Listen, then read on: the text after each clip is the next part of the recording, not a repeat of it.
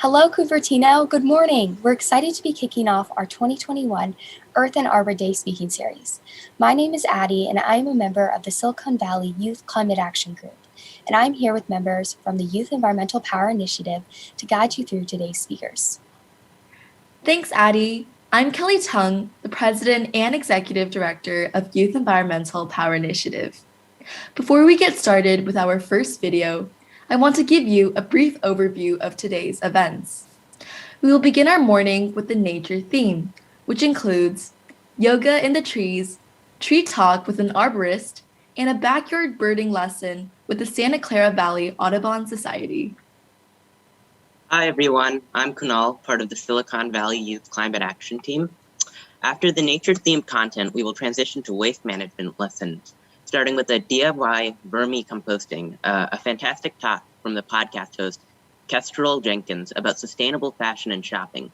Then we'll hear from Zero Waste Chef on how to reduce your impact in the kitchen. My name is Radhika, and I'm also part of SVYCA. This afternoon, we will dive into inspiring lessons about youth empowerment.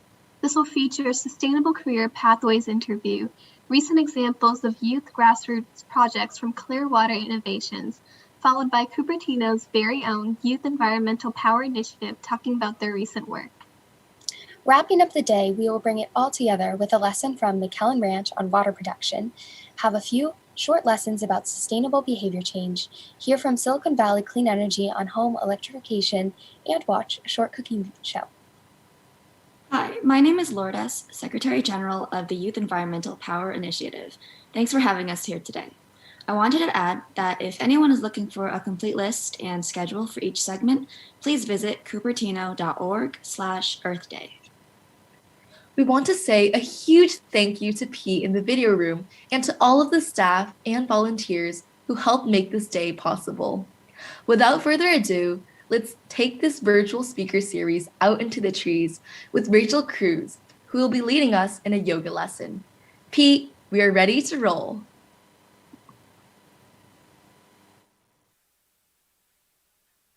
Good morning, good afternoon, whenever you guys are watching this.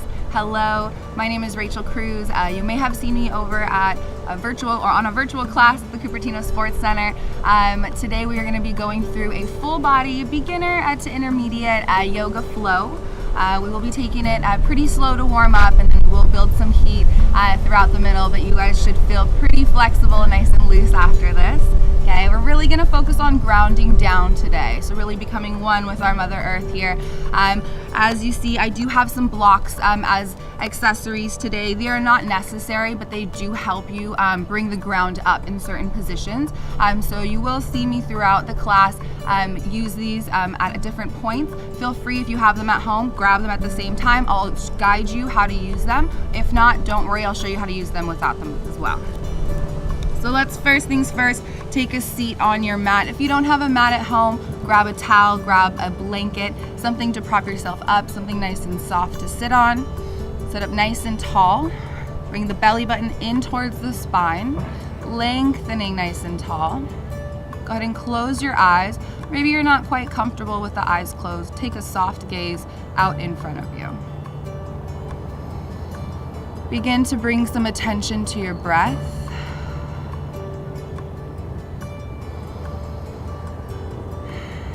Taking a few breaths here on your own, not necessarily trying to control the breath, but just noticing it. Are your breaths really shallow and quick, or nice and deep and long? waterfall. Start to slow it down.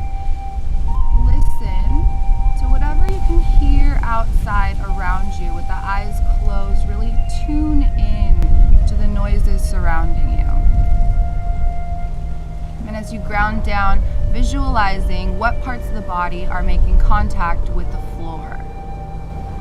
Your ankles, your sits bones, your glutes, long spine. Roll your shoulders back and down like you were putting them in your back pockets.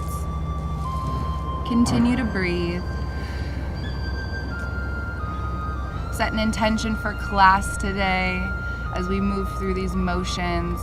Why did you show up? Why did you click on this link? Why are you watching this video today? Reach your arms up in the air, inhale.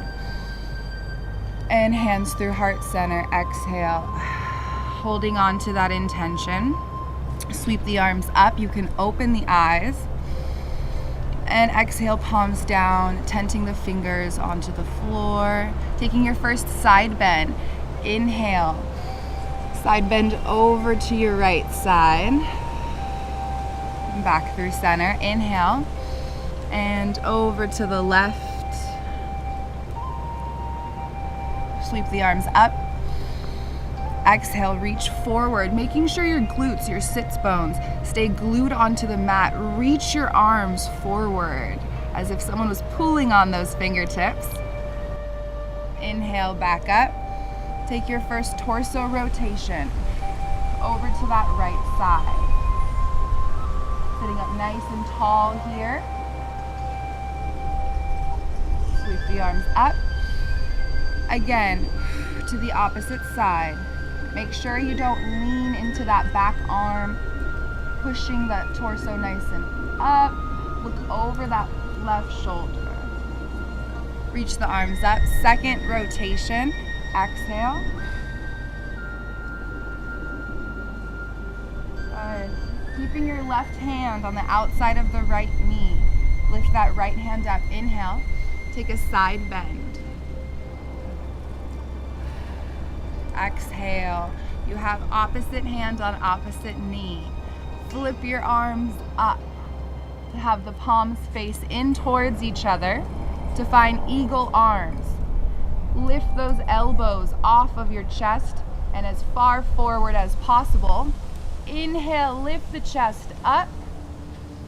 Exhale, belly button in towards the spine, elbows towards your belly button. Taking two more just like that. Move with your breath. Inhale up. And exhale. One more. Inhale it up. Lift those arms as high as possible. Get a nice stretch in the shoulders and the upper back. And exhale. Neutral spine. Uncross those hands. Keep them on the knees. Float the fingers up the body. Inhale. Exhale, take that rotation over to the other side. Again, finding length in your spine, looking over that shoulder. Keep that right hand on the outside of that left knee. Sweep that left hand up and over. Side bend. Good. Hand finds opposite knee. Flip the hands to turn and face towards each other for eagle arms. Don't be discouraged if your hands don't come all the way together, okay? Be humble here in your body. Inhale up and exhale. Again, inhale and exhale. Last one. Inhale, lift those arms up and exhale. Neutral spine. Uncross the arms and float those fingers up. Take a forward bend. Reach over. Don't allow your hands to rest onto the floor quite yet. Take a deep breath in. Exhale.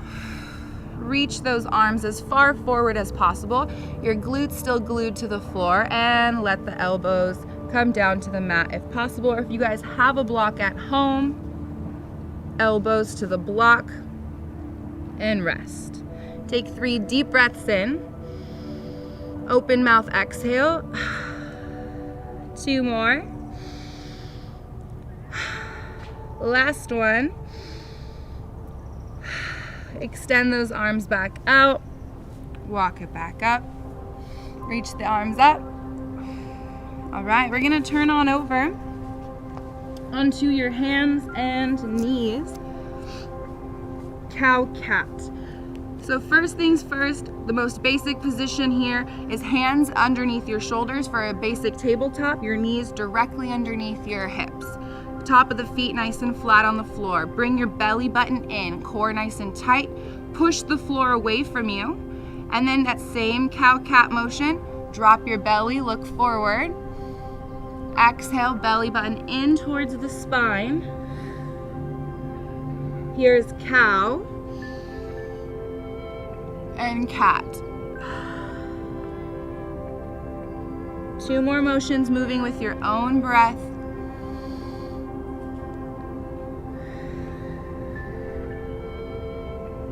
Last one.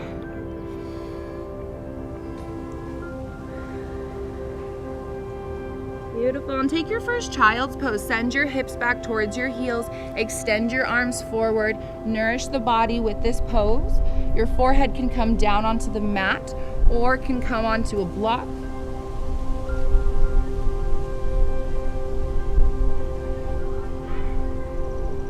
And then walk your hands over to the left side of your mat, keeping the palms glued to the floor. Deep breath in. Exhale. And back over to the other side. Make your way through the center. Palms flat. Deep breath in.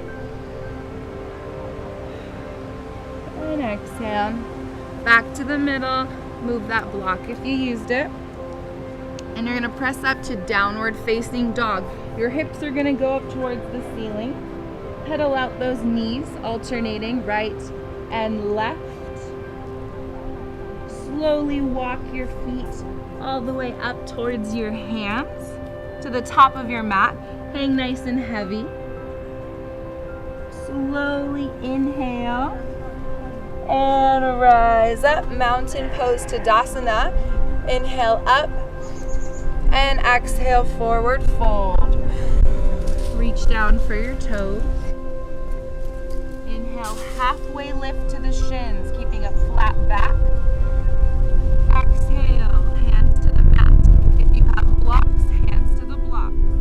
Step your right leg back. Let the knee come onto the floor or to the mat, whatever you're using. Stacking the front knee and ankle. Low crescent lunge. Sweep the arms and the heart up towards the sky. Roll your shoulders back and down. And breathe. Hands down to the floor.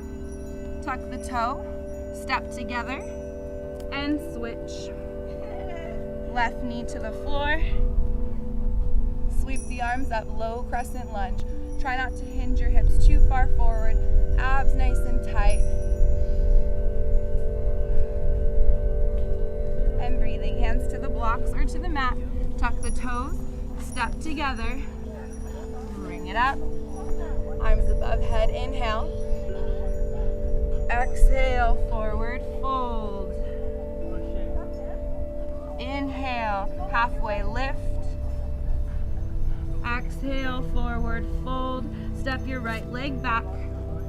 This time, keep your right knee elevated off of the mat. Sweep the arms up, high crescent lunge, and hold. Shoulders roll back and down. Right knee over right ankle. Hands down to the floor.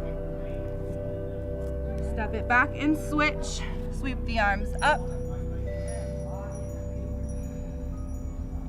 Shoulders roll back and down. Hands to the floor. This time, if you have blocks, move them out of your way.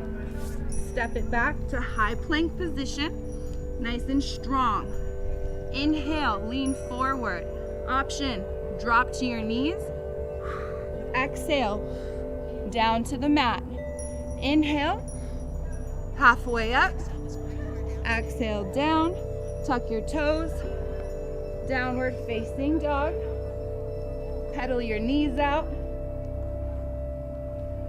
And walk your feet to the top of your mat. Slowly roll it up. Inhale and exhale, forward fold. Halfway lift, forward fold. Right leg back. Sweep the arms up. Hands through heart center. Okay, it's gonna get a little tricky here. You guys have the option to stay on the knee. Okay, I'm gonna show you the modified. On the knee, same thing. You're gonna take a rotation over and around that knee. Hooking that outside elbow around that knee. Advanced. We're gonna take it right here. Everybody's holding. Woo, building some heat. Back to the center. Hands down. Step that foot back. Downward facing dog. Right leg up. Step it forward. Sweep the arms up.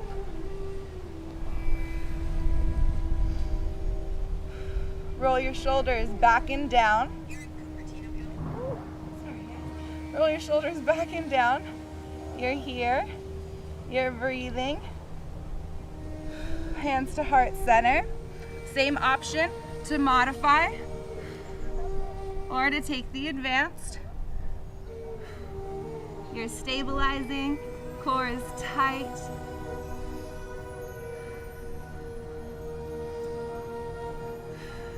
Back to the center, hands down, step it back, downward facing dog, high plank position. Inhale, lower down. Bring it up, upward facing dog. Exhale down. Press it up, downward facing dog. And walk your feet to your hands at the top of your mat. And roll it up nice and slow. Arms up. And exhale, forward fold. You're doing great, guys. Breathe. Halfway lift. Exhale, right leg back. Okay, we're mixing it up a little bit here. So notice the change in the direction. So your arms will come up. As soon as the arms come up, your back leg shifts. We're going into warrior two, opening up that back hip. Arms go out opposite directions. Good, stacking knee over ankle. And breathe. Don't forget about your hand in the back.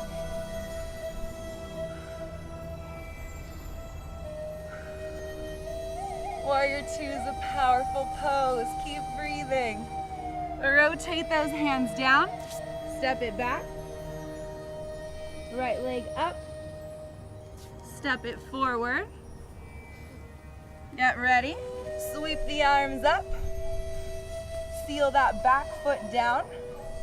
Warrior two, stacking front knee over ankle, extending those fingers forward and back.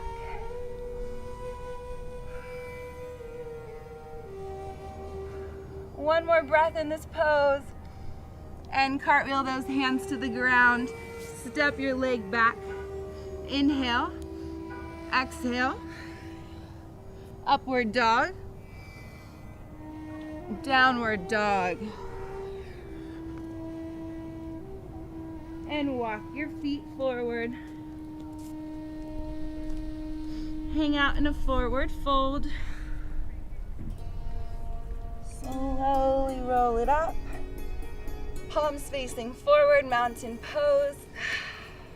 Take a breath here. Breathe, inhale. Open mouth, exhale. Two more, just like that. Squeeze your shoulder blades back, core nice and tight. Ground your feet into the floor. and exhale. Last one. Beautiful. Shake it out for a second. That was a lot of seriousness. Okay, for the next couple, you're gonna need a little bit of balance, and we are gonna sequence. We're gonna use a lot of the lower body here. So if you guys have any injuries, working with any knee issues, be aware of any discomfort, okay? Moving forward, we're gonna go into our chair pose. So breathe with me.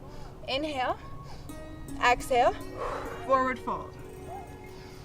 Inhale, exhale, swing those arms. Exhale, one more, just getting warm. Exhale, sweep those arms up, sit into a chair. So those feet are about hip distance. You're sinking into those glutes and hamstrings. Arms are up. Try and keep those armpits by the side of your ears. Palms facing in towards each other. And breathing. One more breath here. Stand up tall, inhale, forward fold, exhale. And roll it up nice and slow. All right. Moving into our tree pose here. So first things first, make sure you guys are on a flat surface, and if you're not, just be aware that it's not 100% flat. You're gonna ground down through your feet. Let's find that mountain pose. So nice and strong, shoulder blades squeezing, palms facing forward. Ground down through three parts of your foot, the heel, the outside of your foot, and the ball of your foot. Breathe. Shift your weight over to that right side. Okay, you're gonna kickstand that left foot. Externally rotate, you're gonna turn it open. Okay, I wanna see the inside of that leg. Rest it onto that calf. Shoulders rolled back. Okay, so this is your first option of tree pose. A couple options for your hands above your head or in heart center. All right, you have the option here to take it one level up. Okay, and the last one here in the inner thigh. Make sure you're not applying any direct pressure to the inside of the knee. Core is nice and tight. Stand nice and tall.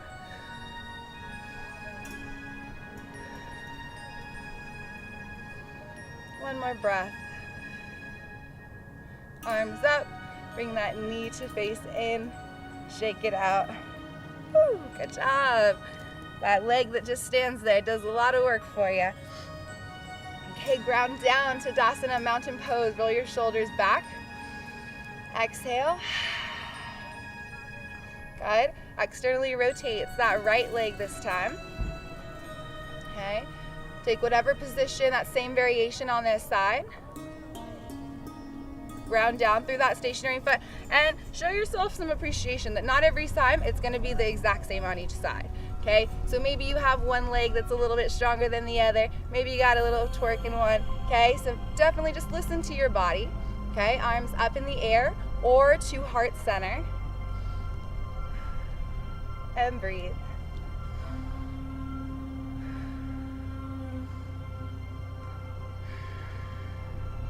Good, arms up in the air. Inhale, shake it out. Good, get ready to find that chair pose. Inhale, exhale, sit into chair pose. Extend those arms out and forward. Protect those knees. Sink nice and far back into those glutes. One more breath. Bring it up. And a variation here. Take that chair, hands to heart center. Good, you can heel toe those feet in a little bit closer. We're gonna keep the orientation of our knees. Try not to move them, okay? So try not to jam them side to side. We're here, ooh, still burning. Inhale, exhale, take that rotation over to one side. And breathe. Back to center. Other side.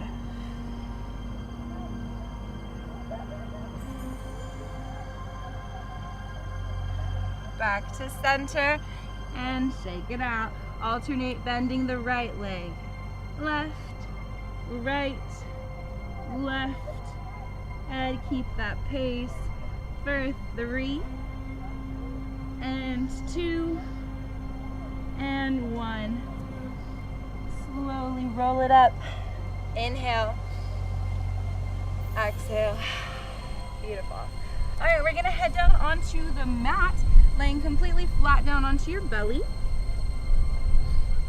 All right. So getting into our lower back here. Place the palms nice and firmly into the floor. Okay, if they don't rotate all the way, that's okay. Okay, listen to your body, don't force it to do something uncomfortable. The feet go nice and firm into the floor as well. Roll your shoulders back and down. Breathe. Okay, roll the shoulders back and down, and then firmly pushing into the floor. Squeeze the glutes. Push firmly into the floor. It doesn't look like a lot, but the lower back is working. Okay, and release. Now we're gonna come up, inhale. Exhale. Inhale up.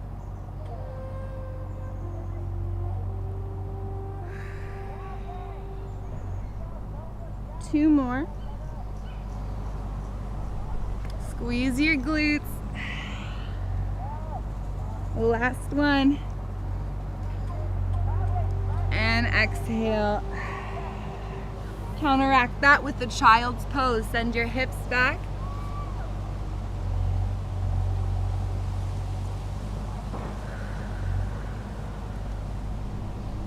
And back onto the belly for one more. Hey, just like in the warm-up, through that little chaturanga that we did, we're gonna bring your hands right by your rib cage. Okay, so a little bit lower than your armpits, your fingertips nice and wide. Your elbows, we don't want them out nice and wide, we want them super close to the body. So imagine pinning them to your shirt. Okay, top of the feet nice and flat. We're gonna inhale and lift off the floor just about 4 to 6 inches. So inhale, press your palms firmly into the floor. Exhale. Okay, and when I mean the lift, your chest is only lifting a couple inches off and back down. Activate your triceps. 2 more, just like that.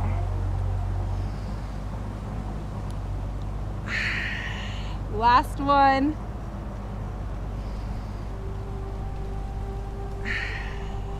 And relax. Press it back to that child's pose.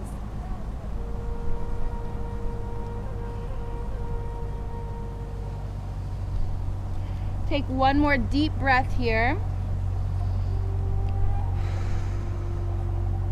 And bring it back onto the hands and knees. Extend your right leg back. Stretching that calf. You're gonna rock your weight forward and back.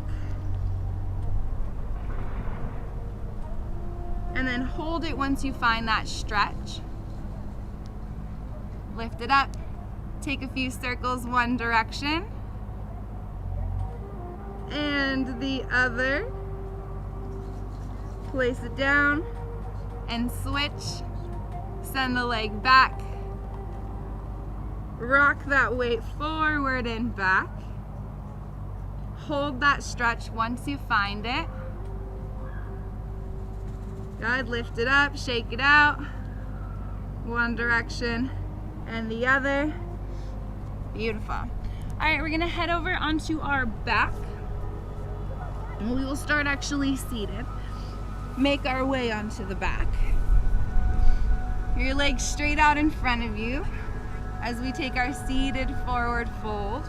Flexing your toes far back towards you. Really, that will extend that stretch in the posterior chain. Take a deep breath in. Exhale. Now you're not going for the deepest stretch here. Inhale up.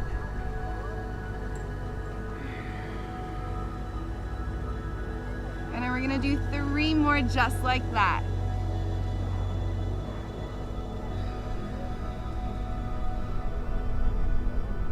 each time getting a little bit further and further.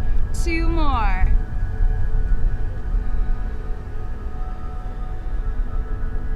Last one, we're gonna allow that curve in the spine. Exhale. Reach for those toes.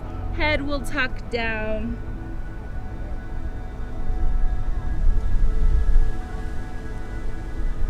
And slowly bring it back up. Take wide legs. If you guys have blocks at home, a deeper stretch is putting the heels on top of the blocks. You're able to get a little bit deeper into that inner thigh, that hamstring area. But for this one, I'm going to show you without them. You're going to open those legs nice and wide, toes pointed up. Take a deep breath in. Exhale, fold forward.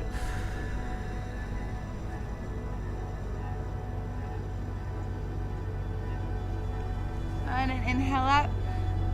And reach forward, don't touch the floor. Imagine I'm pulling on your hands. Drop those hands down, cross those elbows. You can drop the forehead down.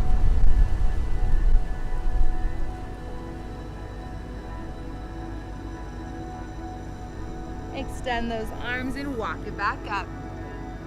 Bring your legs in together. Okay, this time allow a little bend in the knees, arms up. Fold forward.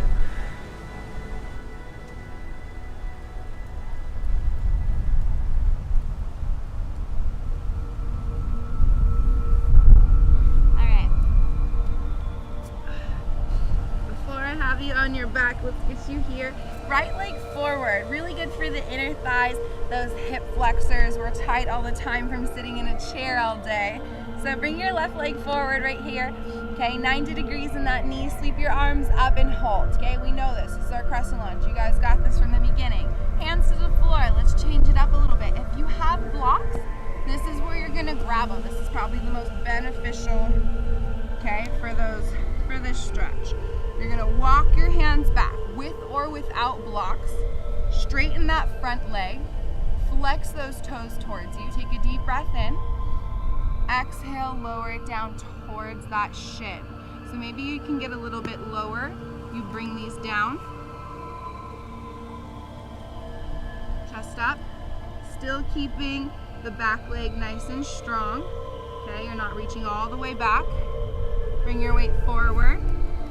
Both hands on the inside of that left leg. Open it up. Let that knee fall out to the side. Take a deep breath in. Exhale. If you have blocks or a blanket, set them down there, or you guys can come down all the way, elbows to the mat.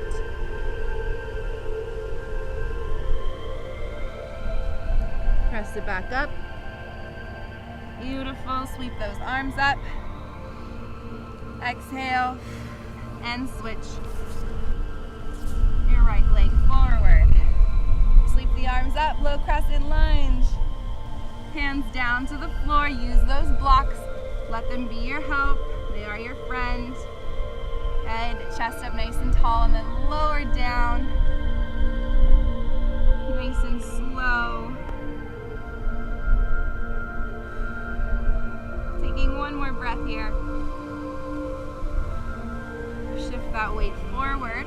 Hands on the inside of that knee. Let that leg fall out to the side. Take a deep breath in. Exhale, allow a bend in the elbows. Option to come to a block or down to the mat.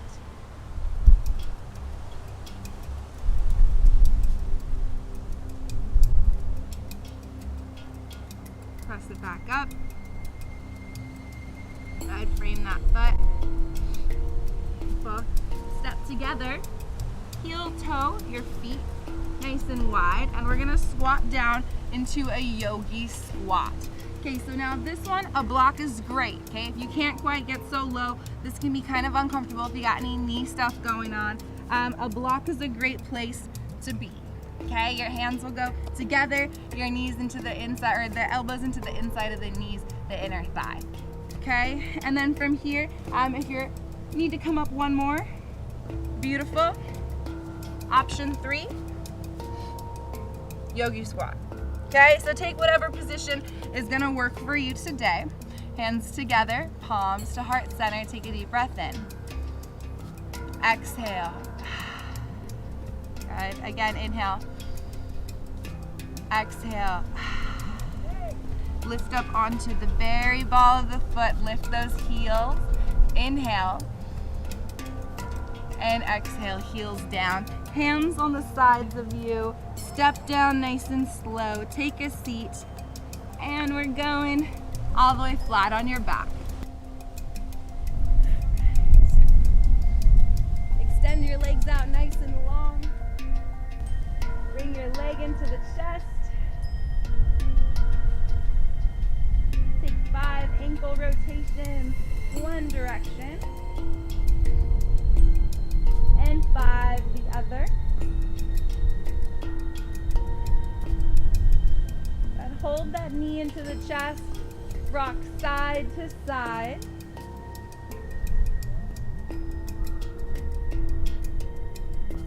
Good. We have the left knee in and cross it over that body. Left palm out to the side, crossing it over, looking over that shoulder.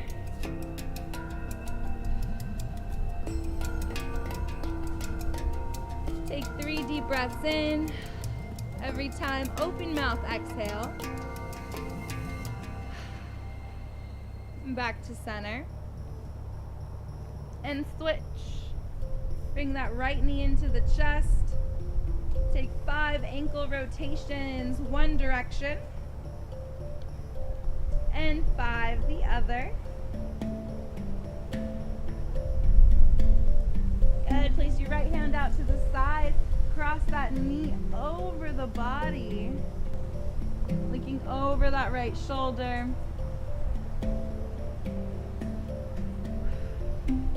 One more breath here.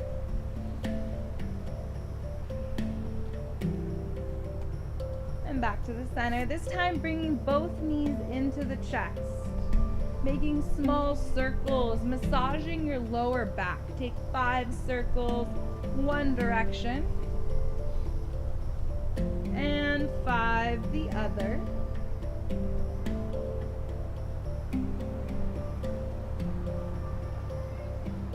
And both knees tuck into the chest. Give yourself a big hug. Wrap your arms around. Extend the palms out and open. Palms down to the side. Inhale. Exhale, drop the knees over to the left side. Look over your right shoulder. And back through center. Inhale.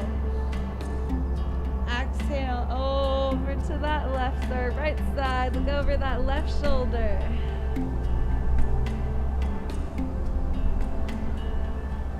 And back to the center. Both feet flat on the floor. Okay? Going into a glute bridge. Feet firm into the floor. Reach for your heels with your fingertips.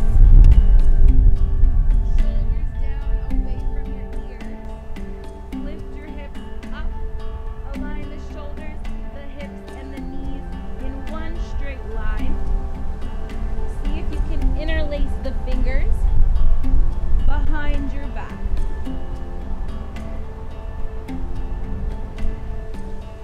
And breathe.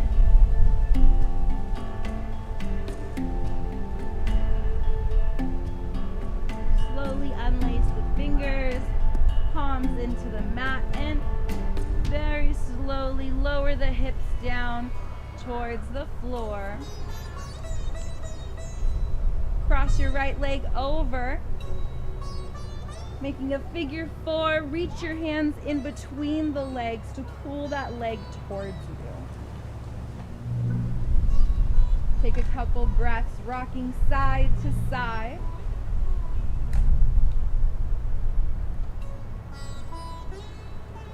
And release slowly and switch. Reach in between the legs, supine pigeon. Rocking side to side. Head can be on or off of the mat. And release.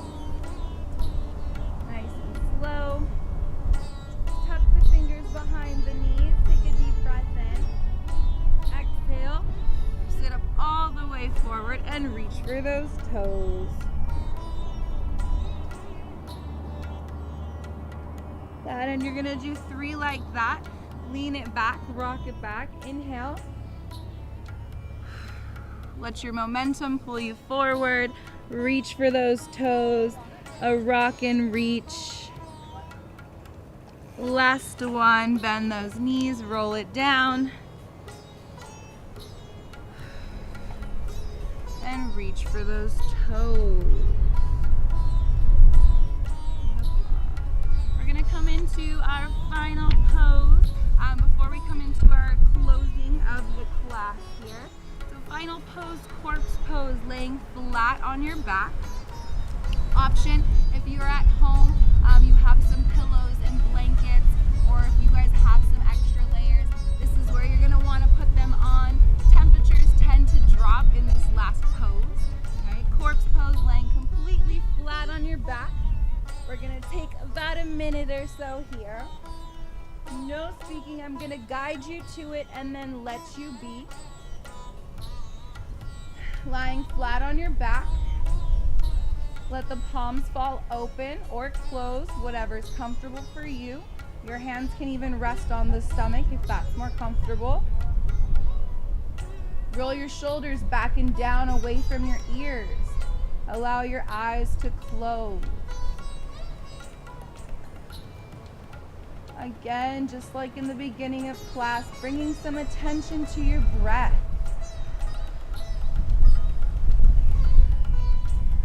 No need to control. Doing a scan of the body from head to toe.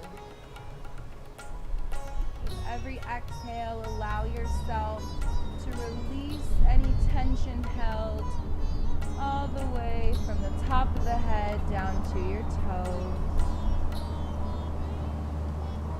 Releasing any tension held in the forehead. Allow the eyes to sink heavy into the back of the skull.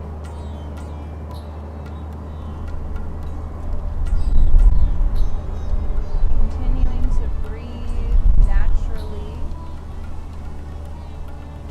Working your way through the mouth, allowing the tongue to release from the back of your teeth. Your shoulders to sink heavy into the mat. As you make your way down through your torso, releasing tension, moving that positive energy that just flowed all the way through your body to the hips that maybe cause some tension. Visualizing your body sinking into the mat like quicksand. All the way through the legs, the lower extremities, all the way to each and every toe. Now that you're here in this final pose, I'll allow you to take a few breaths and just enjoy.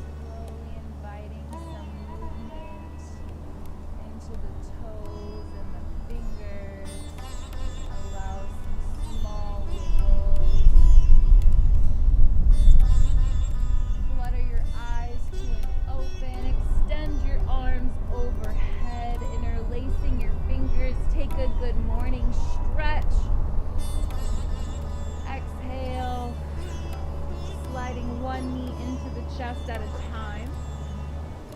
Rock side to side.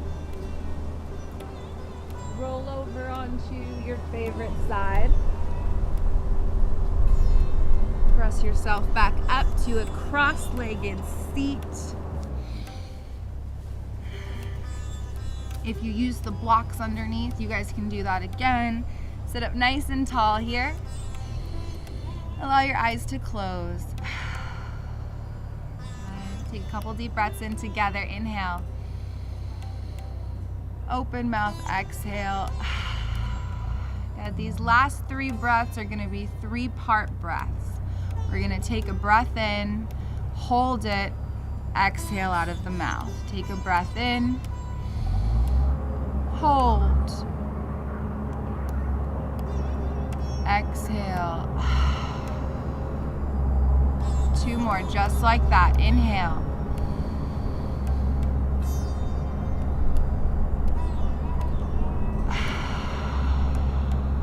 Last one together.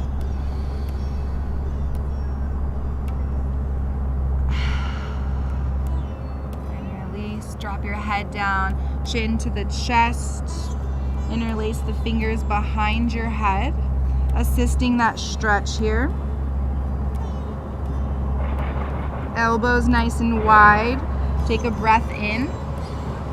Exhale, slight side bend over to one side. Back to center. And over to the other side. Back to center, neutral spine. Inhale, arms up. Reach forward. Inhale. Arms to a T. Give yourself a big hug. And show yourself some gratitude today for your body doing the work it just did. Pat on the back. Inhale, open up those arms. Reach around, this time the other arm on top. Good. Walking your fingertips to opposite shoulder blades. Take a deep breath in. Big squeeze. Exhale. Shake it out. Roll it down. All right. Great job, guys. I hope you guys all followed along okay. Have a wonderful day. I hope to catch you guys on another virtual class. Thanks, guys. That was such a relaxing way to start my morning. Yoga is a great way to re-energize after many hours of Zoom school and homework. Yes, I feel super energized and ready to dive into the rest of the speaker series and learn about how I can help the environment. Connecting with the natural environment is a great way to begin tackling the issues our communities face. Now that we have rejuvenated ourselves with some yoga, we are ready to begin restoring our earth with all these great videos. We hope that these videos will inspire you to take action, either by looking for more information, adopting new behaviors, or setting aside time to educate others on sustainability topics. If you'd like to attend more classes with Rachel, you can find these classes for free on our city's free virtual recreation webpage. Next, we have a message from our mayor welcoming and wishing you all the best Earth Day. Mayor Paul has been a sustainability advocate for the city and is very supportive of the environmental initiatives that are taking place here in Cupertino. Here he is, the man himself, Cupertino's mayor, Darcy Paul. Pete, take it away.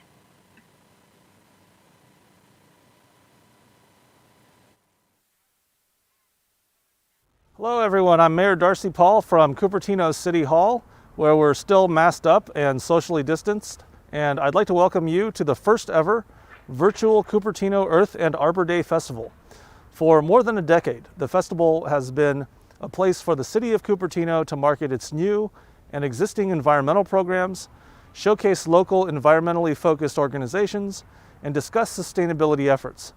This year's event, although online, will be just as fun and fulfilling.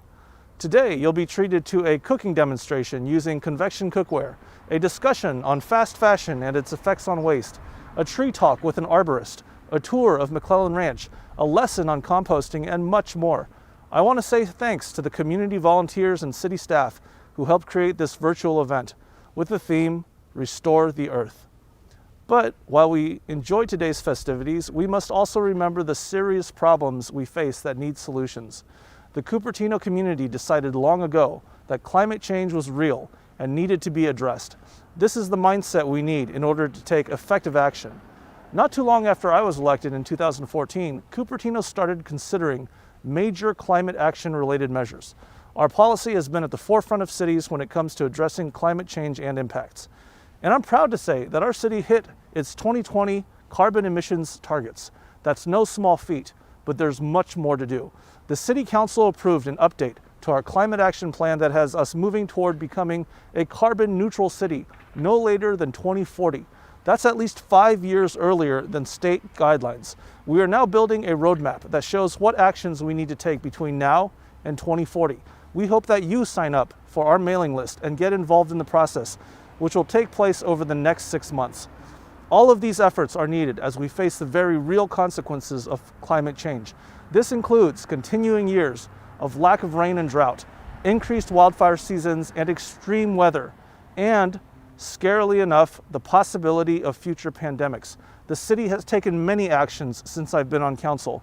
We formed a sustainability commission, which you will learn more about later, led the effort to create Silicon Valley Clean Energy, which now provides numerous communities in our area with clean power, and adopted all-electric building codes, which will help slow down and eliminate the new fossil fuel lines in new buildings. But we need your help. Every single one of us as individuals, myself included, needs to take some small steps to help this effort. And let's go ahead and make it a game, because let's be honest, it'll be a lot more fun that way. The city has rolled out the Cupertino Climate Challenge tool, which you can sign up for at CupertinoClimateChallenge, all one word, .org. Again, that's CupertinoClimateChallenge.org.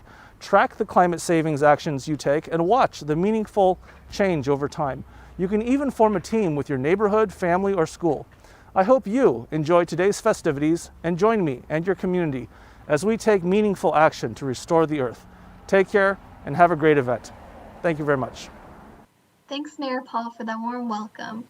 It's so cool to hear about how the city of Cupertino is such a leader in sustainable action and policy. Yeah, it's great that we hit our 2020 carbon reduction goals, and we're doing our part to help the entire state of California be leaders. Just signed up for the email notification on Cupertino's website, which is cupertino.org/green. This way, I can stay up to date and get involved with the Cupertino Climate Action Plan. I joined the Cupertino Climate Challenge and found that I'm already ahead of most households in Cupertino, but I still found other ways to keep reducing my personal carbon footprint. We will be hearing a lot more about Cupertino Climate Action Challenge later on today.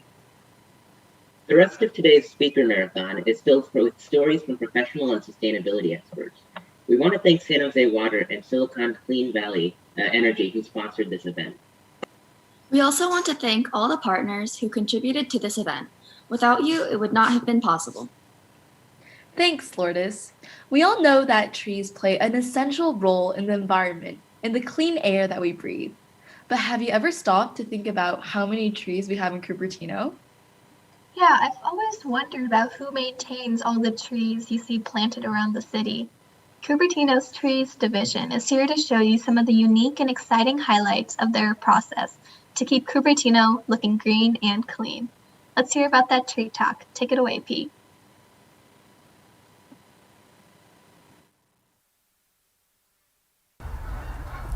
Hey, Jason. Hey, John, how you doing today? Good. How are you? I'm doing good. What are you guys doing out here? Oh, we're doing an inspection on this tree. Yeah? Yeah. It's a beautiful tree. Oh, it's a beautiful tree. What's wrong with it? There's nothing wrong with it. There's a couple little things here and there, but we're just doing a general checkup on the tree. Yeah? It's healthy? Relatively healthy, yeah.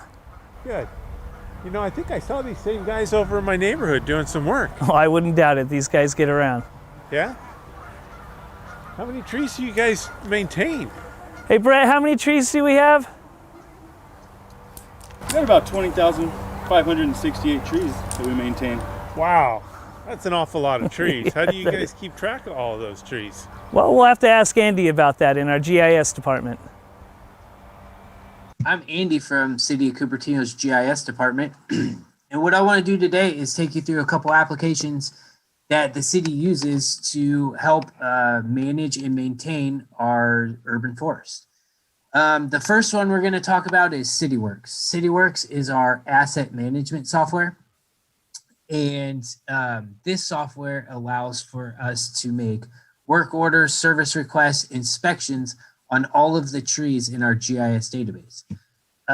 Why this is useful? This helps our tree division manage all assets in one spot, right? The other nice piece of this is that all of our other public works staff is also using CityWorks. So it's a huge tool and benefit to be able to have all of our divisions on one platform, and they can all talk to each other through the platform.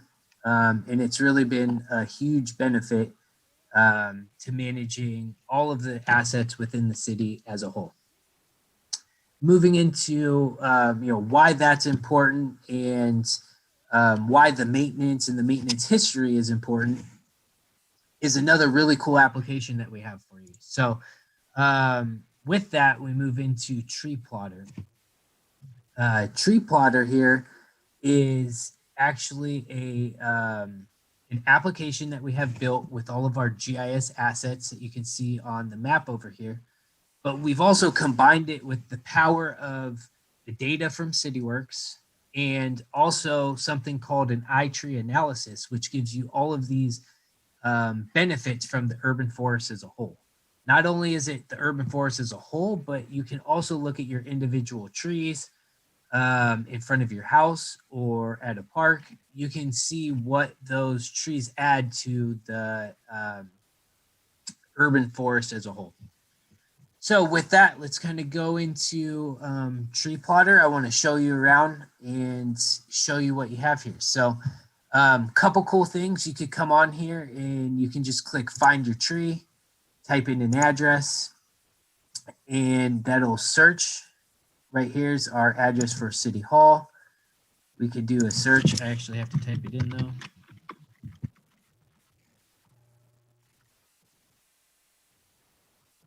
And we can look at all of these trees here at City Hall. So with that, you can come in here, you could type in your address, and you could easily find your tree. Eco benefits, this is going to be a dashboard that gives you all of the different eco benefits for the urban forest as a whole, right? So stormwater monetary benefit, runoff prevention, property value total, energy savings, air quality monetary benefit, and carbon monetary benefit. There's an algorithm in the back end of this that basically takes the tree's dimensions and the height, all of that information, and it calculates all of this information for us. So it's taking the urban forest as a whole, all of our trees. What does that mean? That means 20,568 trees that Cupertino is responsible for. I believe that they just told you we have about 17,000 trees that street trees that are maintained by the street tree division. But we also have trees in parks, and we also have trees in parking lots and different right-of-way areas that are maintained by those divisions as well. So it's not just the street trees per se, but it's all of the trees that make up the urban forest. Couple other pieces here. We have a Tree Plotter canopy tool.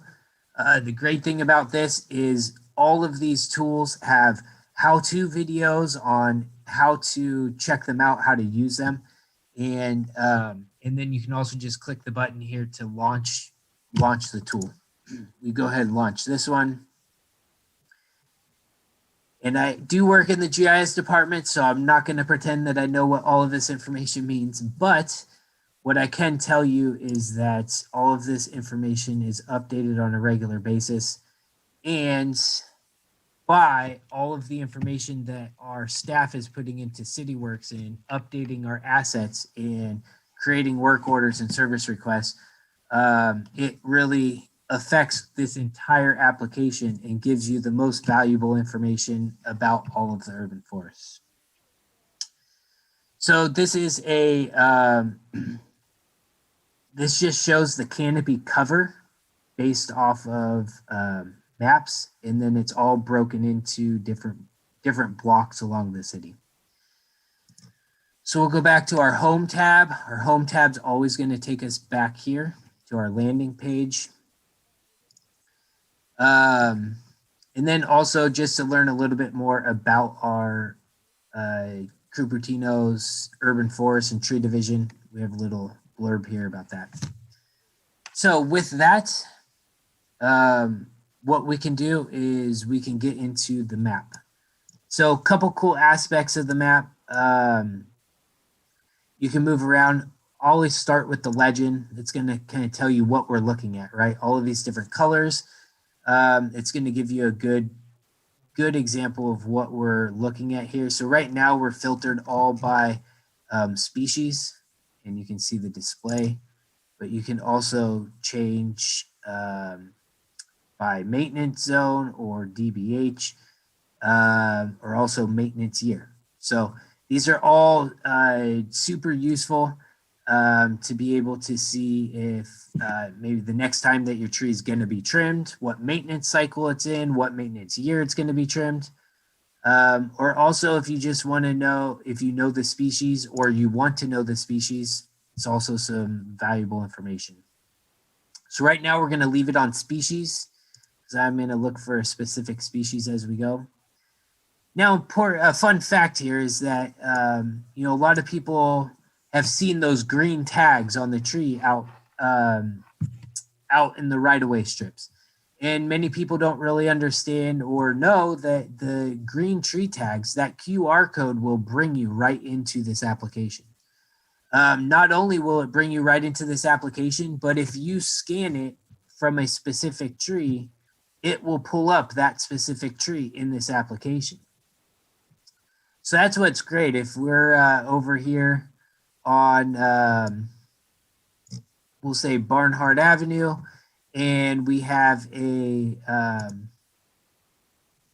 if we were standing on this corner over here, and we went to go scan this QR code, it would pull up this exact tree when this application loaded. So what it does is, since all of our trees are in a GIS database, they have an XY coordinate associated with them. And what happens is when you scan that QR code, it'll take the XY coordinates from your phone and then match it with the closest tree in our database. So this takes us into the next piece, right? What are we seeing when this pop-up pops up in the application? So the first piece is the asset ID. Every single tree in our database has a unique asset ID. So this number right here is a great number to reference if you ever need to call our tree department and talk about this specific tree. You can give us this number and it's going to be the only tree in the city with that number. And it's going to be very easy for us to look this tree up and find out any information necessary about it. The next piece we're going to go into is the common name. This is what these trees are commonly called, the Modesto ash. It's going to give you the height, the diameter of the canopy, the plant date if we have it. We've only had CityWorks and an extensive GIS database for about 10 years. So over the last 10 years, any trees that we've planted, we have that plant date. But some of these trees that are much older and have been here for 30, 40 years, we don't have that exact plant date. So that's why you may see this blank in some cases. The last inspected date. So this is the last time that an inspection in CityWorks has been performed on this tree. You'll see that date filled out there. DBH is going to be the diameter at breast height. And that's just what that number references there. Now this right here is the species bio. And this is really cool. This was a great addition that we had to this. By clicking here, we will actually go to a whole new page that will take us just on Modesto ashes. So this will give you all of the characteristics and species information for that tree. Now, that's really the great thing about this is every single species has one of these that's in our database. So you can click on that and it'll take you in. If you want to learn more about the tree that's out front of your house, or you want, you just want more information, you can go click there, and that's a great resource for you. Lastly, I just want to go into these couple buttons down here. The first one we have as we hover over this is eco benefits.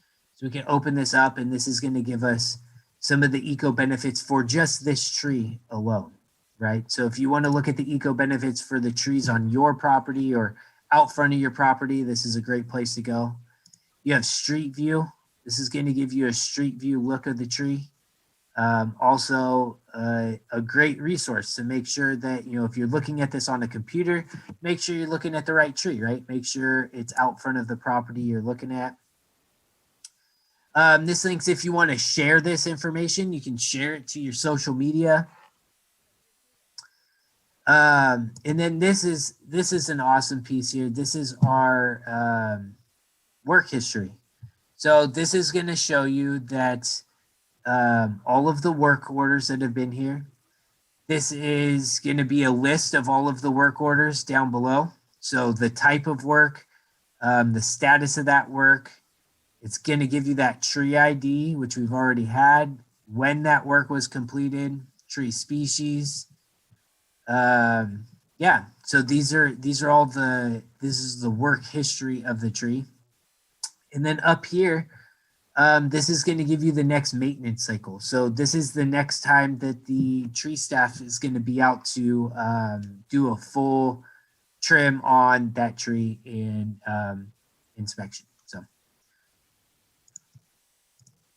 with that, the last piece too here is our 3-in-1 tree service request. So this 3-in-1 button takes you to a custom form that we've built. It auto-populates all of that information from our dashboard or from our application. You can select what type of option or what type of issue this is, and you can easily create a 3-in-1 ticket that will go directly to our tree department for any issues of trees that you may find out in the right of way. So with that, I'm going to throw it back to you guys out in the field. That's all I got from in here. Wow, Andy, that was some great information. Thank you for that.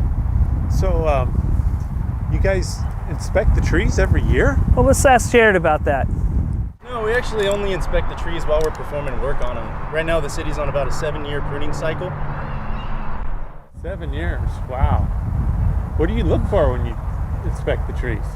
Just any weak attachment points, visible decay, and general health of the tree. We always start our inspections from the base of the tree and then work our way up into the canopy. Oh, you know, I know there's a lot of benefits for trees, today being Arbor Day and all. What can you tell me about the benefits of the trees? Well, they provide habitat for our local wildlife.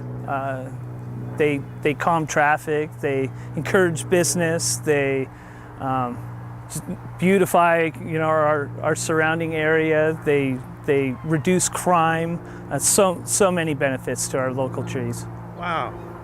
Thank you and your whole crew for all the hard work you do taking care of the trees in Cupertino. Thank you, John. Appreciate it.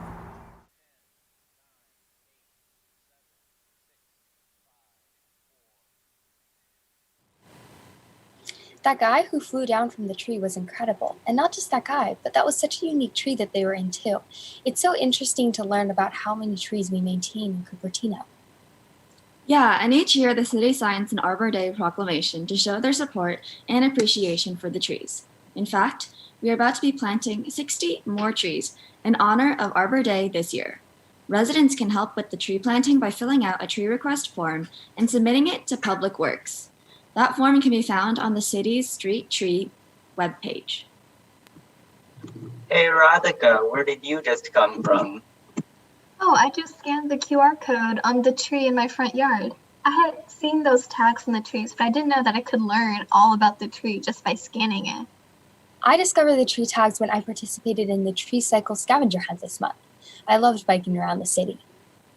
Thank you to everyone who participated in the Tree Cycle Scavenger Hunt. This Arbor Day activity was designed for residents to increase learning about tree species, exploring our city, and possibilities for exercise. The scavenger hunt navigates you through 6 parks in Cupertino to learn about 7 tree species. The city of Cupertino is excited to announce that the grand prize winner of the Tree Cycle Scavenger Hunt is Yun Yun Ni. They will take home a guidebook about California's trees. Congratulations, Yan Yan. There is still an opportunity to participate in Tree Cycle. Just for you playing, you can win a participation prize and get a tree in a box to grow your own tree from a seed. Thanks again to the city's arborist team for helping to keep our trees healthy and our air clean. Hey, Kunal, have you ever stopped to smell the roses? Yeah, Kelly, of course. But have you ever stopped to find the birds in your own backyard? I have, but I don't think there are many birds in my backyard. Actually, birds are all over, but we have to know how to look for them. Yes, you heard that right. Birding is the practice of appreciating how our little friends in the sky. Carolina Knight, with the Santa Clara Valley Urban Society, speaks on how we should be interacting with our environment when birding, and provides tips for how to bird respectfully. Afterwards, stay tuned for a lesson on vermicomposting and how to get started in your own home. Let's take a look for those birds. Pete.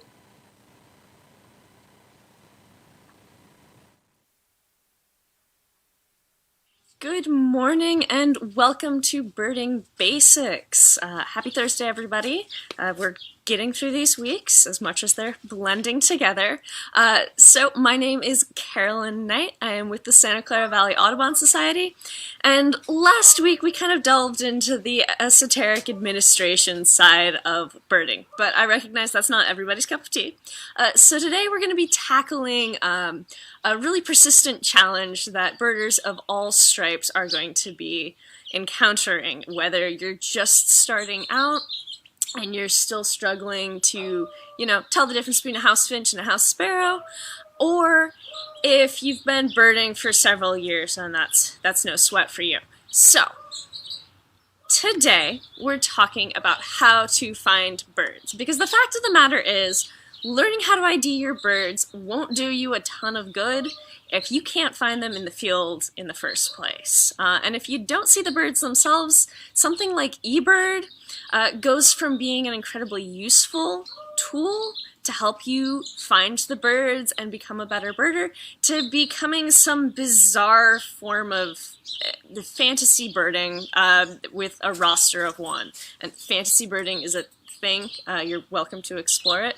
But, if you can get out and do it yourself, it's a lot more fun than living vicariously through the top birders in your area. So before we talk about observing the birds themselves and finding them, we need to consider our own behavior. It's important to remember that we're not birding in a vacuum. To bird, you have to go into the environment where the birds are, right? And that means that you're becoming part of their environment. You're going to be interacting on some level with these wild animals. And when I say interacting, I don't mean you're going to have a Disney princess moment where it flies into your hand and you have a beautiful shared duet about the wonders of nature, but your very presence is going to be noticed by them and they're going to react to that. So how are we going to mitigate our impact on these birds and their behavior? Noise is a really important one to pay attention to. While most of the birds we're going to be encountering aren't necessarily going to be scared away by you having a quiet conversation with your friend, that conversation means your focus is not on finding the birds, but rather it's talking to your friend. And that's fine, but it does mean that you may miss some cues that there are birds in your area. And I'm not just talking about the calls and the chatter and the singing that goes on, and that's relatively easy to pick out, but even something as small as the rustling of leaves in the undergrowth when it's a relatively windless day can lead you to a bird that's, relatively cryptic. It's hidden, but you would have missed it if you were having a conversation. A lot of our birds are small. They're going to be hiding. They're not going to be necessarily going out into the middle of the trail, but instead they're going to be hiding. They're going to be doing their own thing, and part of that is going through the undergrowth where there's a ton of leaves that might block your view. So listening for those noises, whether they're the large songs that'll help you pinpoint where a bird is, or even listening for the rustle of the leaves that are going to point you to where something is moving. And it might just be a lizard, but lizards are cool too. And you don't want to miss a really nice opportunity to learn more about the nature that you're observing just because you were having a conversation that could have maybe waited. Essentially, don't go birding with a boombox. Bird while you're birding. Another thing that you can pay attention to is your movement. Patience is a birder's best friend. When you go on a bird walk, you're going to notice that the pace is slow. And that's not because we're lazy or we're just moseying along, but it's what allows us to better observe our surroundings. There's a lot of stopping and waiting, and by doing so, we're allowing the birds around us to get acclimated to our presence. We're not doing anything threatening, we're just standing there. And that means they're more comfortable in coming out and going about their daily lives. It's important to recognize that humans, to most animals, read as predators. We've got forward-facing eyes, we show our teeth a lot. They have no reason to trust that we have good intentions. I mean, like, most of us aren't going to go and try and catch the birds that we're seeing, obviously, but it's important to recognize that the majority of the birds that we're watching do have to worry about predators. I mean, unless you're seeing a golden eagle, there are very few birds in our area here in the San Francisco Bay Area that don't have predators that they have to watch out for. So doing what you can to avoid predatory behavior, avoid sharp movements that are going to draw the bird's attention. If you see a bird, don't swing your arm out and point to it to show it to your friend, because one, that's not a super effective way of actually showing them where the bird is, unless they're violating social distancing rules and are right over your shoulder. It's a lot more effective to be able to describe where that bird is located. But it's also going to draw the attention of the bird to you, and that's not necessarily something you want. They're going to be wary about that, and if they're wary, you've run the risk of basically triggering a predator response of that bird. And there's two that are really obvious that most people know. Flight and fight, and the third is freeze. Now, flight is obvious. It's a bird. It's going to try and get out of the area as quickly as possible. That means you've got just a couple of seconds to get it in your binoculars and possibly ID it, but then it's gone. And that's not great if you're not sure what sort of bird it was, right? You got maybe a flash of tail feathers, and that's not a lot to ID a bird on. With fight, that's not something that we deal with a lot here, because we're not in Australia and we don't have cassowaries, which we're all pretty grateful for. But it's always a risk, pretty low. And then the third is freeze, and they'll go still. And that means you're not going to see them, because even though they're still in the area, theoretically you could find them. They're small, they're camouflaged, they're not moving.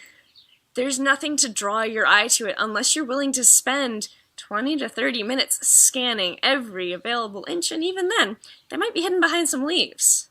So movement would have been the only way you would have been able to spot them anyway. So, when we're birding in the field, we're going to avoid sudden movements, we're going to avoid flinging our arms out. Now this is tricky for me because I talk with my hands, but we rein it in, we keep it close, and if we spot something in our binoculars, we're going to go nice and slow in a contained movement in order to see them. And that helps us avoid startling the birds that we're trying to see. But let's consider now the birds themselves. After all, we're not in this to watch people. It's important to pay attention to what we're doing in order to make sure we're being ethical birders, and in order to make sure we're being considerate in the field, and we're not, shooting ourselves in the foot with our own behavior when we're trying to find these birds. But let's take a look at the birds themselves. So sound is one of the best ways to find a bird. Really good birders can identify a bird based on the sounds that it's making. The calls, the songs, they can use that to ID a bird without ever seeing it. Now, when you're just starting out, you're not going to be able to do that, and that's okay. That's a skill that takes a while. It takes a lot of experience to be able to build up. You need a lot of opportunities to spot the bird, put the sound to what you're seeing.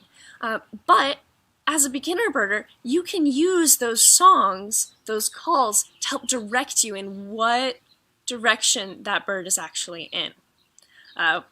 We've got ears on the left and right side of us. Many of us went through that hearing test when we were kids. You got on the bus and you put the giant headphones on and you said if the sound was coming from the right or the left. Use that ability. Figure out if a sound is coming from the right or the left, or maybe it's coming from directly above you and you need to take a couple steps back so you're not just seeing an unhelpful bird butt up in the sky. But those sounds will help you figure out where those birds are actually hanging out, and it'll keep you from wandering aimlessly around your local parks or neighborhoods. Walks are nice, but when we're out birding, we actually do want to see the birds instead of just walking around. Motion is another good thing to be paying attention to. The reason birders stand still a lot, one, it acclimates the birds to us, and two, it allows us to scan areas, and that's when you're looking without necessarily focusing your eyes, but you're just looking for any movement. And that movement could be the wind moving through the tree branches, but it could just as easily be a bird foraging for insects among those leaves. It could be birds that are getting into a fight with each other because it's springtime and they're territorial and, grumpy. And that movement is really going to draw your eye. You're going to find that it's a lot easier to find any animal if it is moving versus if it is staying stock still. Once again, we don't want these animals to freeze on us. If they freeze, our chances of seeing them go way down. Now, location is another thing that we want to be concerned about when we're looking at our birds, or looking for our birds, rather. So I've got a picture here of the trail in Santa Teresa County Park. And this is a great area to bird. Right now there's lazuli buntings, there's goldfinches, there's ash-throated flycatchers. It's a great time, especially if you go early in the morning before everybody's out on the trail and it gets too hot. But when you're looking for birds in an area like this, one of the best places to pay attention to is actually the very edges of the trail. That's where you're going to see things like your sparrows, ground foraging birds, come out to the very edges of the trail to pick at bugs and seeds. If you're looking for a bird that's singing, it's probably going to be perched on a branch somewhere, and you're going to have better luck finding it by looking at the very tops and the edges of the tree line, rather than staring into the depths of the forest and searching out treebeard. Some things are more effective than others, and you kind of want to use your time judiciously. If you're searching out raptors, the sky is where you're going to be wanting to pay attention. They're going to be out soaring on the thermals rather than just hanging out in the middle of the field. So we're going to be paying attention to the location. And part of the location is also being observant of the needs of birds. So if it's a cold day, the birds are going to be looking for warm, sunny spots where they can warm up.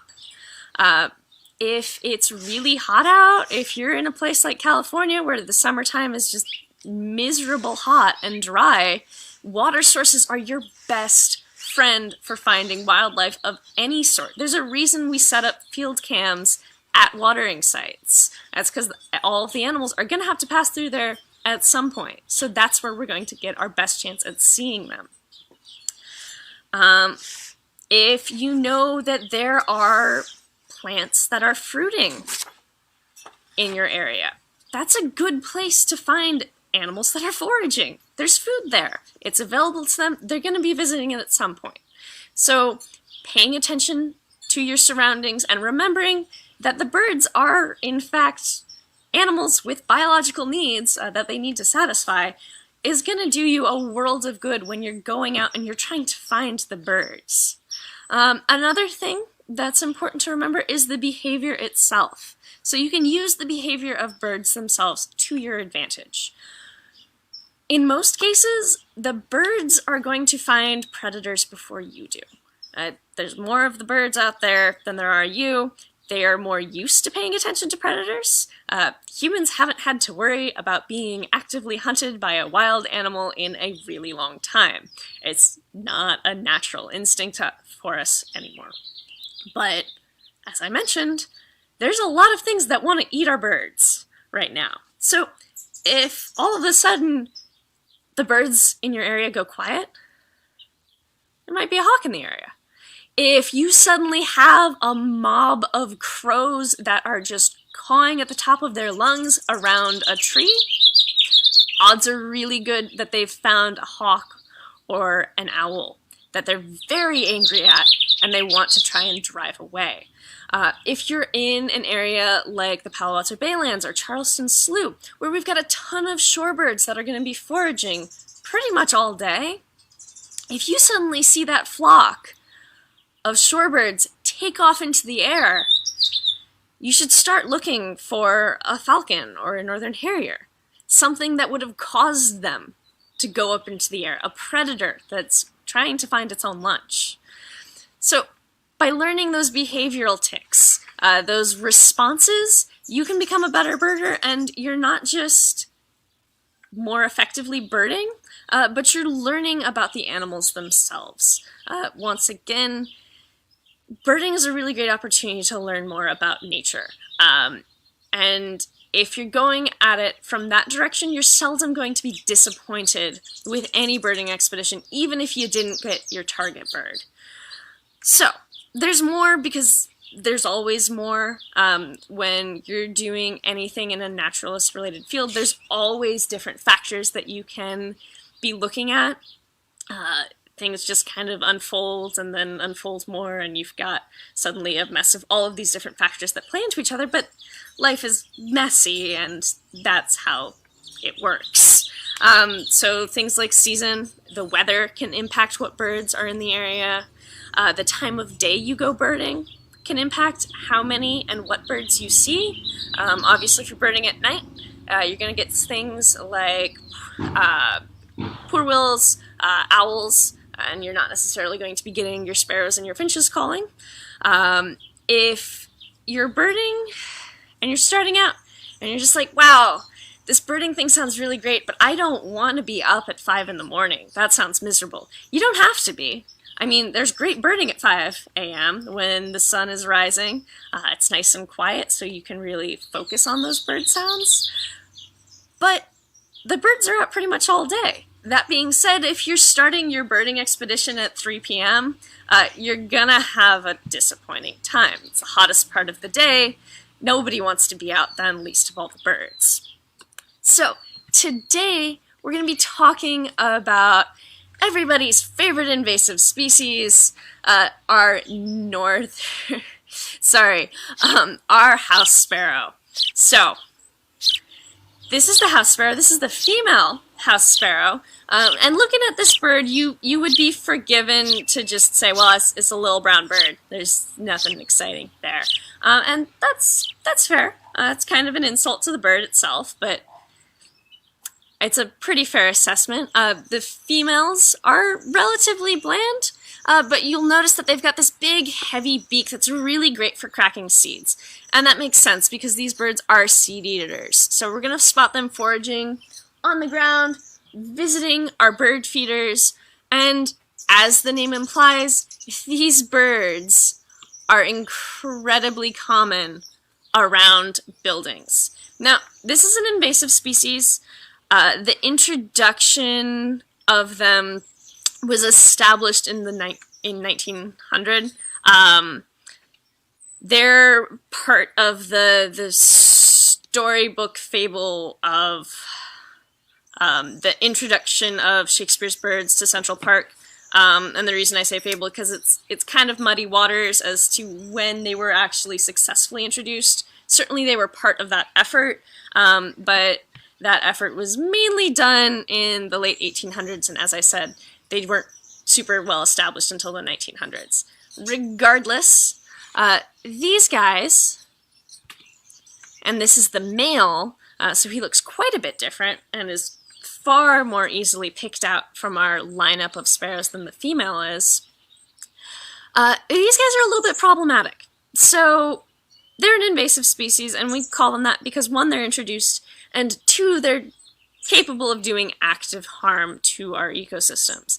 These guys are cavity nesters, and if you're familiar with Santa Clara Valley Audubon Society, you might be aware that one of our ongoing conservation projects is the Cavity Nesters Recovery Program. One of the reasons we have to have this program is because these cute little guys here. They love nesting in cavities. More often than not, those are man-made cavities, so you guys can find them nesting in broken outdoor lights, in the eaves of houses, pretty much anywhere they can shove a bunch of grass and lay their eggs. But they can be aggressive to our native species, to the point of even attacking native nesting birds like our western bluebird, our swallows. So they're problematic, and we often find ourselves having to remove nests so that our native species can actually make use of the habitat that we're providing. We don't want to be fostering more non-native species than the native ones. But they're pretty cool to watch. They're definitely a common bird. They're found in every state of the US except Alaska. It gets too cold for them there. But they're very, very well established, very widespread. But it's interesting because you can actually pick out their social pecking order, if you will, pretty easily. There's a great indicator on the males here on that chest, that black bib. The size correlates with where they're placed in that social order, who's establishing the dominance. So the larger that chest patch is, the more dominant the bird is, and the easier time he has of finding a mate. But they're a good one to know if just so you can ID them and get them out of the way, so that you can spend more time sussing out which of our many native sparrows you could possibly see, and there's a wide variety of that. I don't recommend ever starting with the sparrows as a beginning birder, just because you're going to get overwhelmed by all of the small brown birds with lots of tiny details that set them apart. Putting together a dichotomous key is a great trick for learning your sparrows, because it'll be things like, does it have a striped chest or a plain chest, which will lead you eventually to what exact species it is, and you'll be shocked at how many different kinds we have. So get the house sparrow out of the way so you can reliably ID it, both the male and the female, and then you can move on to more exciting native species. Thank you very much for tuning in today. I hope you all have a great holiday weekend. Not that changes much, but stay safe, stay healthy, and have a wonderful rest of your day. I have a new appreciation for birding. It looks like a really rewarding activity. And I'm not a patient person, but I feel like birding is something that I would find really interesting. Now I know that when we are birding, we should be considerate of our environment to ensure that the habitats we visit are undisturbed. Being able to identify birds on sound alone is pretty impressive. Birding really takes paying attention to details to a whole new level. I wonder what the most common bird is in Cupertino. Yeah, I'll never think about birds in the same way. Now let's hear from Brendan. Hello, my name is Brendan. I'm a member of Cupertino's sustainability team. We'd like to thank all of our viewers for attending the speaker series so far. We appreciate you taking time out of your weekend to celebrate Earth Day with us.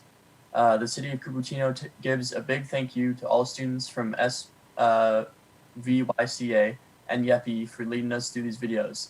Stay tuned for some more great content coming right up. Now we'll be transitioning to take a closer look at waste and recycling topics. Over the next few hours, we will examine our current practices and learn how we can adapt our behaviors to help reduce materials sent to the landfills. Up first, we have the wonders of vermicomposting with UCCE's composting program expert Arina Reyes, followed by Kestrel Jenkins, who will be taking us through the unsustainable roots of fashion into today's society. Finally, we will have the Zero Waste Chef talk about her lifestyle habits and teach us here in Cupertino where we can shop to be zero waste. You might have heard by now that worms are great for composting. But what steps can we do to make the worms' jobs easier? Composting is a great way to use your food waste and to create your own organic matter all by yourself to use in the garden.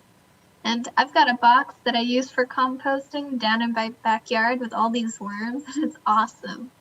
Ariana Reyes is a community education specialist for the UCCE, a Santa Clara cooperative working to educate members of the community about composting. In this video, you'll learn about how to use worms for compost, which materials to use, and what foods to avoid. Let's learn about worms pee.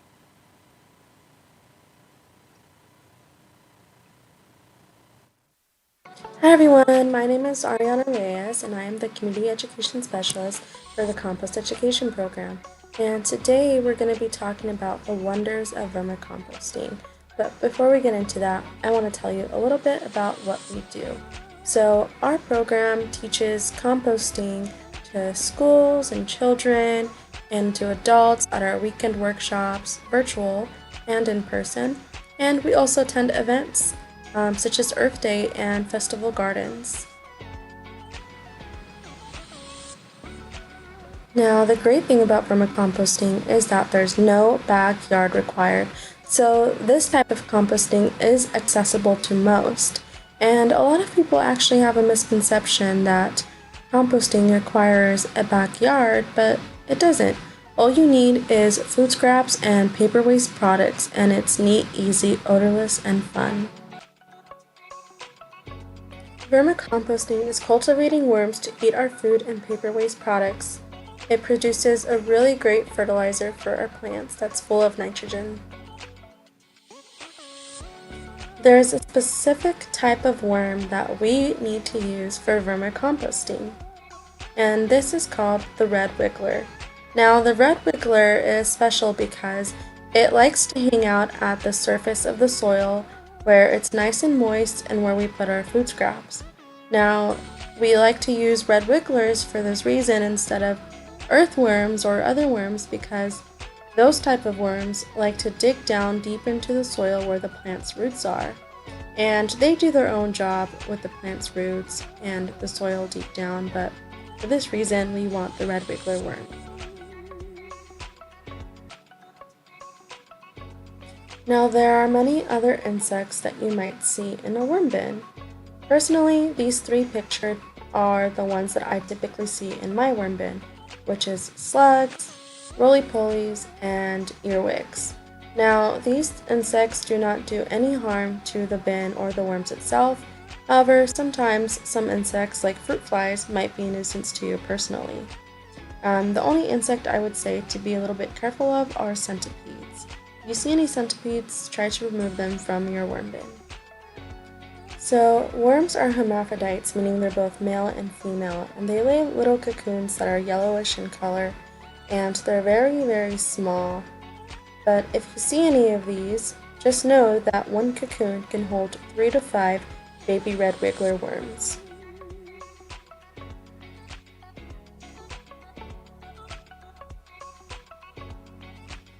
So the first step to vermicomposting is finding the correct bin system. There are 2 different types of bin systems that you can get. You can get an affordable DIY version, or you can buy one off the market, pictured to the right. Now, the one that you get off the market usually comes with 4 legs, a spigot for catching excess liquid, 2 catching trays, and 1 feeding tray. If you get the one on the left, which is the DIY version, Make sure that it's solid in color since worms do not like the light, and make sure that you also put some holes into the side of the bin. Here's a good example of a DIY homemade recycling system. Now you'll also notice that they put holes at the bottom and 4 legs to elevate the bin off the ground and catch the liquid better. You'll also notice that there's a lid on top because again, the worms do not like the light. It also helps to retain moisture inside the bin, which the worms need to survive. Here are some things to note when choosing bin size and some extra worm facts. Now, worm bins can be any size. Usually ones off the market are good for a standard family of 4. However, you can always get a bigger bin or a second bin if the worms aren't digesting your food quick enough and if you see that your worms are reproducing at a rapid rate. The worms will reproduce to fill the box, but they will not overpopulate. You can always get away with too large of a bin, but it's a little bit tricky when you get too small of a bin because you do not want to overfeed your worms. If you overfeed your worms and the worms cannot keep up with the amount of food scraps you're putting in your bin, it can attract fruit flies and you can get some pretty bad odors. So we want to avoid that. The worms can eat half their body weight a day and they can reproduce at 2 months of age. They can double their population in 3 months, so we recommend starting with a pound of worms, which can either be purchased or donated by a friend. Feeding your worms is going to be a trial and error process. Noticing that your food scraps are disappearing in your worm bin is a good sign that you're feeding your worms at a good rate. You should start a second worm bin or get a bigger worm bin if you notice that every time you feed your worms, you have too many food scraps and they're not disappearing. Building the worm bin. Bedding is very important for your worms, and it's very important that your bedding is nice and moist. I like to use shredded newspaper print as my bedding for my worms. You want to make sure that you're fluffing out your bedding, and you want to make sure that it's as moist as a wrung out sponge. I recommend putting 4 to 6 inches of bedding as a starting layer for your worm bin. You can also use shredded cardboard from pizza boxes, cores from paper towels and toilet paper rolls, but just know that cardboard is a highly valuable recyclable material, so if your cardboard is in good tact, it's best to recycle it. You can also use shredded office and junk mail paper, dried and partially decomposed leaves. Just make sure that you are avoiding anything plasticky and glossy inserts. Food scraps that are really great for a worm bin are vegetables, fruit. The smaller you cut your pieces, the easier it'll be for the worms to break down and the faster you'll get compost. Pasta and cooked beans is really great. Coffee grounds with a paper filter, tea leaves, tea bags, paper towels but without any chemicals, and eggshells and cardboard egg cartons. However, try to avoid getting the styrofoam ones because those will not break down. Those will just sit in the landfill for a long time. Also, since the worms don't have arms or legs, the worms use the eggshells as a form of grip to help them maneuver around the bin. Here are some examples of food scraps that I'm adding to my worm bin. Banana peel, here's an avocado skin, and here's an avocado pit. I like to add it to my worm bin. Even though it takes a while for it to break down, it doesn't bother me and I kind of just leave it in there until it completely breaks down.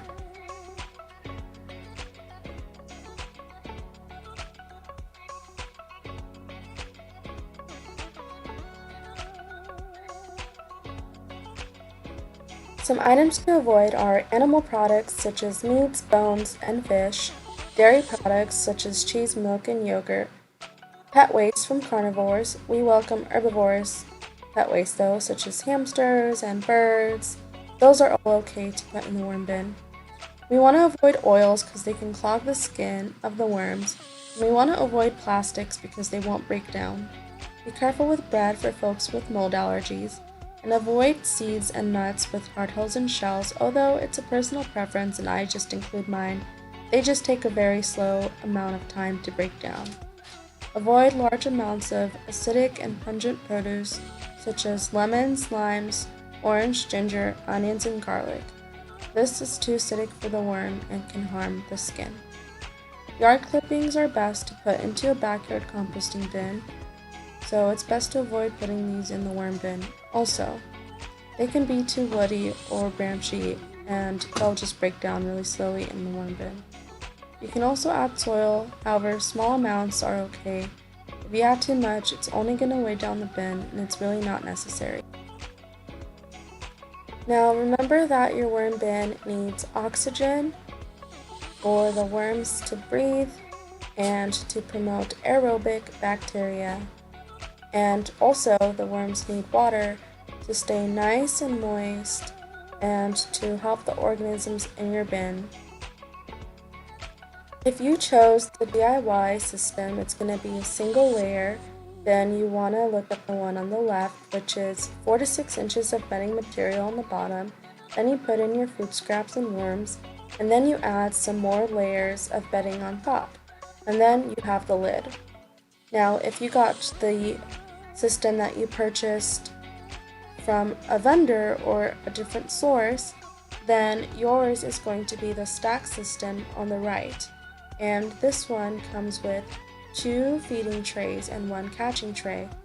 Now, the one on the left is going to be the top layer on the one on the right.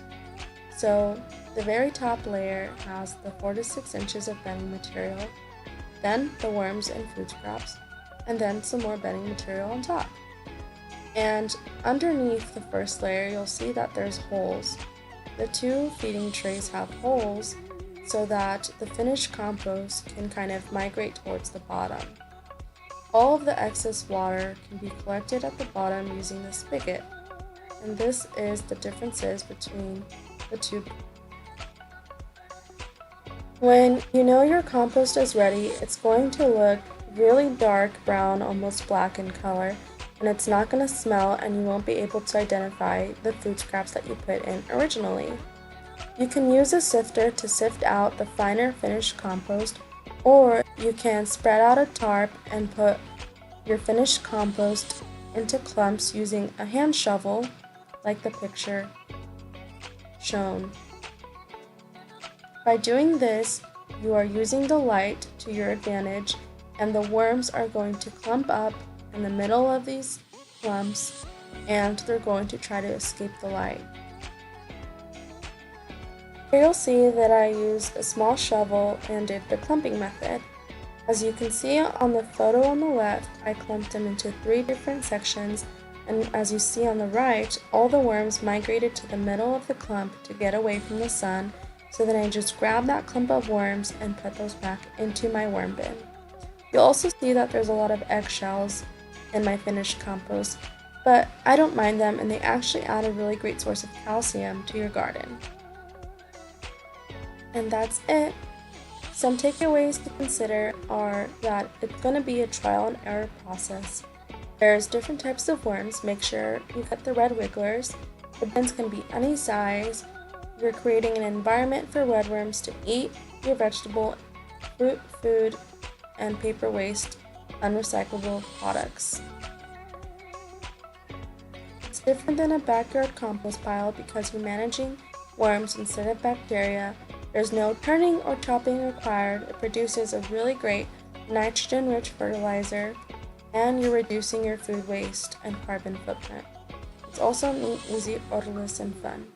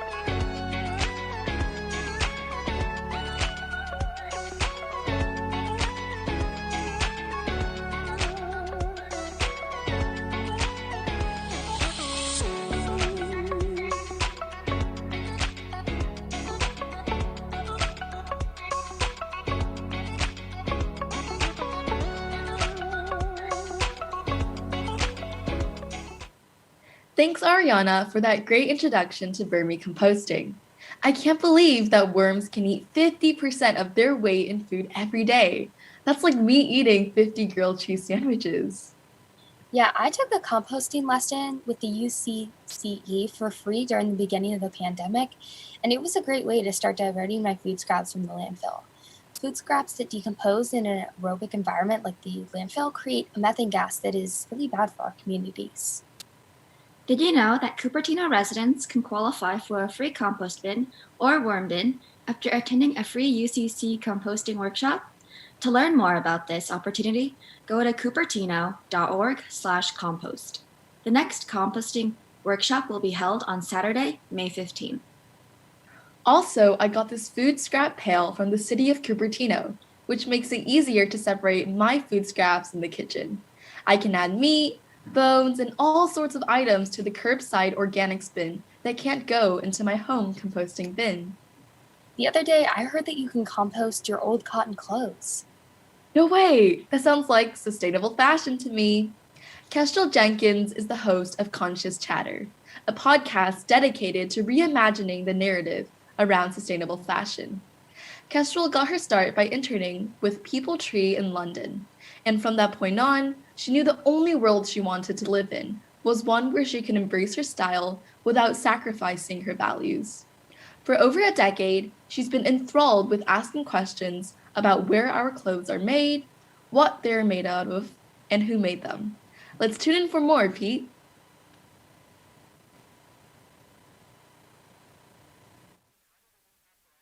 Hello, Cupertino. I am Kestrel Jenkins, the host and the producer of the Conscious Chatter podcast, an inclusive audio space dedicated to exploring why what we wear matters. I am so humbled to be able to share a little bit of time with you for your Earth Day celebration. So first of all, thanks so much for having me. So the focus of my show has expanded over the years alongside my own knowledge evolution, while the core intention remains the same, being an inclusive audio space that opens the door to conversations about our clothing and the layers of stories, meaning, and potential impact connected to what we wear. Conscious Chatter has now also become dedicated to reimagining the narrative around sustainability, exploring the importance of resourcefulness, questioning conscious consumerism, and working to deconstruct how oppressive systems impact the sustainable fashion space. So that's a lot. But before we dive into more layers around what I like to call the unsustainability of fashion today, I just want to acknowledge that as a white woman working at the intersections of fashion and sustainability, and at times being considered a leading voice in the space, it's so important for me to acknowledge and pay respect to the leaders in the space who have been very instrumental in my own learnings along the journey. So throughout my chat, I'm going to be sharing the names of educators who have played an important role in my personal education because I want to credit their work and how much they've impacted me. So I encourage you to learn more about them, follow them on social media, and support them and their work however you can. Okay, so let's take a step back to further understand what's actually going on with the fashion industry today. To be completely honest, the industry is an absolute mess. From the farming practices, to the materials being used, to the toxic dyes, to the ways people across the supply chain are being exploited, to the disconnected supply chains, to so many other layers.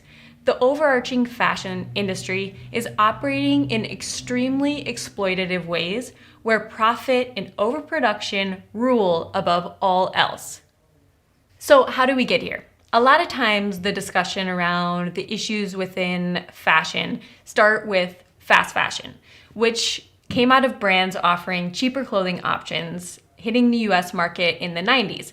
You know, there's labels like Zara and H&M and Forever 21, they're prime examples. So the arrival of fast fashion brought along with it two important influences on the clothing industry: the democratization of fashion, which basically made fashion-forward clothing more accessible when it comes to price point, which is so important when we talk about access. Also, fast fashion aligned the idea of disposability with our clothing, something that has largely impacted our relationship with our garments today. We've been trained through our culture to disconnect from our clothes and think of them as something we can just throw away. Like when they wear out, just buy new ones, right?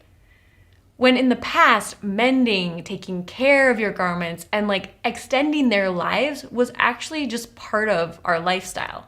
So for contextualizing some of the history around fast fashion, I want to make my first nod to educator and writer Elizabeth Klein. Through her books, she's put together really important statistics and stories to help us understand the more modern history of fashion. Some stats that she shares in her book include clothing is one of the leading drivers of climate change, responsible for 8% of all carbon emissions, more than all international flights combined. Oof.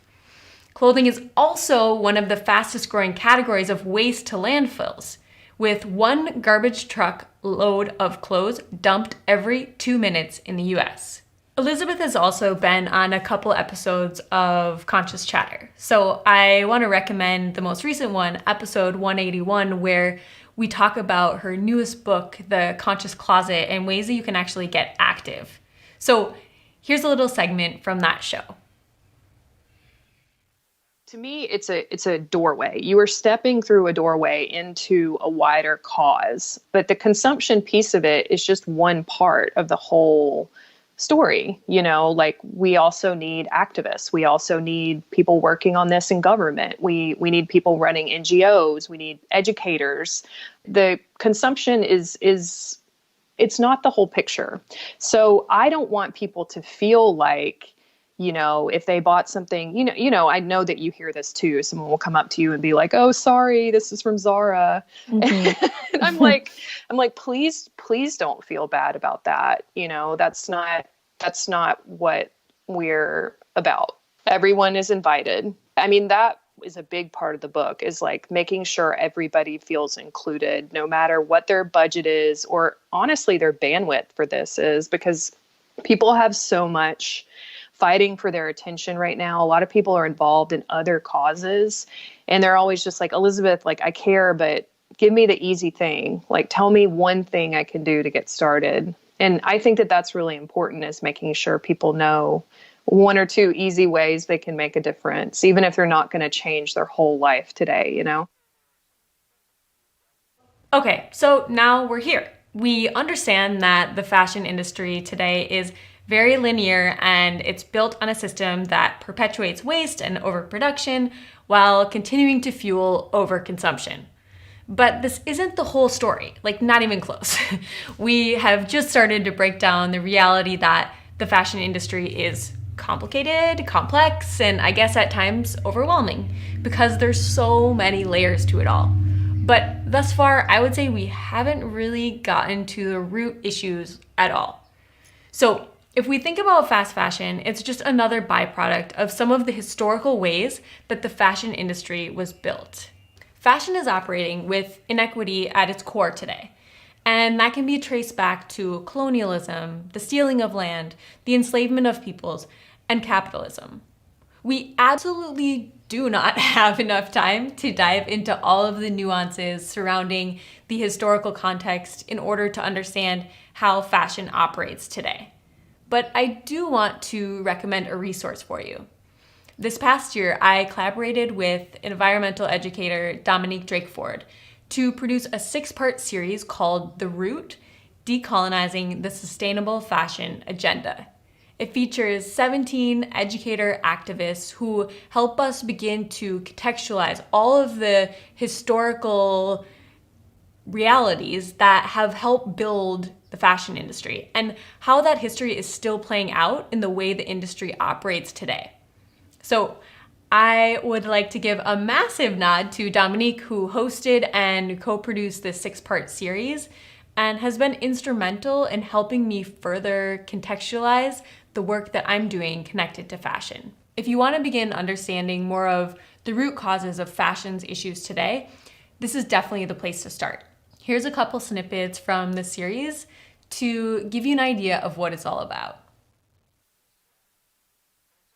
I mean, we have these really interesting narratives that have been inserted into our worldviews from a colonial lens and from a colonial historical analysis that kind of frames pre-contact Indigenous people as uncivilized, unstructured, and unadvanced in economies, when in actuality, there were thriving trade networks that spanned across the Americas from North America to South America prior to contact.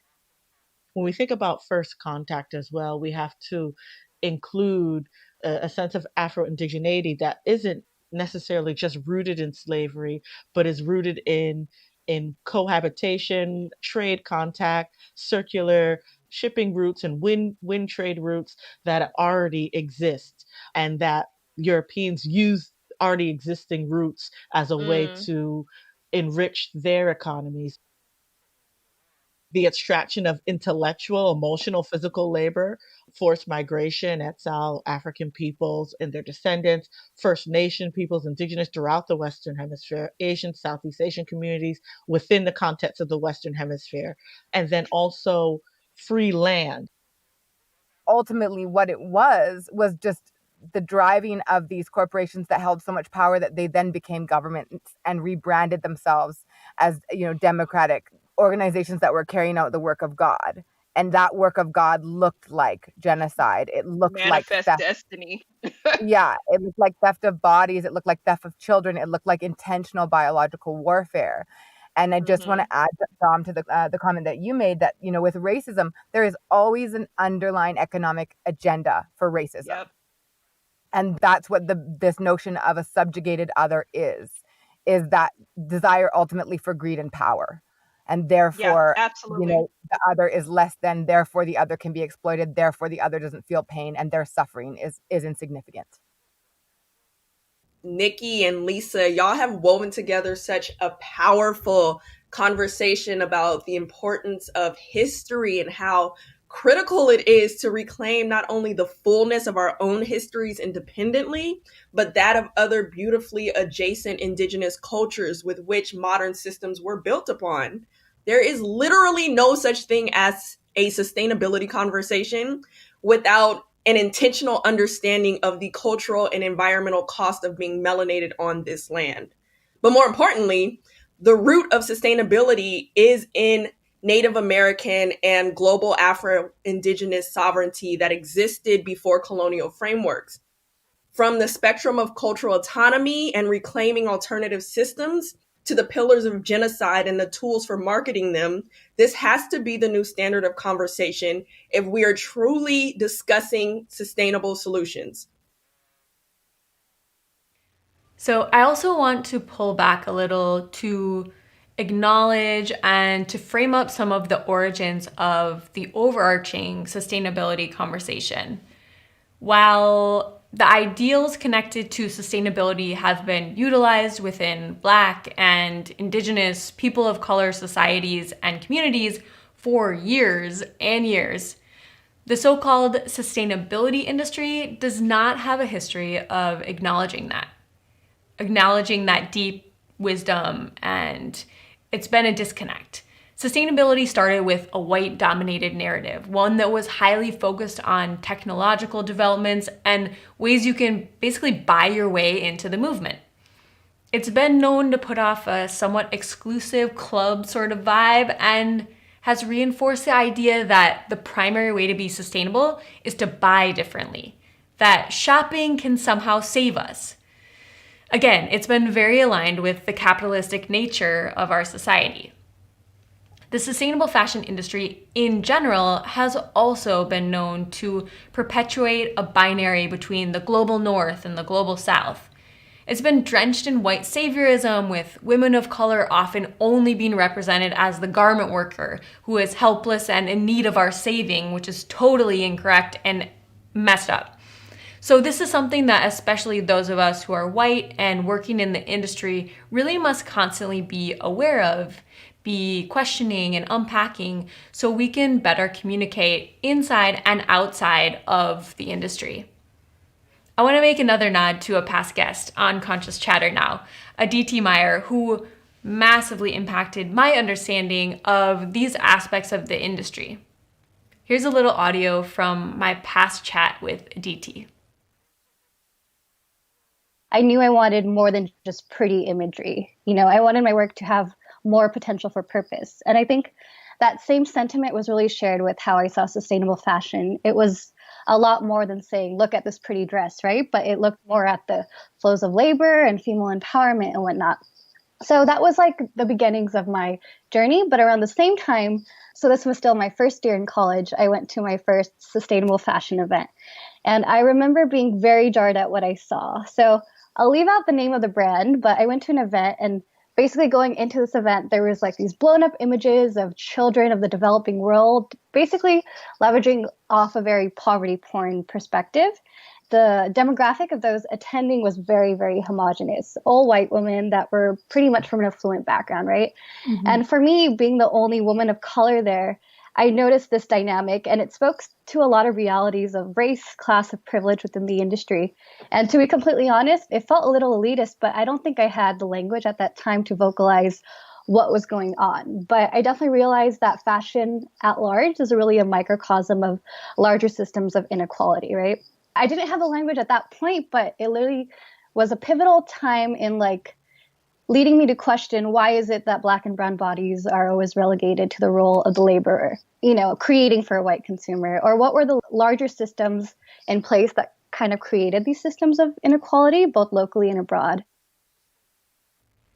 So I want to speed up a bit to where we are today. We are living amidst a global pandemic. COVID-19 has transformed so many aspects of how we're existing today, individually and through our work. And the fashion industry is yet another industry that has had its deep inequities further exposed through these really challenging times. Some of the ways that we've seen that play out across fashion are brands canceling their orders from their factories when the orders were already complete, leaving the factories in a really difficult situation, and especially leaving garment workers in a super vulnerable and challenging place. If you aren't familiar with it yet, I want to share a bit about the Pay Up campaign, which was launched to help try to get factories and workers to pay for the product and work that had already been completed. Because at the onset of COVID-19, brands just canceled orders even though they were already done. So the campaign has already helped get $22 billion from apparel companies paid back to factories and workers. But there still are billions of dollars that are owed. You can learn more about it and sign their petitions and get involved at payupfashion.com. On that note, I want to make a nod to Aisha Barenblatt, who is the founder of Remake, who was a massive part of building the Pay Up campaign. Here's a little audio from my past chat with Aisha. We're talking about such wicked issues and it's easy to get overwhelmed, but movement building is about each of us finding our power, right? Mm-hmm. And whether it's an everyday customer, sending a tweet or writing on Facebook or on Instagram and just asking a brand, I want to know more about the women that make our clothes. That matters.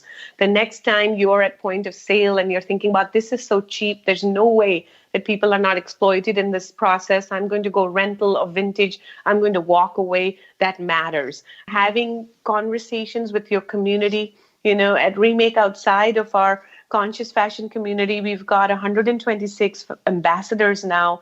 And one of the things we've realized is, people don't like to be preached at. But our community of ambassadors, when they're hosting swap parties, when they're doing film screenings, they're essentially bringing their community along.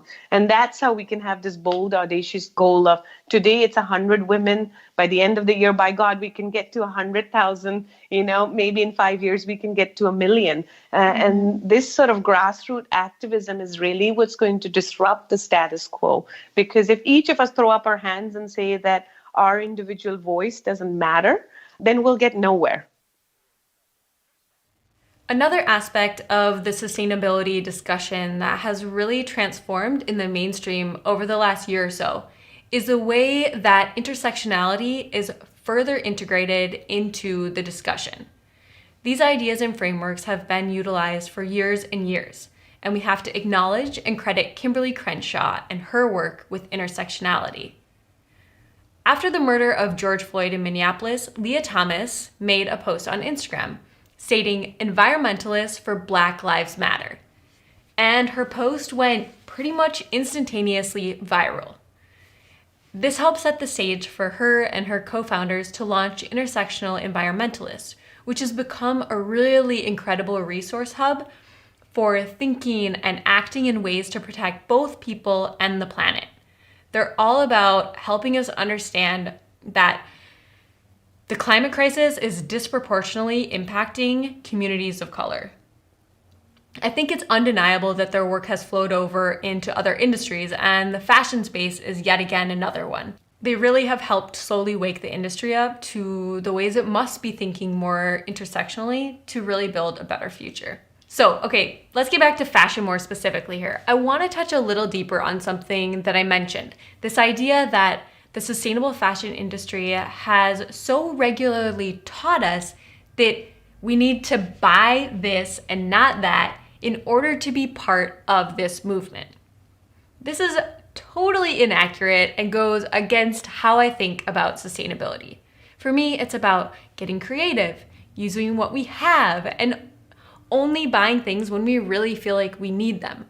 Or, okay, maybe when we have been looking at something for days and days, it's been in the cart at the store online for a long time, and we know when we bring it into our wardrobe, we're gonna love it and take care of it and like really wholeheartedly have it be part of our closet.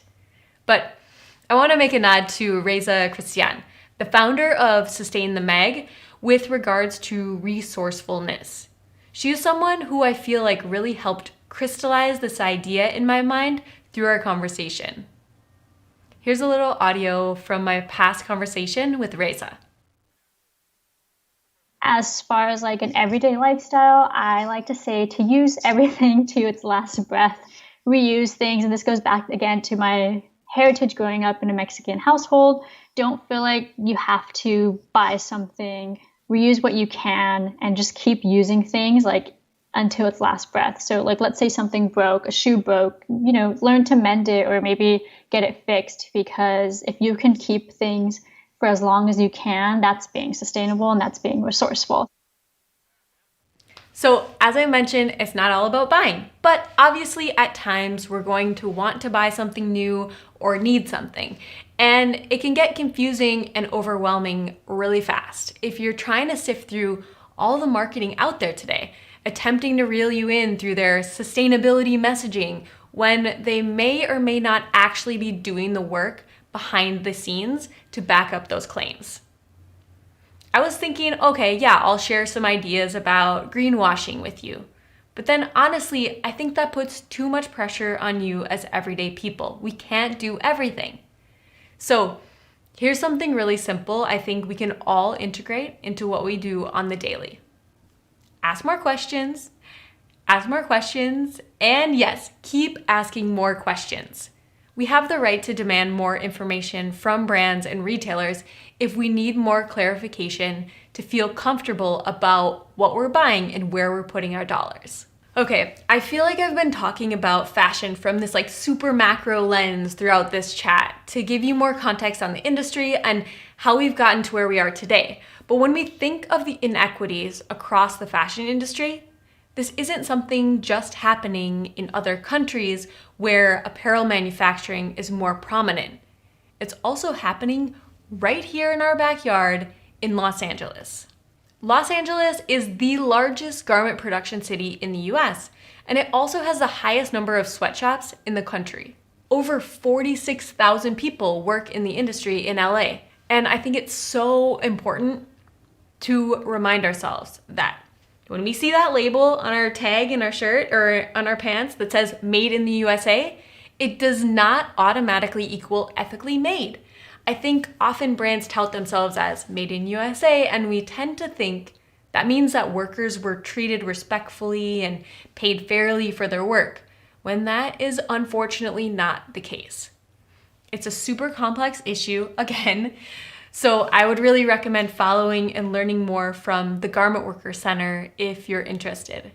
Right now, they're behind the Garment Worker Protection Act, SB 62, which is currently moving its way through the legislature.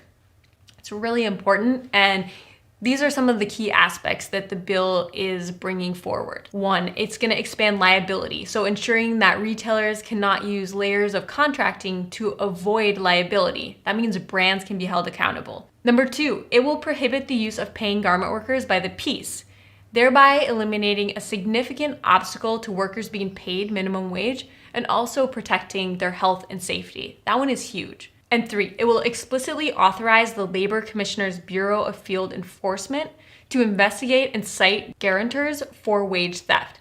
If you want to do more to help support the bill, you can head to garmentworkeract.org and you can sign the petition there, and there's other ways to get involved. The inequities of the fashion industry can be felt on both a local and a global level, and the ways we can get involved are multi-level as well. It's not just about buying less and examining our buying habits, it's also about becoming more engaged citizens and realizing that what we say can make an impact from our small and intimate communities and beyond. So, I want to kind of wrap things up with something that I always do on my show as well, where I ask my guests how we can make small changes in our lives to impact a better future for fashion.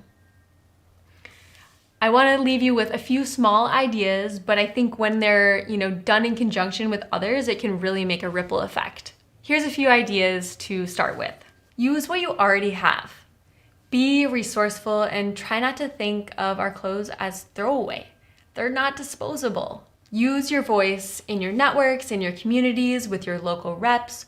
Whenever you can, do your best to speak up. When you want something new, try swapping styles with friends. Swap parties can be super fun, when we're at a time where they'll be safer down the line. Also, shopping secondhand is a great option. Love the garments you have. Mend them, care for them, so you can maybe hand them down to future generations. I try to think really intentionally about how I can take care of my garments, my pieces, because I want to be able to hand them down to my daughter one day. She's only one at the moment. Get creative with your closet. This is huge for me. Have fun with what you own and embrace the constraints that sometimes feel like they come with thinking more consciously. Because honestly, creativity flows when you have some constraints. Thank you all so much for tuning in and learning a bit more about the complexities of the fashion industry with me. I'm here if you're ever curious to connect, if you have other questions, or if you want to share your own ideas with me, I'm here for you. I know I dropped a lot on you, but fashion is complicated. It's not as frivolous as so many people may assume that it is. But I hope that you feel like you're not too bombarded with information and you're in a place where you can start thinking about little steps you can take, because we're all on our own journey and we can only start where we are now and make little adjustments that will work for our lifestyles. If you do want to reach out and connect, you can find me on Instagram at Conscious Chatter, on my website, www.consciouschatter.com, or send me an email, kestrel@consciouschatter.com. Thank you so much for having me, Cupertino. I am honored to be a part of your Earth Day festivities. I hope one day we're able to meet in person, and I'm wishing you all a beautiful day. Thanks so much.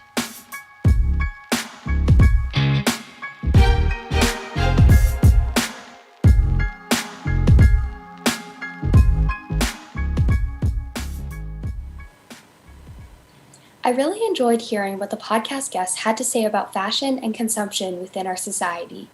It's crazy to think about how many outfits are discarded after being stained or damaged.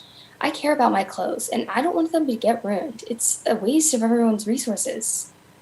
I totally agree. Kestrel really shined a light on how fashion is so closely affected by race and inequalities in our society, and the dangers of fast fashion and how profit tends to rule above all else.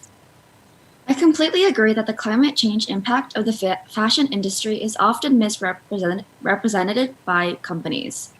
This last New Year's, I made a resolution to only shop in thrift stores, so I am not buying any new clothes, and I'm helping to rescue old ones and give them a second chance. I think thrifting is a great way to find super unique pieces and totally upgrade your style. Also, following social media accounts can help remind us of this issue and motivate us to keep looking into it.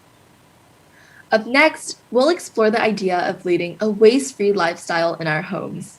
Local blogger, fermenter, and sourdougher Anne-Marie Bonneau has lived plastic-free since 2011. She shows others how reducing their trash not only benefits the planet, but also satisfies their taste buds, improves their well-being, and boosts their bank account. Let's get to cooking, Pete.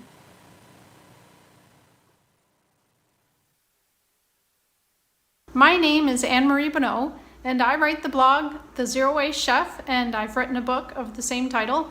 And today I'm going to talk to you about reducing plastic and food waste in your kitchen. So thank you for coming, and thank you to the City of Cupertino for having me here today. My journey to zero waste living began back in 2011 when I started reading about plastic pollution swirling around in the 5 gyres in our oceans. I had no idea this was happening, and I was horrified. Animals ingest it, they get tangled in it, they feed it to their young. I mean, it's just heartbreaking. So I told my older daughter at the time, Mary Catherine, I said, we have to get off of plastic. And she said, okay, great. We made our first trip to the grocery store, and we saw plastic everywhere, especially in the middle aisles of the grocery store. That's where you find the highly processed food. And almost all of that comes in shiny plastic wrappers. But you'll even find it in the produce section. Cauliflower and cucumbers, those will be wrapped in plastic. In the dairy section, you'll see egg cartons that are plastic, or all of the milk cartons, those are lined with plastic. And of course the meat section, everything is in plastic there too. So finally, in the bathroom tissue aisle, after doing our shopping, I remember standing there and looking at all of the bathroom tissue rolls, everything wrapped in plastic, and I said to my daughter, how are we ever going to do this? This is going to be impossible. But Mary Catherine started doing lots of research, and she found all of these swaps we could make, and little by little we cut the plastic. And it didn't happen overnight. It took months. One of the first things Mary Catherine did was to conduct a waste audit. She would save all of our plastic waste for the week and take a picture of it. That gave us a good idea of where the plastic came from in our home. Most of it came from the kitchen. Here you see plastic yogurt tubs, ice cream and milk cartons, which are lined with plastic utensils, plastic bags for frozen fruit, sugar, soap, snacks, a big jug of vinegar, all the usual stuff. The pictures aren't of the best quality. MK took these with her iPhone 2S. That's how long we've been doing this. And here are some after pics. My kids started taking lunch to school in reusable metal lunch containers. They cost more up front than a box of plastic baggies, but eventually pay for themselves. We started buying milk in returnable glass bottles, and we began to drink less milk. I stopped buying packages of frozen fruit and started freezing fruit myself. I prep fresh fruit, freeze it in a single layer on a cookie sheet, and once that's frozen, put the fruit in jars in the freezer. Switching from plastic bottles of liquid soap to naked bar soap is probably the easiest swap, plus you stop paying for the water in liquid soap. Pre-COVID, I bought all of my staples at the bulk bins, like the sugar I used to quote-unquote make these sugars in the bottom middle. The white sugar is granulated sugar that I whirred around in a clean coffee grinder along with spent vanilla beans that I had used to make vanilla extract. That made really delicious superfine vanilla sugar. I made the brown sugar you see here with granulated sugar mixed in with a bit of molasses. Shopping at the bulk bins with your own jars is a little difficult right now during COVID, but the bulk bins are slowly opening up again. And then in the bottom right, you see my homemade scrap vinegar that I make out of apple peels and apple cores. And that was the holy grail of plastic-free living for us. Like most people who conduct a plastic waste audit, we found that most of our plastic trash came from the kitchen. And once we started paying attention to plastic waste, we became more aware of all waste, including food waste. Between packaging and food waste, the kitchen presents the biggest opportunity to reduce waste. So start there. After all, you may vow to stop buying clothes and gadgets and knickknacks and stuff, but you need to eat. The best place to shop is also the closest to you and the most economical, your refrigerator. Before you go out shopping for more food, look through the refrigerator at what you already have on hand. What's the most perishable food you find? What dish can you cook with it? Shopping the fridge first reduces not only the amount of food that goes uneaten, but also the packaging that comes along with that food. Do you garden? If you do, then you probably don't need me to tell you, but go out there and see what's ready for harvesting. The rogue kabocha squash on the left is a volunteer that grew out of our compost bin. I love those. Next, check your freezer. I freeze all kinds of food in wide-mouth glass jars. I leave ample headspace at the top, and I cool hot foods down before putting them in there. This system has worked really well for me for a decade. As you can see, I freeze lots of tomatoes. More on that coming up. Now check the pantry. You might have some bread on hand that you can turn into a bread pudding or grind up into breadcrumbs. I often have at least a few mystery grains on my hands. Those are great for soups or as filler for burgers, either veggie or non-veggie. And now for the unpacking of what I found in the refrigerator and what I'm going to do with it. So first of all, in this cloth shopping bag, produce bag, I found two kind of sad looking radishes, but they're still edible. And I found this vinegar that my daughter used to make a quick pickle of some watermelon radishes. So I'm just gonna slice these up and put them in there. If they don't fit, I have another jar with some more brine. So I'm gonna do that. I found 5 random mushrooms. Someone must have taken these out of the bigger bag of mushrooms that was in there.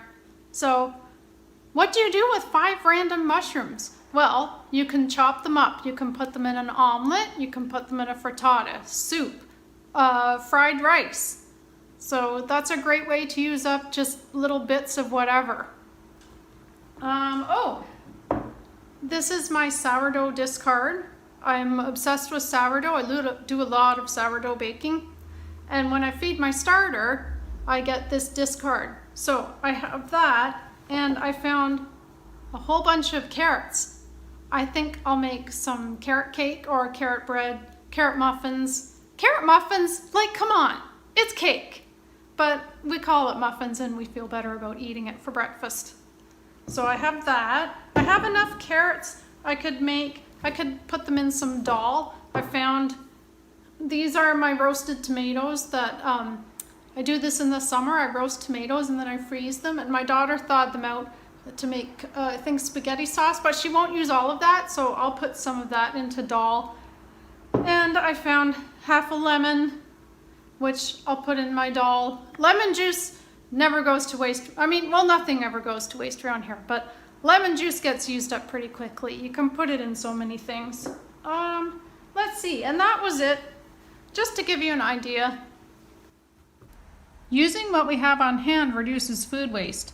Astonishingly, worldwide, about 1/3 of the food we produce goes uneaten. Meanwhile, 690 million people in 2019 didn't have enough to eat, and that's a pre-COVID number, certainly to have gone up. Uneaten food not only wastes the food itself, but also all of the resources that went into producing the food. The water, energy, land, labor, seeds, capital, chemical inputs, and so on. In a landfill, that waste, compacted and cut off of oxygen, is broken down by anaerobic bacteria, which emit methane gas, a greenhouse gas much more potent than carbon dioxide. To put food waste emissions into perspective, They account for 8 to 10% of all global emissions, according to the UN's Environment Program. The aviation industry generates about 2.5% of global emissions. Now that you've done an informal inventory of your kitchen, do a bit of what I call meal planning light. What can you make with what's on hand? Do you need anything else to make it? Plan 1 or 2 more meals. What can you do with any leftover ingredients from those meals? Now, make a shopping list and go shopping.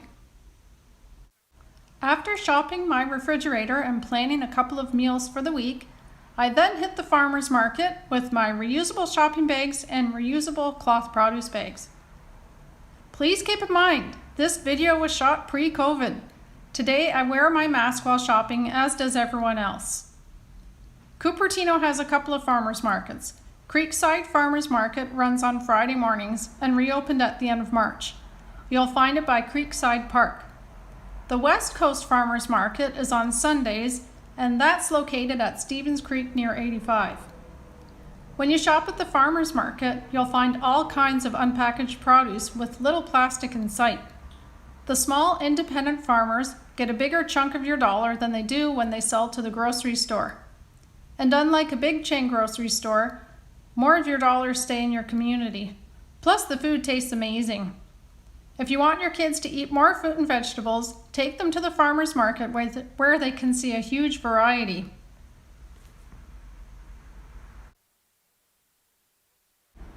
After the farmers market, my next go-to place to fill up on groceries is at the bulk store.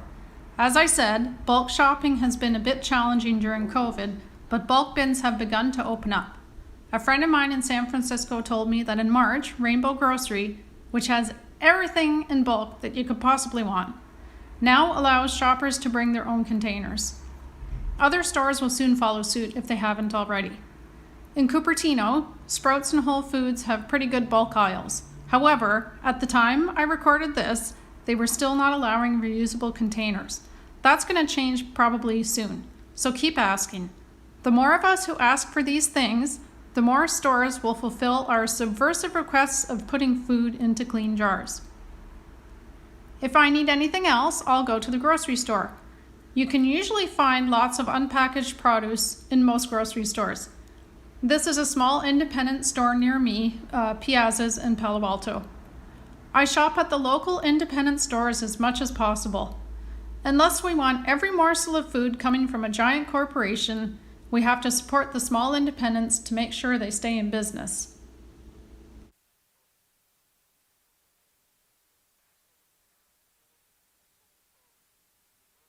Not only has my shopping routine changed, my typical shopping list has also. We eat more fresh fruit and vegetables than we used to before we cut the plastic. And we eat seasonally, which is not at all a burden living here in the Bay Area.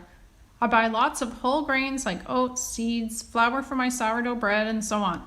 Occasionally, I'll buy some bulk bagels or some bread at a bakery when I've run out of my homemade bread or my family wants something different. Chickpeas are a zero-waste food group. I make lots of hummus, roasted chickpeas, chana masala, all of which taste delicious and are pretty easy to make low waste.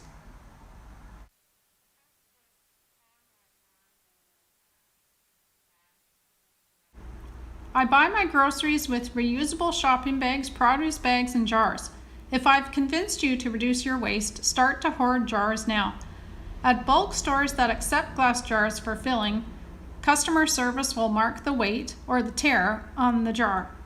Or at some stores like Rainbow, you'll mark the tear yourself. After you fill the jar with food from the bulk bins, you mark it with the bin number. When the cashier rings you up, they'll deduct the weight of the jar from the overall weight. That way you pay for only the weight of the food in the jar and not for the weight of the heavy jar itself.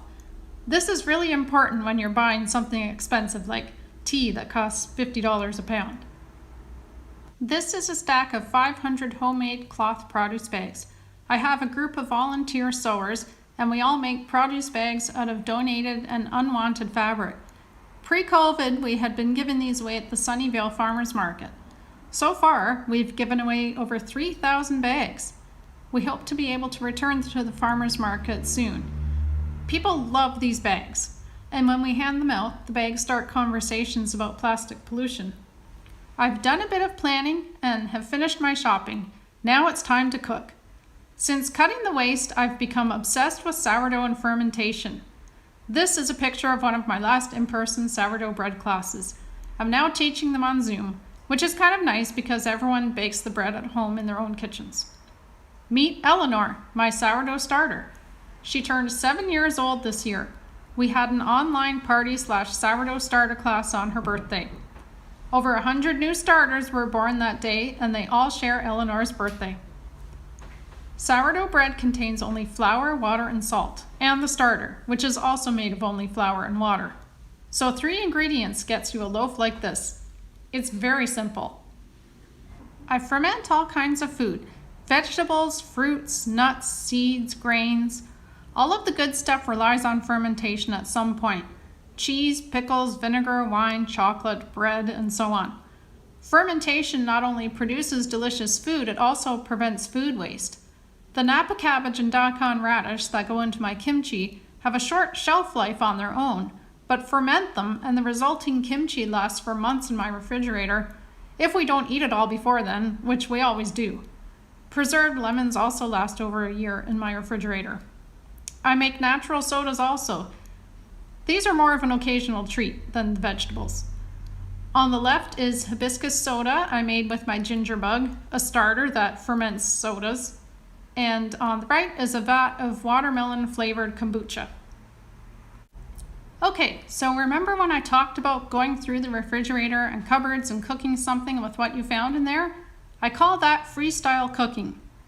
Here we have some pasta that I made with flour and a bit of pumpkin puree left over from making pie. On the right is some pesto that I made out of fennel fronds. I often get these free at the farmer's market.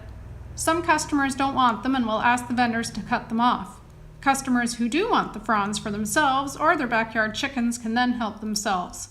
You can make pesto out of carrot tops, kale stems, or a mixture of these greens. Oh, and basil, of course. Next is my homemade tofu. Making tofu is pretty straightforward, but you end up with lots of okara, the leftover soybean pulp. Homemade granola and biscotti are 2 easy ways to use a lot of that up, and they both taste really good. Oh, and by the way, a lot of these recipes are on my blog, zerowastechef.com. I clean up with minimal products. Currently, I'm using a dishwashing bar that I love to wash my dishes. I store it on this makeshift soap dish. The rubber bands keep the soap dry and it lasts longer, which is good because these bars can be a little bit pricey. You can buy these online, and you can also buy liquid soaps at a zero waste store in San Jose called The Source Zero. The shop carries bulk dishwasher pods and liquid soap, laundry soda, detergent, and many other zero waste products. And the store is a small local business. I also clean with lots of vinegar and baking soda. These simple ingredients clean effectively and they can safely go down the drain, unlike many commercial products packed in lots of plastic. If you have a patch of dirt in your yard, you can start composting out there. Collect your food scraps, such as fruit and vegetable peels, scraps of food your kids didn't finish at lunch, moldy produce, and so on. Keep it in a large container and toss the scraps onto the ground at the end of the day. Cover them with brown matter like dry leaves. Tomorrow, repeat. Or add scraps every few days. Keep the pile about as damp as a squeezed sponge. Or build or buy a bin. Or put these food scraps in your green cart. The city of Cupertino collects these and hauls them off and turns them into nutrient-rich compost. Food scraps belong in compost or in your green bin, not in the trash. When they go to landfill, they're compacted, just like the food waste I spoke about earlier.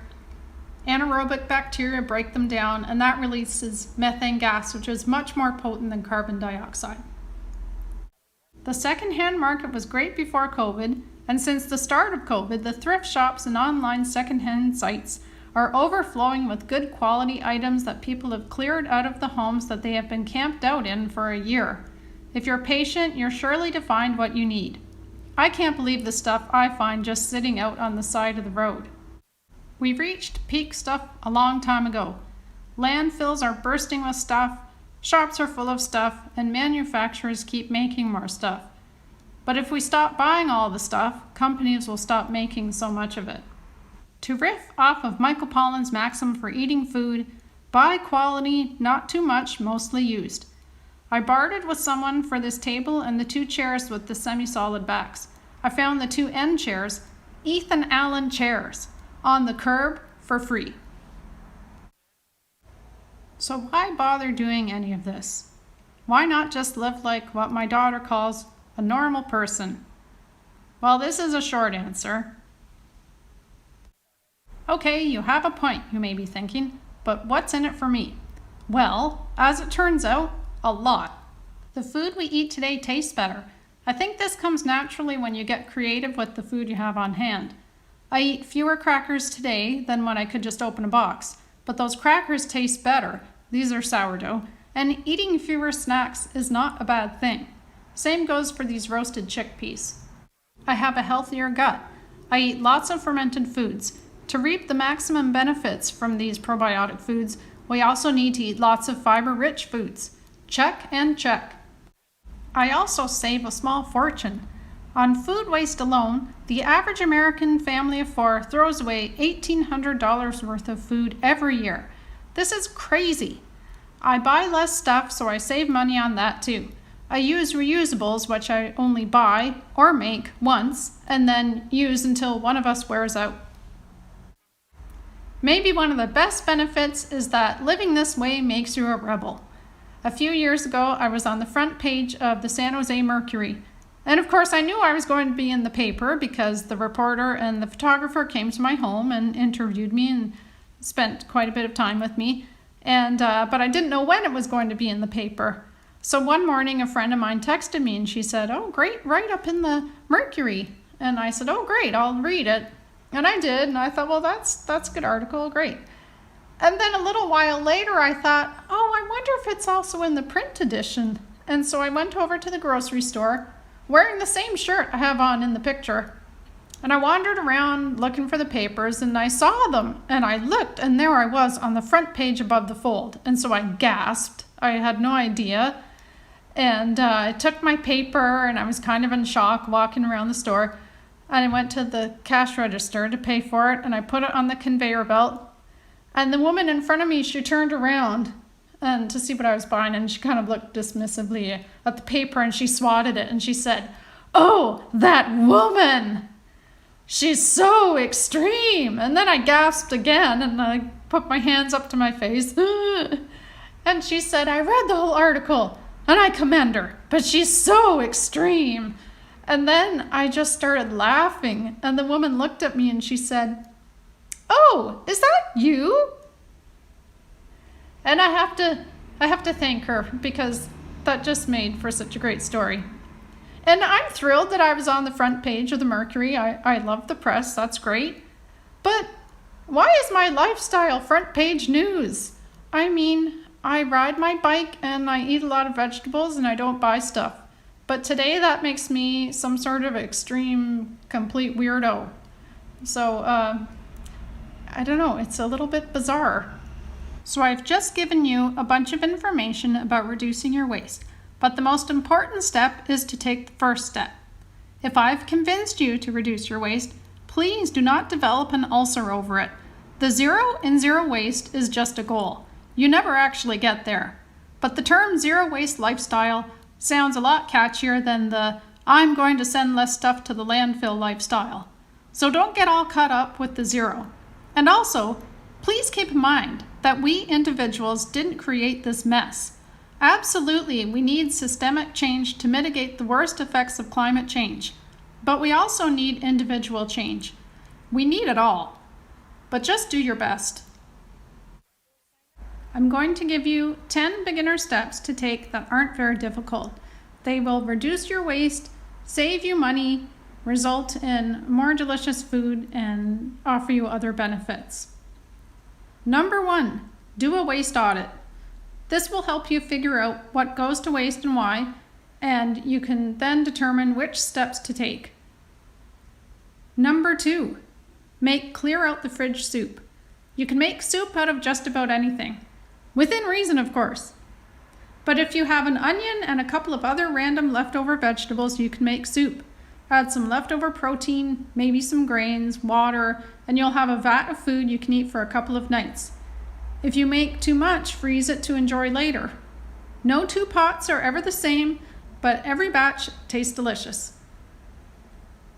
Number 3, save your vegetable scraps.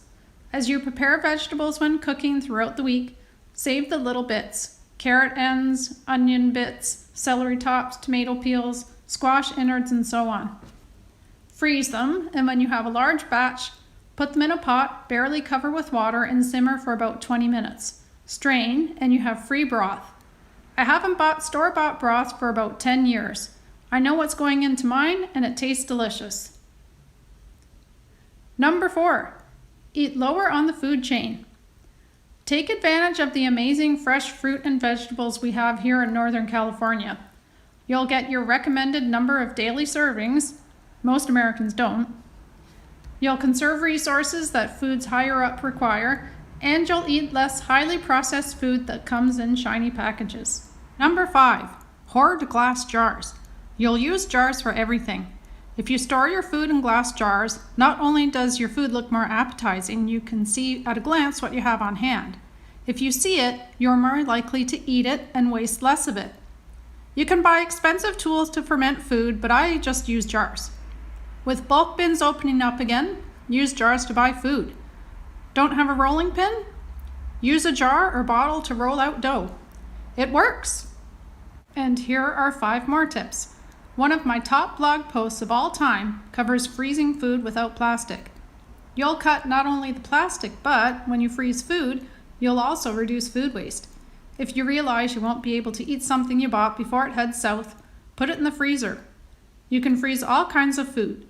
Bread, milk, eggs, whisk those up before you freeze them. Fruit, vegetables, leftovers, pizza dough, and so on. People seem to love seeing the inside of my freezer, so here's a little peek.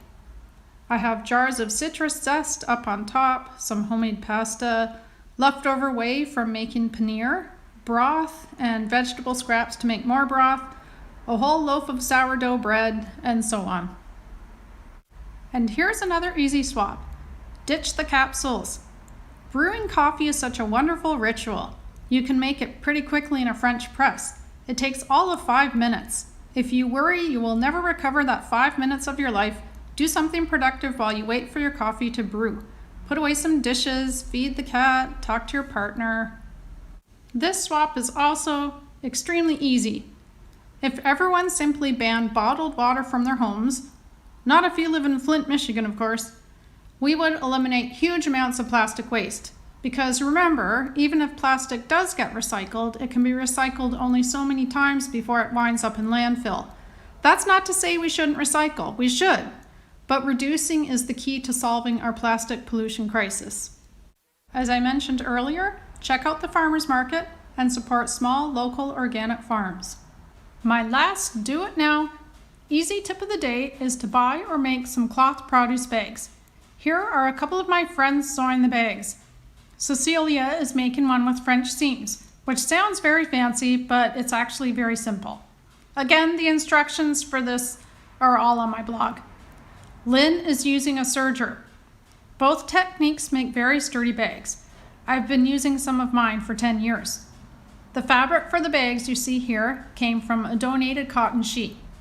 You can also simply buy reusable cloth produce bags all over the place.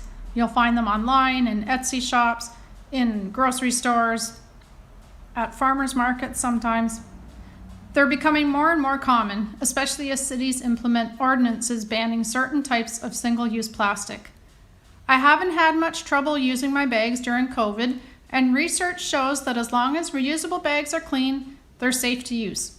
When mine get dirty, I toss them in the washing machine where they take up very little space. When they're clean and dry, I pack them back in my shopping bags, and so I'm never without them. Switching to cloth produce bags was a painless swap that I adjusted to pretty much overnight. A lot of the other swaps, they'll take a little bit longer, and We did get off of the plastic, but mind you, it took us months. It's not something that you can do overnight. But if you take these little steps, get used to a step, try another one, eventually you'll find you've cut quite a bit of the plastic.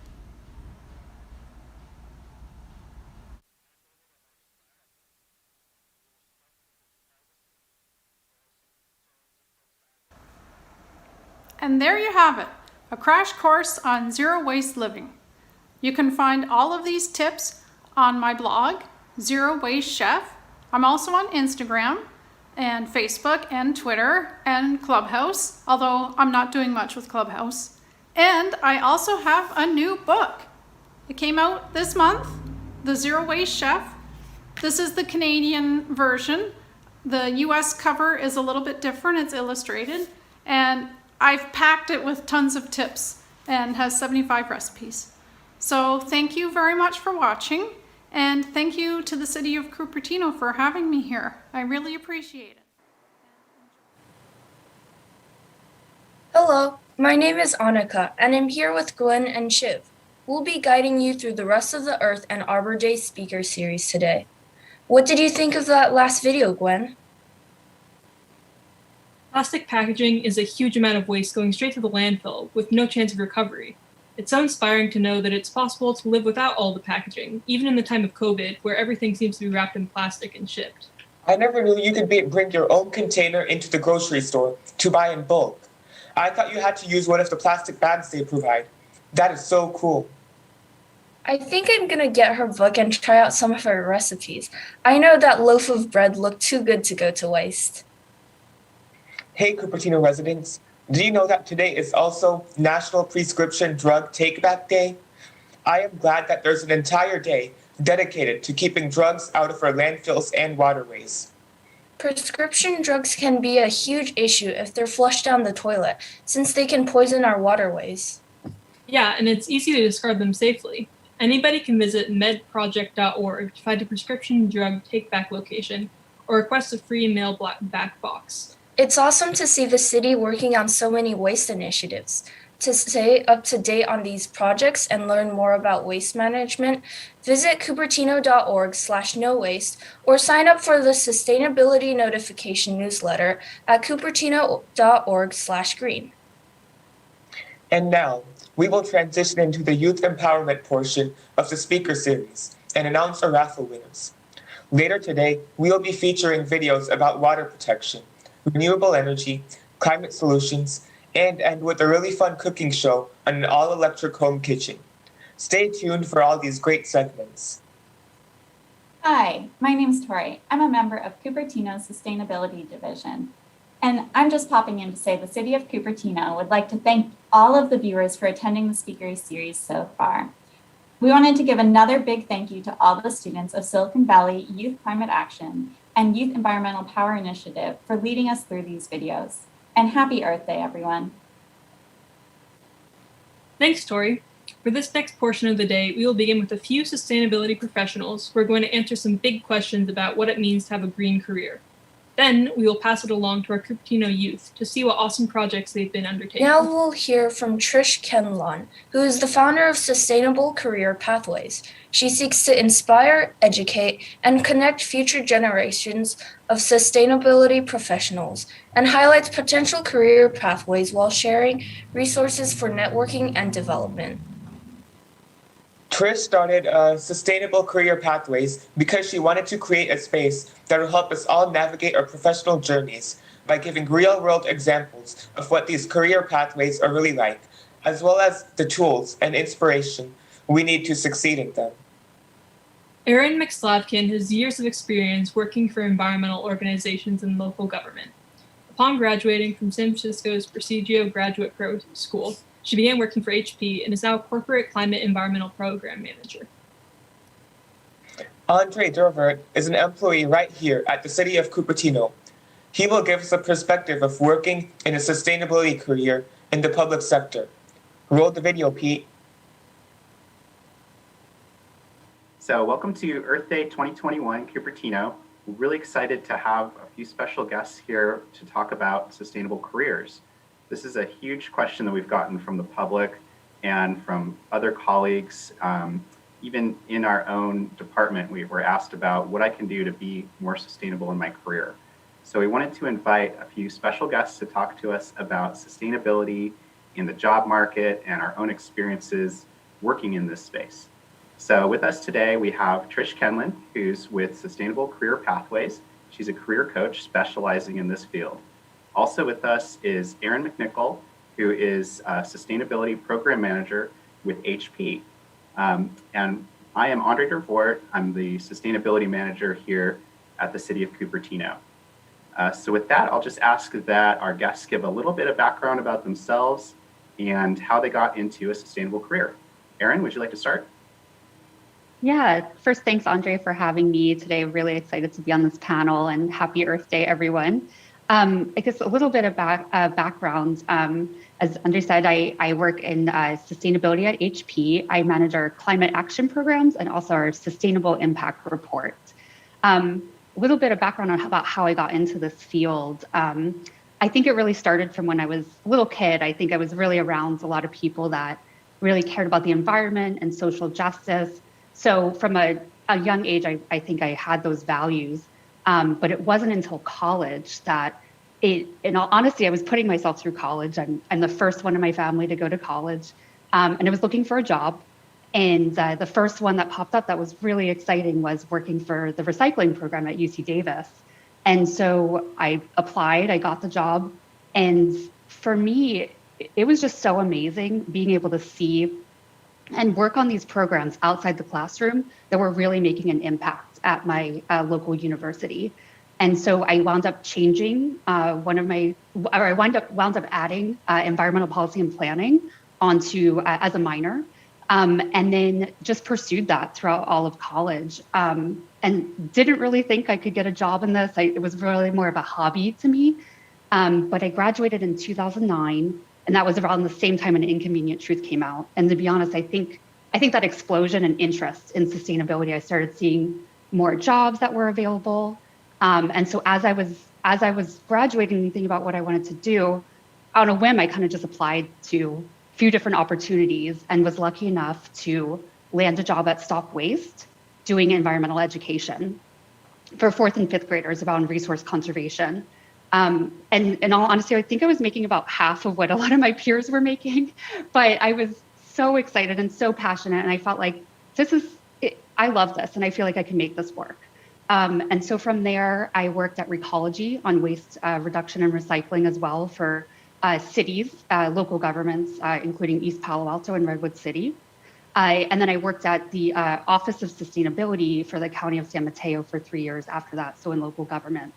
And I decided as I was working in local government, I wanted to experience what it was like to work for a Fortune 100 company, for a larger company, and just see what that was like. And so I wound up going to Presidio Graduate School to get my MBA, and was lucky enough to land a job working for HP when I graduated, first in the corporate real estate team at HP. And as of a year ago now in our Sustainable Impact Strategy team. And I'll talk a little bit more about what I do later. Awesome. Thank you, Erin. And for myself, really similar to Erin, I have always been kind of an environmentalist. I grew up in California and the coast and just really have been influenced by the environmental movement, and as a kid, watched shows like Captain Planet and tried to educate my parents on how to recycle. And so that's always been just a really fundamental part of myself. And so when I went to college, I did a environmental studies degree at UC Santa Cruz. But when I graduated, I was really not sure how to apply that.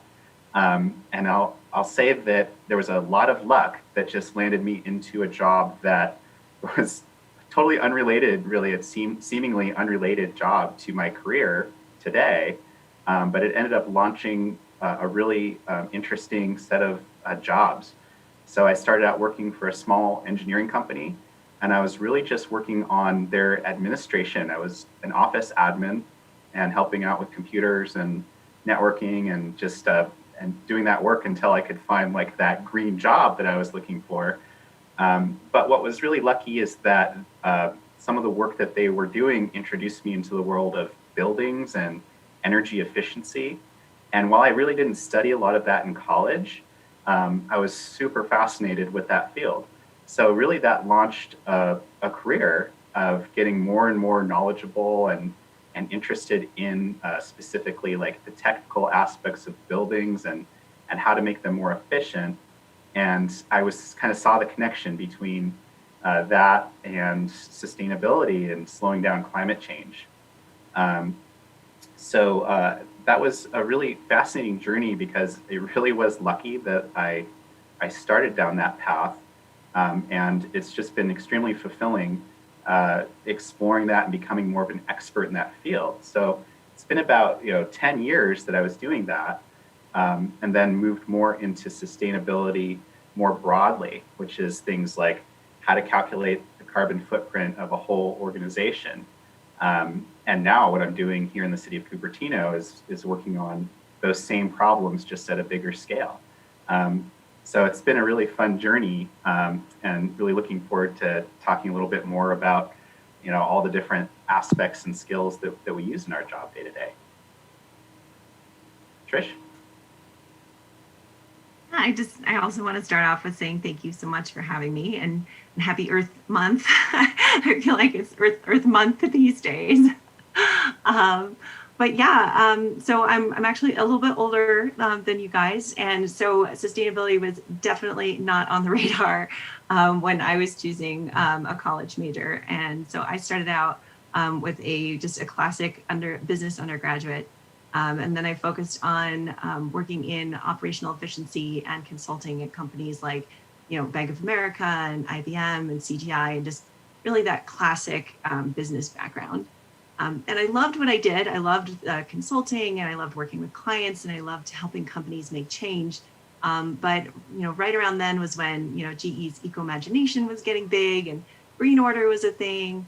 And so I decided I really wanted to kind of take those skills and apply them with a sustainability lens. So I went back to get my MBA at NYU Stern, where I was fortunate enough to be a EDF Climate Corps Fellow at TX2 Energy, which is the electric utility down in Dallas. And I was able to turn that into a full-time career on the corporate sustainability team at Ann Taylor, mostly focusing on energy efficiency and procurement for our stores, which were nationwide. So that was really great. I loved that work. I took some time off to start a family. And then when I came back, I founded my own website and career coaching service called Sustainable Career Pathways. And that's what I do now. I think actually what I really love most about all three of our stories is that they are not linear.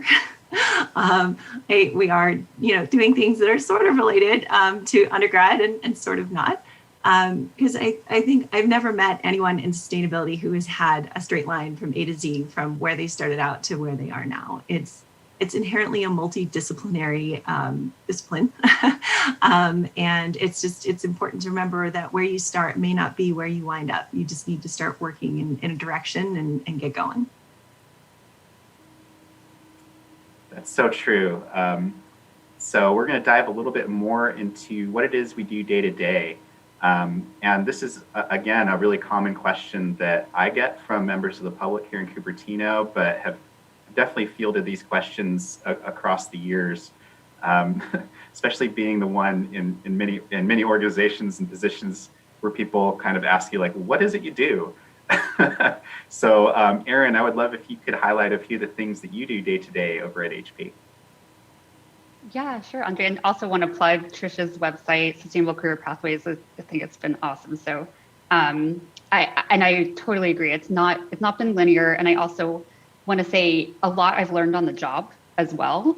So just to speak a little bit, my first job at HP was in the corporate real estate and workplace services division. So I was managing sustainability programs for our 200 sites globally. And I really focused on waste, water, and employee engagement programs in that role. And I want to say I came in obviously with like that strong waste background from my work at Stop Waste and Recology and with the County of San Mateo. I did not know much about water. And so a lot of what I did on the job was learning, taking certificate courses, watching every webinar I could and just jumping in and being aware that you don't have to know everything and you can jump in. And I think that willingness is really helpful. Also, since then, I actually joined our sustainable impact strategy team. So now I'm on the team that manages our sustainability strategy for HP.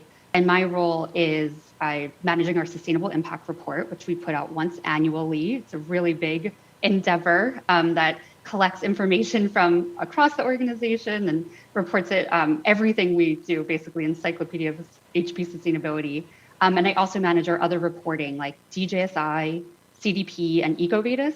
I also, another plug on, I think those are things you can learn if you're interested in corporate sustainability in a certificate program, or it's good to kind of know basics of like GRI reporting. And there's tons of acronyms out there. We'll put probably some resources after this webinar, but that being able to have a little base understanding of that and take certificate courses, again, something I've really learned on the job. I also manage our climate strategy and programs, which involves goal setting, our climate policy positions, and coordinating with other groups across HP to implement the strategy. So understanding what the goals should be for our supply chain and how are we going to get there and setting up that program, or working with our operations team on their goals, and also working on climate justice and how we can ensure what we're doing across the organization also has that social justice lens as well. So I think really important for the skills I've had is learning on the job, being willing to jump in, being a good liaison, and being able to influence, and stakeholder engagement, as well as project management. Erin, could you just clarify a little bit, because this is another interesting topic, and at the risk of getting into the rabbit hole, but what is reporting? What does that mean for a company? Yeah, so I would say a couple acronyms. Again, we'll add those probably at the end, but right now companies voluntarily report on their sustainability programs. So a lot of them will follow GRI, SASB, SASB, and other, there's kind of an acronym soup out there, but we also report to the UN Sustainable Development Goals and a few others as well. And so it's voluntary reporting that companies do to show, to be transparent on how they are performing against sustainability. These things I think are going to become mandatory. So I do think that jobs like mine are actually going to increase because we see additional regulation across the world asking for more mandatory reporting as part of your corporate reporting. So similar to companies putting out a financial report. So I do really encourage people, if they're interested in corporate sustainability, learning more about reporting and requirements and getting brushed up on that side of things. Thank you. You know, that we spent so much time on these reports that I forgot that it's just almost invisible to a huge amount of people in the world. And so that's certainly something that I spend a lot of time doing in my role as well. So here at the city of Cupertino, we do a lot of the work that Erin is doing at HP in the corporate sector, just in a different context. We also do reporting as a public agency. We have to track our greenhouse gas emissions and actions that we're taking, and that's all really contained in a plan that we put out called the Climate Action Plan. And we also kind of do progress reports to our city council and to the general public on how we're tracking against that plan. Probably the only difference I would say between the public and the private sector in that regard is that these plans are really public plans. So when you do that strategy and decide what you're going to do in terms of your sustainability in a corporation, you have to get all your stakeholders together. In the public sector, it's really like the whole community should be involved. So that's a huge part of what we're doing here in the city of Cupertino, is just really first trying to educate the public about what our emission sources are, and then having discussions in as many different forms as we can about what to do about it. And those plans are very long-term plans, because if you're thinking about a city, we're talking about all of the infrastructure, the roads, the bike lanes, the water supply. So very similar to what corporations do, but really geographically set in terms of our city boundaries. If you ask me what I did day to day just a couple years ago, it would be like 90% spreadsheets. I think all of us can relate to just the amount of data and work that we do from a technical side is really important.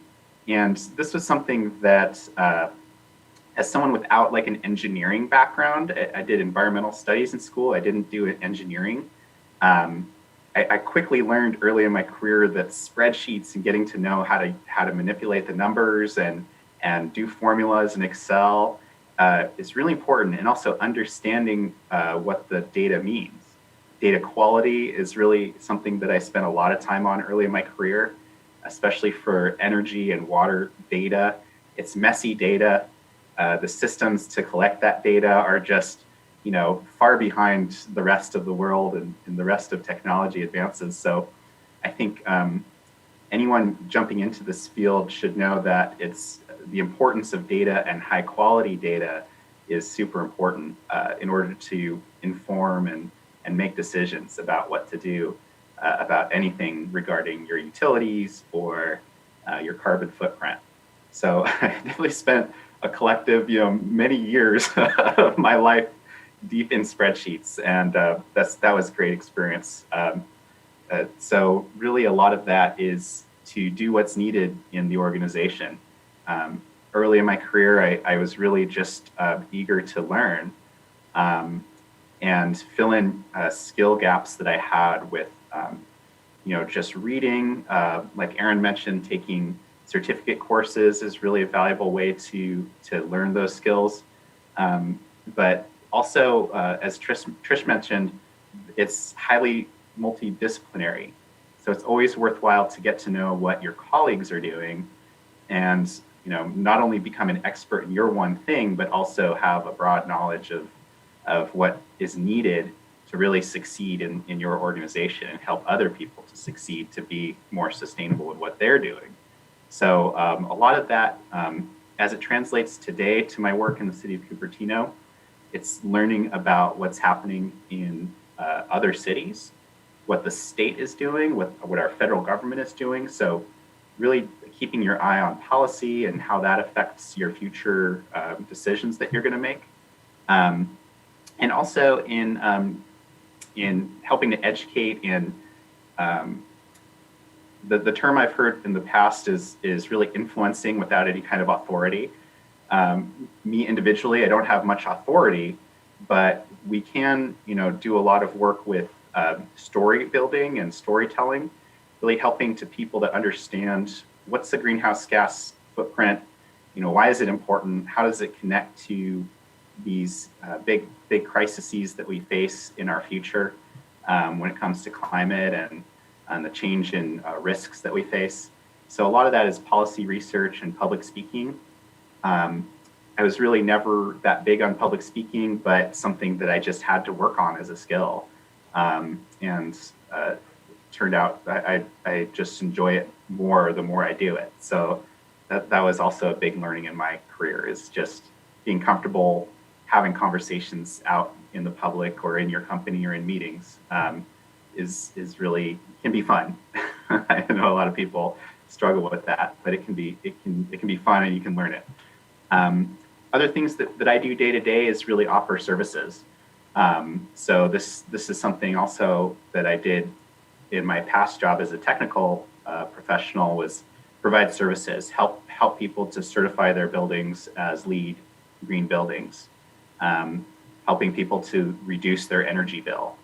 I spent a huge part of my career just doing energy conservation. It's extremely rewarding.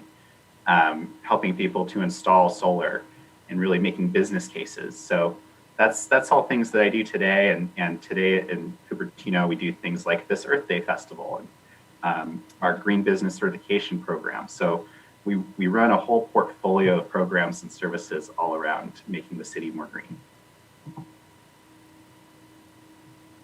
Well, I love both of your day-to-day stories. just because I think there's such perfect examples of, number one, you need a pretty big toolkit of different skills that you draw upon every single day. And I also think they're great examples of kind of how the different areas of sustainability are different. So like, for example, Erin's work is a great example of how in corporate sustainability, you could have someone like an Erin who kind of works a little bit on everything, right? You could be doing strategy and goal setting one day, reporting another, project implementation, that sort of thing. And then other folks who are working in sustainability could focus almost exclusively on one of those things. Like I know folks that are just exclusively working on reporting, or maybe are just working on project implementation. So I think the key when you're looking for maybe a corporate sustainability type role is to kind of really read the job description really carefully and understand, what flavor of corporate sustainability job is this, and is it a good match for my skill set? And Andre, I loved all the different things that you do, because I think it's a perfect example of how much communication skills matter. I'm sure, Erin, as you do a lot of communicating all day long as well. One of the things that I think people sometimes takes them a little bit by surprise when they start working in sustainability is how much education we all still find ourselves doing. So be it building the business case for somebody within your company, or maybe for a partner, or Andre, for you, doing education to people about kind of what services are available. Anybody, whether or not it's in your job description, if you're working in sustainability, you're going to be educating people, and you're going to be communicating, and you're going to be doing that storytelling and things like that. Some other, threads I saw with both of you, and I tend to see it kind of across the whole space. You mentioned data and data management and data analysis. You gotta love spreadsheets. It's just all there is to it. And yeah, certainly working on those communication skills, presenting, getting your ideas across effectively. Of course, project management. I think a lot of people would agree there's a lot of projects out there. And I think one other point I'd really like to make is, the three of us are great examples of people that have worked in roles that have the word sustainability actually in the title. But, if you were paying attention to what Erin was saying, she works with folks from all across HP, many of which I would bet don't actually have sustainability in their title, but they are working on sustainability projects that impact the sustainability of the overall company and what they're doing. And so you could either work in a functional role in a company working on sustainability, maybe not necessarily on the corporate sustainability team, but say working on operations or supply chain or procurement, things like that. Or you could also just take a more traditional functional role like marketing or web development or anything like that, and do that for a company that is focused on making an impact. So that could be either a sustainable product or service, maybe a nonprofit or something like that. They all need accountants, right? So you don't necessarily have to work in sustainability to have a job that makes an impact. If that area is of importance to you and you're sitting here and you're like, I don't know what a carbon footprint is, or building efficiency is not for me, that's okay. There are still options out there. I love that. It really brought to mind a story of a project I was working on in the past where I was like the energy efficiency guy. And so I'd kind of fly into a location and do a facility assessment, try to figure out how to make it more efficient. But the most fun I ever had was when the facilities manager, and I would argue that is a sustainability job, is running a facility or a campus. But it's not always like explicitly in your job description, like you said, Trish. But the most fun I ever had was when people were kind of get it and they said, oh, this can actually help us with our carbon footprint, and we love to know that we're doing the right thing in our job. So I've really enjoyed that part. Anytime I can interact with someone, like you said, from either like an engineering or a technical business unit, or even like today, like working with businesses in our city who are hair salons and restaurants. And, these aren't sustainability jobs, but I just love when you can kind of make that connection for people, and they can feel a lot of fulfillment in what they're already doing in their own business. So that's what I really love about making those connections, is you can help someone to really make a higher difference and a big difference in their own day-to-day. And I've even worked with a facility manager in the past who, through working with our group, decided to get certified as a lead professional, which is a green building certification. So things like that to encourage development of green skills, even no matter what the job is. I've seen this with accountants and finance people too, transitioning from just doing accounting to doing accounting on their greenhouse gas report. So I've seen people kind of move that way, and it's just really thrilling. We have a few other questions around skill building, and we will include some more links in the show notes on YouTube once this is published. And Trish has an excellent set of resources on her website as well, which is Sustainable Career Pathways. So a few questions that we get as well around green careers is, well, can I make any money doing this? And that's especially a concern that we hear from a lot of folks who are deciding what to do with their college major. They may have a lot of concerns about what their career will look like in terms of salary and quality of life and job satisfaction. So Erin, do you want to talk to any of those concerns about what you're doing? Is it fulfilling? You satisfied with your job?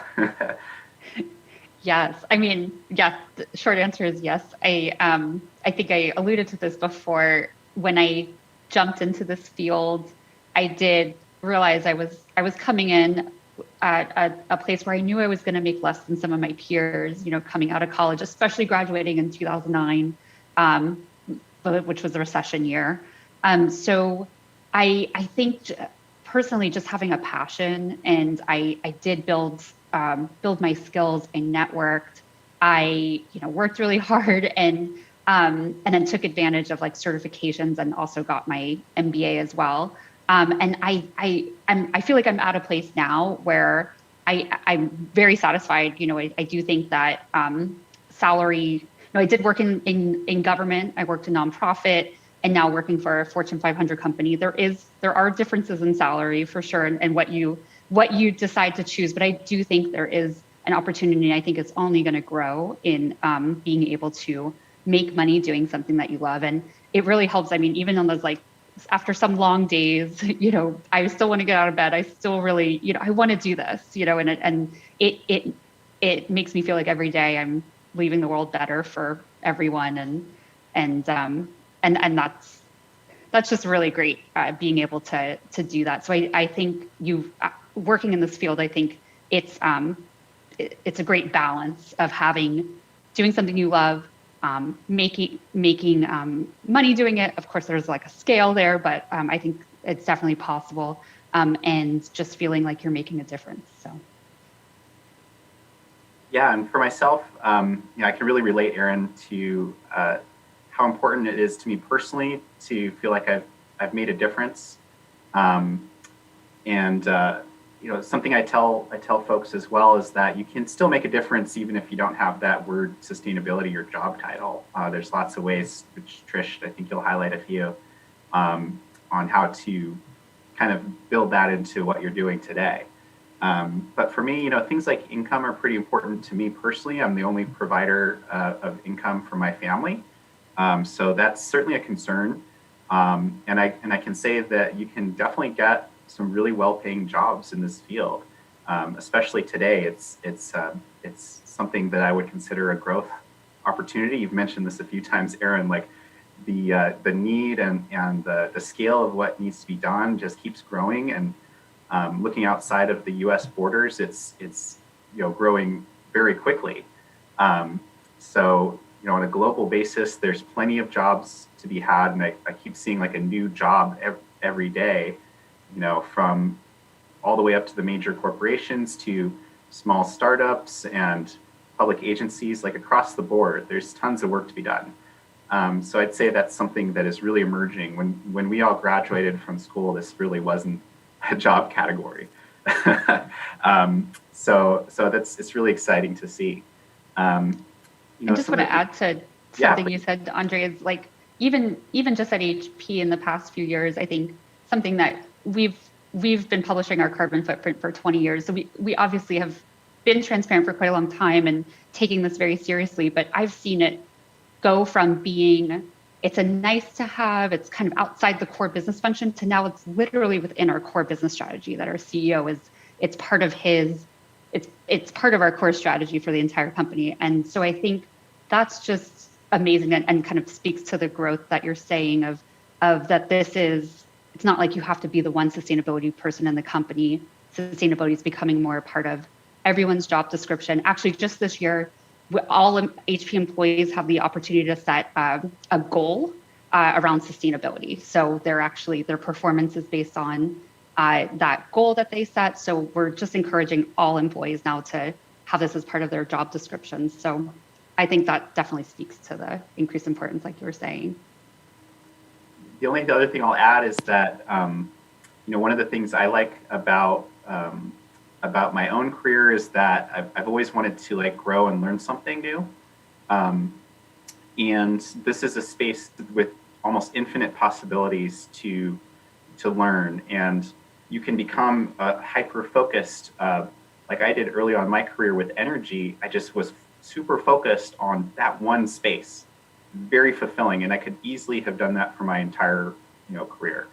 But I love the opportunity to just, say, okay, I'm the energy guy, but now I'm going to learn more about waste and water and provide those services because it's interesting and people value it these days in terms of, like you said, Erin, like either there's a regulation or companies and organizations are just realizing it's the right thing to do and that it can really enhance their core business.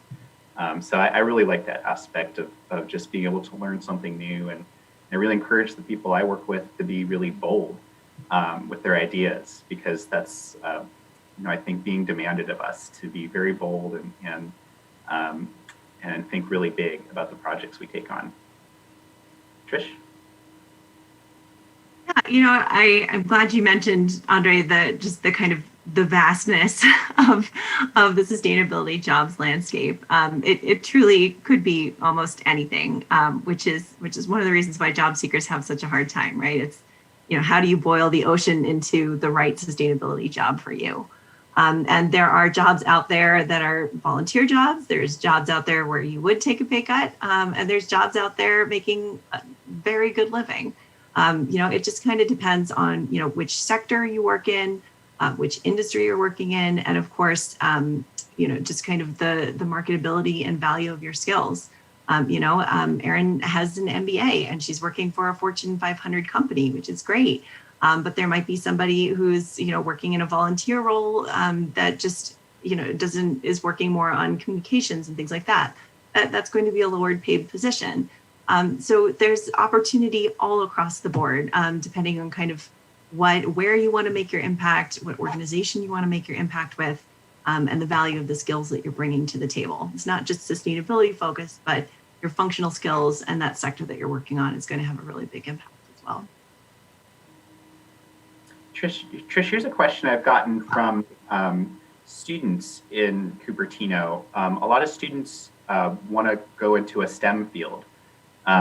Is that required for this kind of job, or can you give any advice, specifically for folks who are looking at, technical work, say they want to be engineers or software programmers? Are there opportunities as well to get involved in the green economy?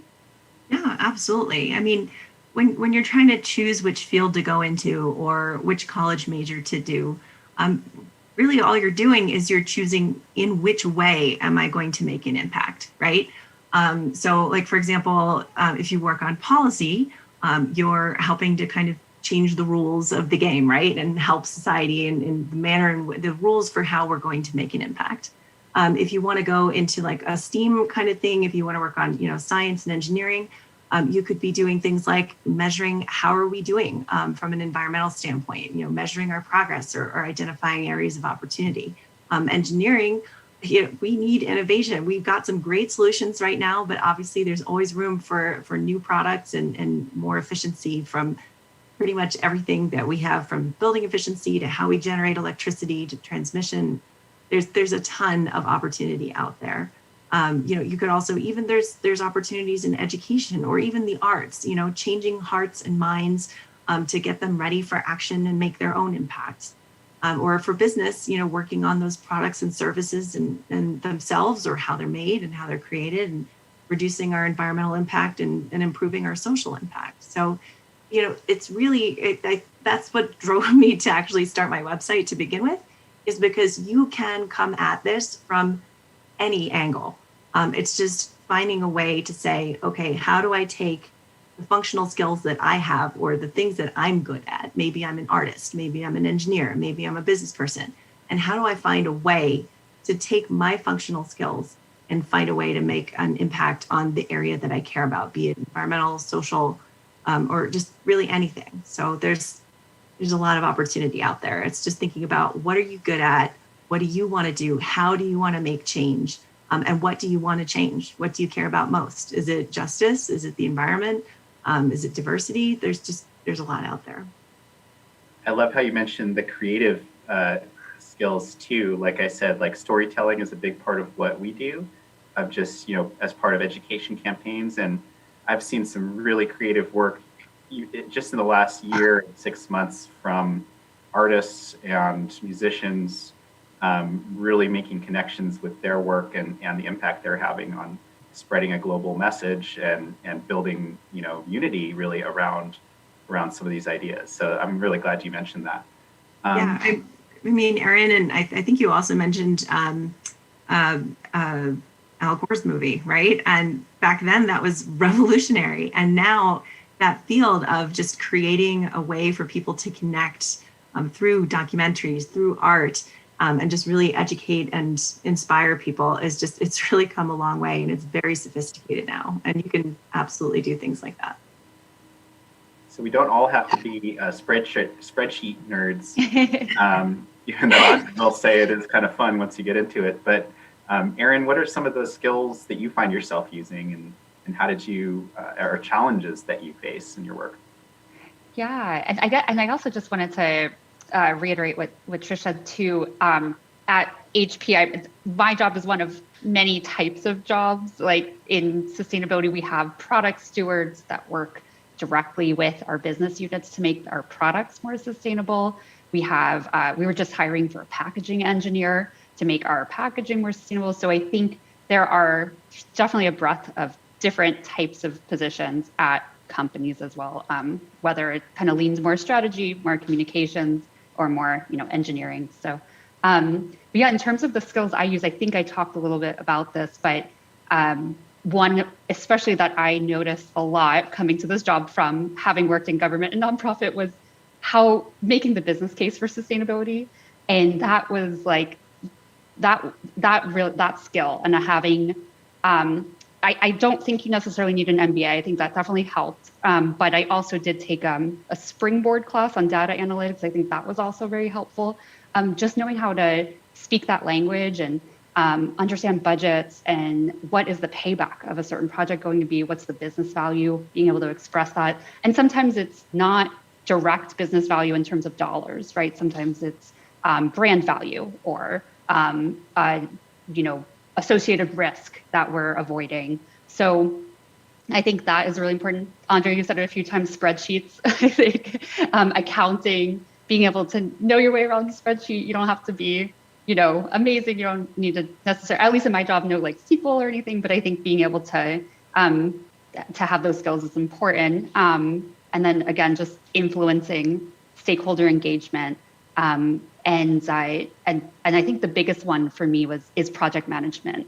And I mean, for example, for the Sustainable Impact Report, we have 150 contributors across the company contributing to this one report. And, with, basically a 6-month project that we're trying to meet a certain deadline, for being able to publish it, design it, get legal approval. There's so many different aspects of that, and being able to manage a project, and especially with a virtual global team, has been an important skill for me in my position.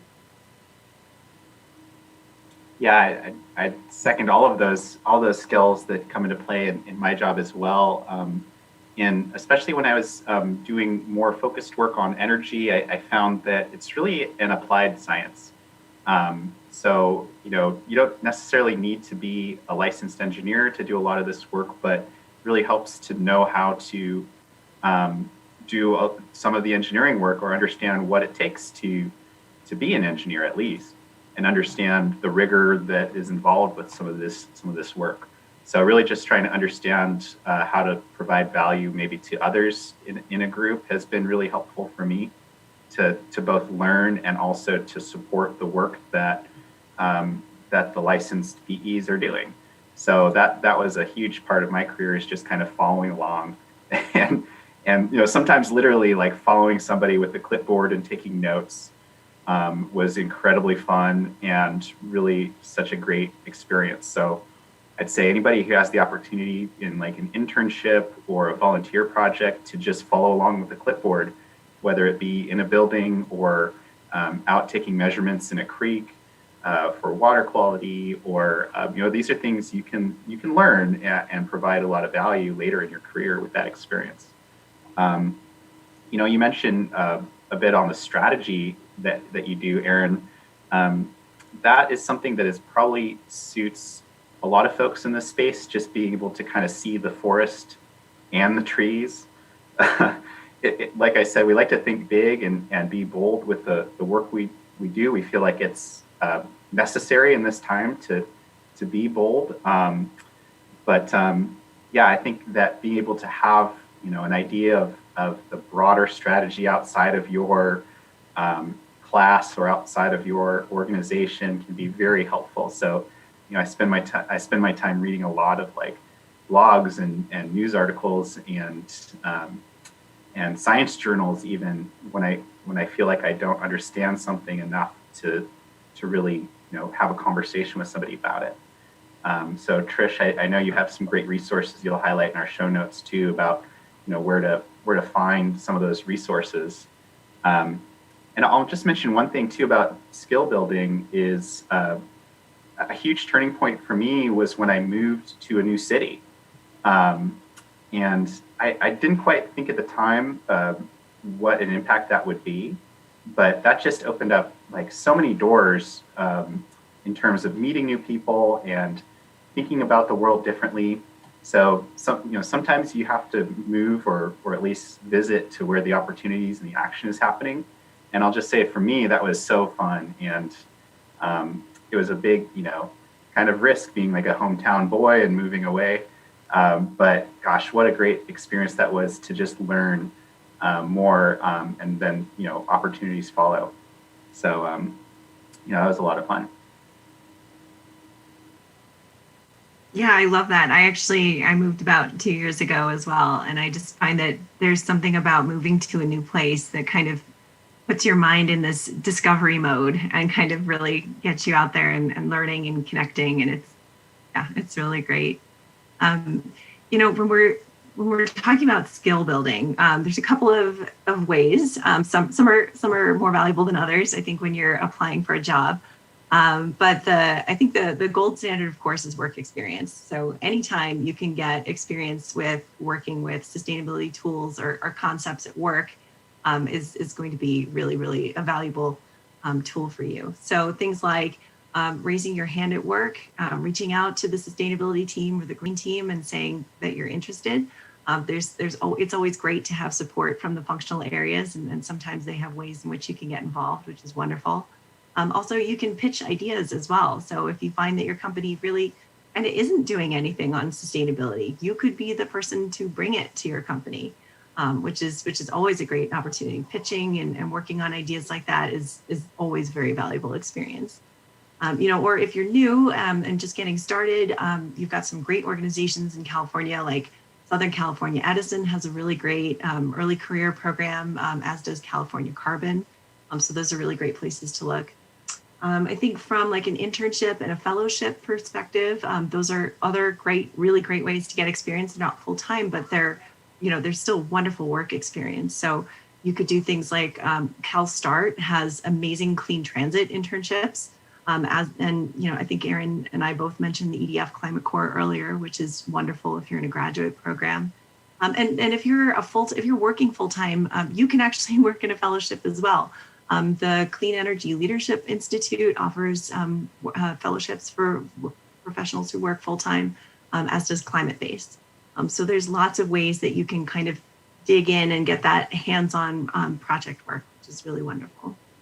Of course, school is an option, both when you're in high school and you're looking for ways to get involved, or even college or graduate school. There's always lots of ways that you can learn. There's formal curriculum that you could go. So if you want to go to a graduate program, probably looking for sustainability focused programming is a great idea. But there's also stuff that you can do on the side, be it volunteering or involved in clubs. Andre told me you have some really ambitious students in California that have, been working on these incredible programs to, develop the idea and pitch it to the Board of Education for, getting solar either on the rooftop of their school or for the entire district. I've even heard of students doing, school waste competitions where, this school is pit against this school or, this wing against this wing. Really any way that you can kind of get involved and get experience with working with others and finding these solutions is a really great thing for your career. You can also do university certificate programs. They're popping up like weeds. They're everywhere. Harvard's got some great ones. NYU has some great ones. There's a lot of them. There's also professional certifications that you mentioned, Andre, like LEED. Erin, I heard you say GRI a whole lot, ISSP. But generally, when you're thinking about either a university certificate program or a professional certification, my advice is always, those are usually big investments of time and money. So I always say, think really carefully about, what experience or skill gap are you trying to fill, and is that truly valuable to the type of work that you're hoping to do? I wouldn't say, just everybody go out and get LEED if they want to work in sustainability, because, that may not be appropriate for the type of work that you hope to do eventually. LEED's a great program, but it's not necessarily relevant to everything that is out there. You can also do skills-based volunteering. Idealist has a awesome search function to help you find, what kind of organization you might want to volunteer for, what kind of skills you might want to use and develop. Those are great. And of course, research and writing. Andre, you mentioned how much you read on your own to just kind of get smart on topics that maybe you don't know a lot about. And if you want to kind of demonstrate an expertise in something that you've learned about that way, I've seen a lot of people be really, really successful in doing their own content generation. So starting a blog, starting a podcast, anything like that, you can kind of really show the world what you know and what you're capable of that way as well. So lots of options, huge scale for different ways that you can kind of develop your skills and show off your skills as well. Yeah, one thing that's really that it struck me about what you just said is, we all do a lot of reading to stay up to date, but also a skill that I've been working on lately and have found to be extremely useful is actually admitting what I don't know and being very open with that, which is hard for me because I spent so long trying to be like an expert, and that's extremely useful. You become an expert, you're all of a sudden very useful in a lot of jobs. But I've found a lot of value, just personal satisfaction of having what I've heard called like a beginner's mindset. And that has been a bit of a challenge for me to admit when I don't know something. But gosh, it's really paid off in like conversations where I'll just be very open and kind of vulnerable about, what I don't know. And I've learned so much in that regard, just having conversations and asking asking dumb questions. There's no dumb question, but sometimes I held myself back by, not raising my hand and asking that question and kind of feeling embarrassed about it. So that's been a skill I'm still working on, and found it to be really challenging and rewarding. I think we have some more time left too, if we want to talk about some of those specific career experiences that you had, both Erin and Trish. Especially you, Erin, it sounded like there was a few like milestones that really were turning points in your career. Can you talk a little bit about those? Yeah, sure. Well, yeah, and I just want to, everything that you said is so right. I think just in all of the opportunities that you can do, I think honestly, just raising your hand has been the best payoff for me, and saying yes to opportunities, jumping in. Even in college, I reached out to like create an internship for myself at a solar company, and I wound up, it was a free internship, but it was great to put on my resume and be able to get that skill. So I think don't be scared, just jump in. And yeah, so echoing everything you just said. And I think that was probably like a turning point for me. And I was working for, being able to work for the UC Davis recycling program. And like I said, getting to see in action, like something physical, like I was helping, and I set up our first large-scale composting program at a university in the United States. And I think just that like powerful, like, oh my God, this is amazing. And then we had other universities calling us and asking how we did it. And I just was like, wow, this is so cool. We can actually, I can make change at my campus, and I can help others. Like this is a thing. So I think that was a really big turning point. And then, like I said, I think honestly, an inconvenient truth and having that powerful documentary and realizing like, I can't not act, I can't not do this, and then at that time, I think the world was changing enough that there were more opportunities out there, and I jumped on that. And I would say also taking that risk. I was working in local government. I'd worked there for 3 years, and I was very, very nervous about honestly spending the money to get an MBA. Was like, is this really going to pay off? And I took me a while. I thought about it for quite a long time before I jumped in. And I finally took that risk, first going part-time and keeping my job, and then deciding to go full-time and really making the most of it. Signing up for every club I could, like meeting all the mentors I could, signing up for every project. And that really paid off as well. So I think those were quite big turning points. Those were my turning points for me. But I think just being open to opportunities, volunteering your time, if maybe you're not necessarily directly in this field just yet, all really good ways to get into the field or just propel yourself in the field. Trish, those are all great comments. I want you to take us home here with any lessons that you want to call out. But also, I've heard the word volunteer a few times, and I really need to acknowledge all of the volunteers who made this year's Earth Day Festival possible, including a lot of volunteers from our local high schools here in Cupertino. So all of them are, doing a great job on their own time to make this festival possible. And also, making their own way in the world of green careers. So I just wanted to acknowledge the great work that they're doing. Trish, anything you want to say to bring us home? Yeah, I'd say a lot of what we've been talking about is maybe for folks as they're starting to think about sustainability as a career. If you are just starting out at ground zero and you're trying to figure out, what's this whole sustainability thing about, Project Drawdown has an amazing introductory course. It's on YouTube, it's free. It's called Climate Solutions 101. And they really do a great job of breaking down, what are the drivers behind why we care so much about climate change and why it is actually an urgent need that we need to address. What are the solutions and kind of what are their approximate scales and what are the limitations of those solutions, and how do we roll those out at scale? So if you're looking for a really great big picture, like how does this whole thing work? Definitely go to Project Drawdown's website and check out their Climate Solutions 101.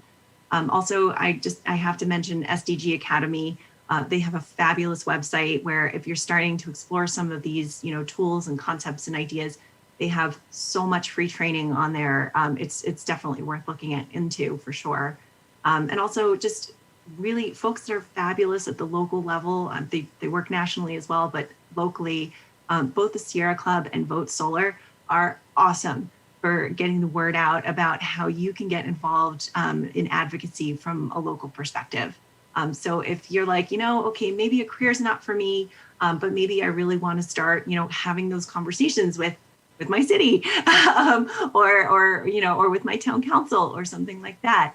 The Sierra Club and Vote Solar both really have their fingers on the pulse of kind of, what's out there, what's active right now, and how you can get involved. So lots of ways to get involved professionally, hopefully, but if not, there's just so much out there.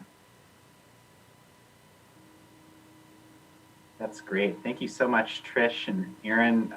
I've learned a lot, hearing from you and your stories. Any last words, Aaron?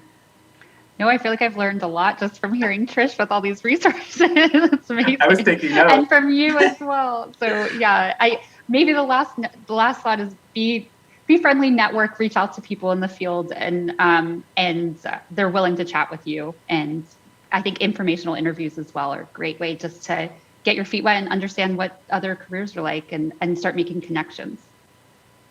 Yep. I'm just going to echo what Aaron said. I mean, this whole industry is about relationships and collaboration. So the more comfortable you can get with reaching out to strangers, having a conversation, and just kind of developing long-term relationships, not just, hey, can I have a job? That sort of thing. You want to find a way to meet people and connect with them in a way that you can develop a long-term relationship that'll benefit both of you. That's a really important skill. Great advice. Well, this has been a lot of fun. I really appreciate your time to help make this Earth Day Festival, I think, a really productive time to talk about this topic. And I think we've answered a lot of the questions that we've heard over the last few years about how do I get my career to be a little more green and get involved. So Trish, thank you so much. Aaron, I really appreciate it. And thanks again to all of our volunteers who've made this Earth Day Festival possible. Thanks for having me. Thank you.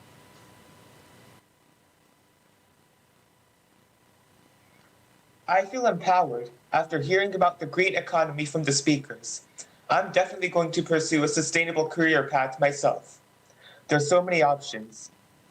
Yeah, and I'd like to highlight the ability that anyone has to make an impact in sustainability, even with or without a STEM education. I personally found this really insightful as a student, and I'm sure college students would find this useful as well. I really liked Andre's description of a sustainable career and how he's able to both support a family and make a difference in the world at the same time. I think people don't realize just how fast green jobs are growing. I think I'll definitely go check out Project Drawdown's Climate Solutions 101 video. We will post all the resources mentioned in the show notes when this video is posted to the Cupertino YouTube channel. We've heard from some great speakers today. We want to take a minute to pause and thank our audience for being here today.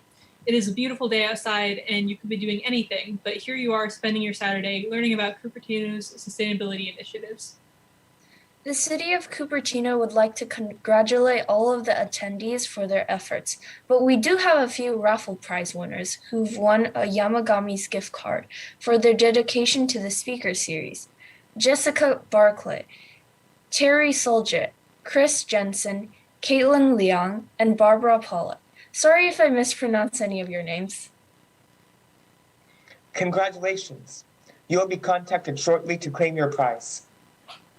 Next, we will hear from some other teens that are closer to home. In fact, they are from right here in Cupertino.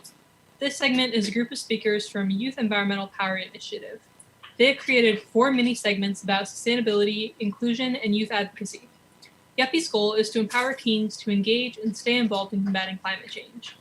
YEPI aims to spread awareness for sustainability and environmental justice, promote alternative transportation and safe biking and walking, and lead future leaders to fight against climate change and make positive changes for our environment.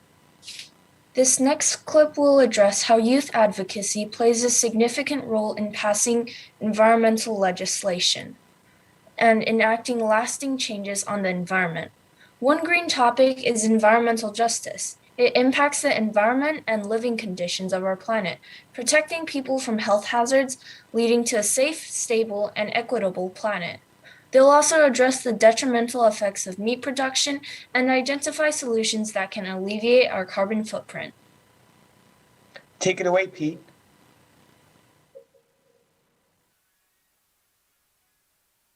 Hi, my name is Emily Tianchi and I'm 17 years old. Hi everyone, my name is Kyle Tianchi and I'm 14 years old. We're from San Diego, California.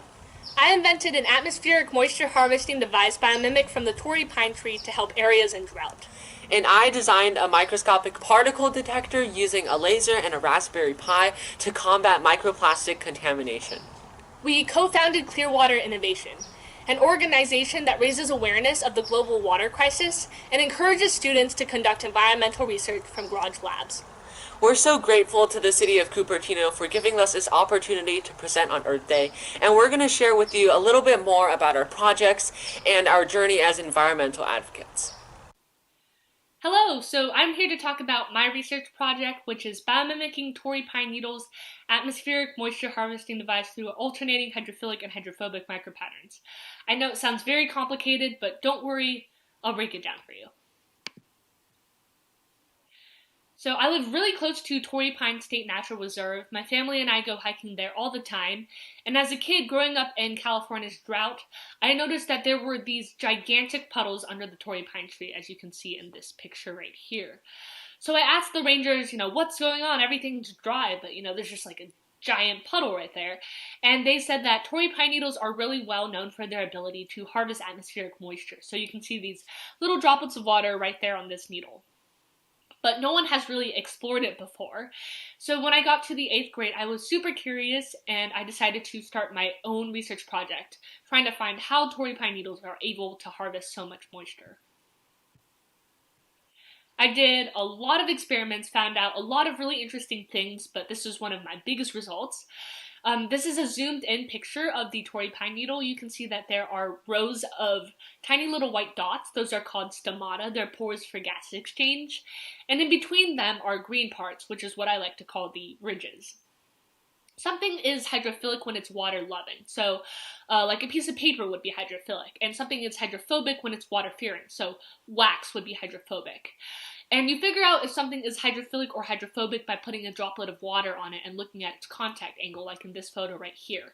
The smaller the contact angle, like this needle, the more hydrophilic a surface is. So the Torrey pine needle is hydrophilic, which is pretty unique to pine needles. I discovered that within this, on a microscopic level, the white little spots, the stomata, those are hydrophobic. And because they're arranged in such nice little rows, this creates an alternating hydrophilic and hydrophobic micropattern. Very unique pattern, and I hypothesized that this pattern would help the needle harvest moisture. So in order to test that hypothesis, I fabricated this alternating hydrophilic and hydrophobic micropattern onto a transparency. And I compared it with just a plain hydrophilic and plain hydrophobic surface. And just put it in my humidifier. It's for my asthma, but it creates great fog. And just saw which one could collect more moisture within an hour. And as you can see, the water here, the micropattern really pushes the water off of the surface. It creates a lot of mobility on the surface so that more moisture can harvest on top. And I discovered that the micropattern, once it's optimized, actually harvests around 2.6 times more moisture than just a homogeneous hydrophilic surface, which is really, really impressive. I biomimicked that property, that micropattern, along with several other properties of the Torrey pine needle that I found through my experimentation into a moisture harvesting device. I've gone through probably 8 or 9 prototypes. This is my latest one. Kind of looks like the coronavirus, but it's 3D printed and I'm working on field testing it and developing it. I've had the awesome opportunity to present my project at a lot of different science fairs like the Intel ICEF and the National Junior Science and Humanities Symposium, as well as the U.S. Stockholm Junior Water Prize. I've received some great support from the Torrey Pines Docent Society, which is essentially the park rangers of Torrey Pine State Park. Look, they bake me a cake right there. They're so sweet. I've also interned at the UCSD Scripps Institute of Oceanography for one summer and developed my project there. My macro pattern and the device, those are both patent pending, and I'm looking Forward to hearing from the USPTO soon. Most recently, my project was featured in a National Geographic documentary series on water conservation called Join the Millions. It was super cool. They flew a drone over Torrey Pines, and look, there's me right there in the documentary. I've also gotten the chance to talk to people at the Water Environmental Federation and the California Water Environmental Association. So overall, I am working on still publishing a paper about some of my results, still working on developing my prototype, scaling it up, and I can't wait to see it be mass-produced and manufactured one day. This has been a super great learning experience, and I have just gained so much from my research project. Hey everyone, my project is about Nereid, a microplastic detector using laser microscopy and image processing powered by the Raspberry Pi, which is designed to detect microscopic particles in water. This project began on a trip to China 3 years ago. When I entered the smog-filled city of Tianjin, I was really surprised to see that, first of all, nothing looked like the Forbidden City, and then after I got over that shock, we headed over to my grandparents' home, where I took a long drink of cold water from the tap. The humid weather had me extremely gross and sweaty, and I was really glad to drink some fresh water until, not an hour later, I was throwing up repeatedly. And from then on, I became far more aware about the dangers of water contamination and how many countries don't have access to clean water. I chose to research microplastics since it's a rapidly emerging contaminant that hasn't received much investigation. California is in the process of adopting a standardized testing method to monitor microplastics in drinking water. Existing industrial technologies such as dynamic light scattering, the turbidity meter, and the SDI kit are not able to efficiently measure microscopic particles less than 1 micron, especially in low concentrations. My device was inspired by my childhood camping nights, where I ran around in the dark with a flashlight and I saw a bunch of dust particles flying around in the air. Through testing many combinations of light sources and viewing angles, I designed Nereid, which uses a laser to illuminate solid particles in water. An 800 zoom microscope records videos of the illuminated particles, and the Raspberry Pi, which is a microcomputer, powers the entire device and runs the software code that I developed. My code displays a user-friendly GUI that provides several options, including an image processing algorithm that displays histograms of the particle size and quantity. My method can detect particles as small as 5 nanometers in very low concentrations under just 10 seconds. My next goal was to directly characterize microscopic particles, which might be beneficial for microplastics research. Using aspect ratios, which is the ratio of the length to the width of an object, I can determine the shape of the particles, and through this I can find out whether particles I see are circular or strand-like. And then finally, with a 405 nanometer laser, I can analyze the particle fluorescence emission, and I can characterize different solid particle contaminants. I'm very thankful for all the support I've received. My project was awarded the national runner-up for the 2023 Young Scientist Challenge. 3M assigned a mentor, Dr. Jonah Shaver, to work with me over the summer to further improve my design. I also submitted a preliminary patent application. So that's my project. In the future, I hope to be able to commercialize this device and help thousands of more people. Now we're going to talk a little bit about Clearwater Innovation, our environmental organization, and what we do. We both started off our research with $20 microscopes and began using things from around our house. I used things like tiramisu cups, cookie tins from last Christmas, and leftover sparkling bottled water. Yeah, I really use like the duct tape, the Legos, lots and lots of Legos, just all sorts of random stuff and random junk. And also an excuse to buy more tiramisu. But we just also wanted to make sure that students didn't feel limited by what resources they had, because we were able to find some really cool results just using all of that stuff.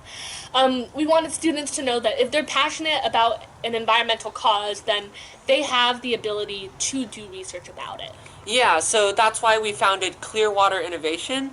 And what we do is we raise awareness about the global water crisis, and we also inspire students to do garage lab research like we did.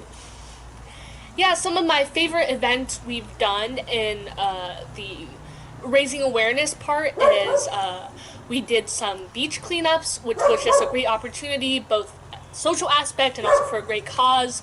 We just go down to the beach with a group of students, local high school students and middle school students, and just clean up the beach and look for sources of pollution. Yeah, and another thing that we did was host an water and plastic art and short film competition. This reached out to over 1,000 people across San Diego, and we just got a whole bunch of amazing artwork that displayed the severity of plastic contamination in the ocean. And it was really great seeing how many people cared about the ocean, and also seeing how awesome a lot of the artwork was. Yeah, they're so talented. So talented. And we had several generous sponsors, and we were able to supply our winners with monetary awards, which is super cool. Another one of my favorite events we did was the Save Water, Save Nature poster demo. We went to one of the largest after-school programs in San Diego called All-Star Academy, and we met with dozens of elementary schoolers. We told them about the global water crisis, and they made posters illustrating different aspects of it. So that was so much fun. The kids were really cute and super passionate. A lot of them were like so passionate about shortening the showers and taking steps to eat less meat and just help the environment. Another program of Clearwater Innovation is the Young Innovator Series, where we interview people we've met along our science fair journeys, and we ask them about their research because they've also done some really awesome things to help the environment. We really recommend you go check that out on our YouTube channel, which is called We Impact, and you can find some cool robotics videos along with the environmental stuff. Yeah, I've interviewed 2 winners of the U.S. Stockholm Junior Water Prize. You can learn about how my friend Zoe was able to simulate oil spills in the ocean with canola oil, and how my friend Sonia dealt with a lot of dead frogs along the way of her sampling different water sources in New Jersey. I don't know about you, but I love reading the news and keeping up to date with what's going on in the world, so Clearwater Innovation has its own sort of like news advocacy blog section on the website, which is www.clearwaterinnovation.org. So I have my computer right here. I'm just going to scroll through and read off kind of my favorite article titles. We've got the Gulf industry and its irresponsible water consumption, the wildfire, a vicious cycle, the Texas water crisis shows just how inefficient our water systems are. Change needs to occur. And does meat meet our water conservation standards? I came up with that title. I'm very proud of it. But all of these are written by our awesome Clearwater Innovation team, comprised of a group of students all around the U.S., all middle school and high school students. So very digestible information, and I hope you enjoy reading it as much as we do. Clearwater Innovation currently has a total of 50 members across 6 states. In the future, we hope to expand our organization internationally. We've already established some connections through the Broadcasters Internationals, and hopefully that'll allow us to go to countries that have an even worse problem with water than we do here in California. Yeah, Clearwater Innovation was a finalist in the 2020 Children's Climate Prize. That is just a huge affirmation to us, and we're really grateful that people are appreciating our work and just awesome encouragement to keep on going. So I hope you enjoyed learning a little bit more about our story, but more importantly, let's talk about your story. What can you do to help the environment this Earth Day? So if you have any science project out there that you want to start, I would say just go for it. Feel free to email professionals because they're more than willing to help. And also you can use materials around your house. Yeah, like I was able to substitute a $1,000 micropipette with a spray bottle literally from the dollar store. So if I can do that, any of you can do that as well. Also, be cognizant of all of the water you're using in your life. So anything you buy or eat, that all impacts the environment. All of you have a personal water footprint, and there's some substitutions you can make really easily that would decrease that footprint. But at the same time, make sure you see the big picture. Think about the companies and the industries that are using water really irresponsibly, because at the end of the day, all of the water that they use is drastically more than what you can conserve. So sign petitions, boycott them, etc., because they are making the biggest impact on the environment. So how can the city of Cupertino help? Well, if you're a student and you're passionate about the global water crisis, we invite you to join Clearwater Innovation. Just go to clearwaterinnovation.org, go to the bottom right corner, and you can click on the Let's Chat box and send us a message, and we'll reply within a few days. Yeah, another way you can reach out to us if you have any questions or would like to join is you can DM me on Instagram. It's at @EmmaLamaTNC. We also have Twitter accounts that we check frequently. You can DM us there as well, so I'll put our handles on the screen. So that's all for today. Thank you so much for watching. And have a great Earth Day. You just heard from Kyle and Emily, a sister and brother who shared their homegrown projects. Wow, I am blown away by how incredible their projects are, especially for starting in their own home. This is really inspiring. I hope that their projects continue to develop and turn into something great. Emily and Kyle decided to do something about the global water crisis and water pollution. They've won recognition for their work conducting scientific research related to moisture harvesting and microplastics from their home lab. They're actually making it easier to find plastics in their water. They took their work one step further and started Clearwater Innovation, a student-run environmental advocacy program. Clearwater Innovation currently has 150 members across 6 states and encourages students to join. Emily and Kyle's story shows us that you don't need to have expensive lab equipment to get started in helping our environment. I think that Kyle's project is so unique because it started from his own personal experience and is transformed into something businesses can use. I would be interested in joining their organization. Yeah, and it's so inspiring to hear about what other youth organizations are doing to combat climate change. Our organization, the Silicon Valley Youth Climate Action, also does work in environmental advocacy and education in our community. We are a youth-led nonprofit organization with a city team in Cupertino, as well as more teams across Silicon Valley, as well as a state advocacy team and a team focused on transit. If you're interested in learning more about our organization or our youth and you'd like to join us, you can find more info on our website, which is svyouthclimateaction.org. Next, you will hear from Yappy and their 4 short segments about sustainability, inclusion, youth advocacy, and sustainable meat consumption.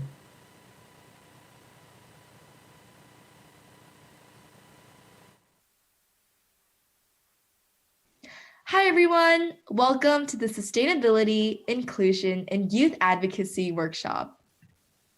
My name is Kelly Tung, and I am the Executive Director of the Youth Environmental Power Initiative. Thank you for tuning in to our virtual workshop, and we are very honored to be part of this year's City of Cupertino's Virtual Earth and Arbor Day Festival. Hi everyone, I'm Mira and a leader of the outreach team at Yappy. We are very excited to have our speakers inform you on their choice of environmental speeches and hope that you will gain valuable knowledge from their presentations, as well as be inspired. Thank you. Here are the topics that we'll go over today. Our first segment will be Engage and Empower Teens in Climate Action, where Mira and I will detail projects that Youth Environmental Power Initiative has worked on to help combat climate change. Our second segment will be Youth Environmental Advocacy, where June will talk about the importance of youth advocacy and the variety of ways in which you can advocate for the environment. After June, Avishi will begin her presentation on inclusion and environmental justice to discuss how the combination of racial inequality and saving the planet. Following that, Zara will highlight how sustainability in the meat industry will be overall beneficial for our planet. Let's start off with our first segment for today, which is Engage and Empower Teens in Climate Action. Our mission is to empower youths to raise awareness for sustainability and environmental justice, promote alternative transportation, advocate for safe walking and biking, and inspire teens to find their voice and take action. We develop sustainability leaders through project-based learning, education, service learning, community engagement, innovative research, and environmental advocacy. Yappy utilizes a variety of projects and platforms to make positive changes for our environment. We create videos as a fun, effective, and powerful way to educate youths about green solutions and issues in the world. We believe that our videos deliver strong and memorable messages and will help youths develop and carry green habits into adulthood. In fact, Our Preventing Pollution and Renewable Energy videos will be played later today, so stay tuned. Youth Environmental Power Initiative also promotes teen engagement in legislation and advocacy to help make a cleaner and healthier environment. We had several YEPI members voice their full support for the Regnar Creek Trail at the City Council meeting on November 17, 2020. Our advocacy was a success, and the Regnar Creek Trail was passed. However, it took more than 2 years for the construction of the Regnar Creek Trail to get approved by City Council. I remember speaking multiple times at the City Council meetings and at the Cupertino School District Board meetings since the age of 13. There were many opposers for this project, but the reason why I and many other supporters did not give up on advocating for the trail was because we knew that our advocacy would significantly improve the quality of life for around 60,000 Cupertino residents and help build a happier, safer, and cleaner city. Community advocacy is truly important, and YEPI wants to inspire teens to make a change and benefit the community through their advocacy. We have also been working closely with Walk by Cupertino to advocate for the Carmen Bridge, and many of our members have signed the Carmen Bridge petition. YEPI also sent a letter of support for the City of Cupertino's grant application for a study of separated bikeways on Blaney Road. Additionally, Youth Environmental Power Initiative hosted the YEPI Sustainability Summit this February, one of the biggest virtual environmental conferences in the community. We invited various environmental leaders to speak about a diverse range of sustainability topics and provided students with the knowledge and skills they needed to create, design, and implement new environmental projects to save our planet. Next, I'll hand the microphone on to Mira, and she'll describe some other projects that YEPI has been working on. Thank you, Kelly. YEPI has also organized an environmentally centered art contest, which allowed students from the Bay Area to illustrate images that reflected one climate change related topic.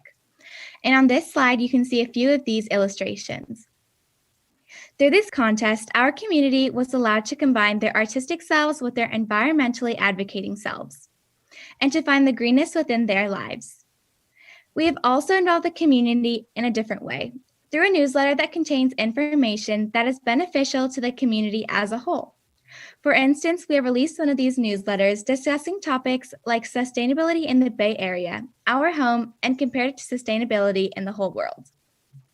Another form of our environmental education that we have produced is that of the Santa Clara County Social Distancing Flyer, as seen on the slides.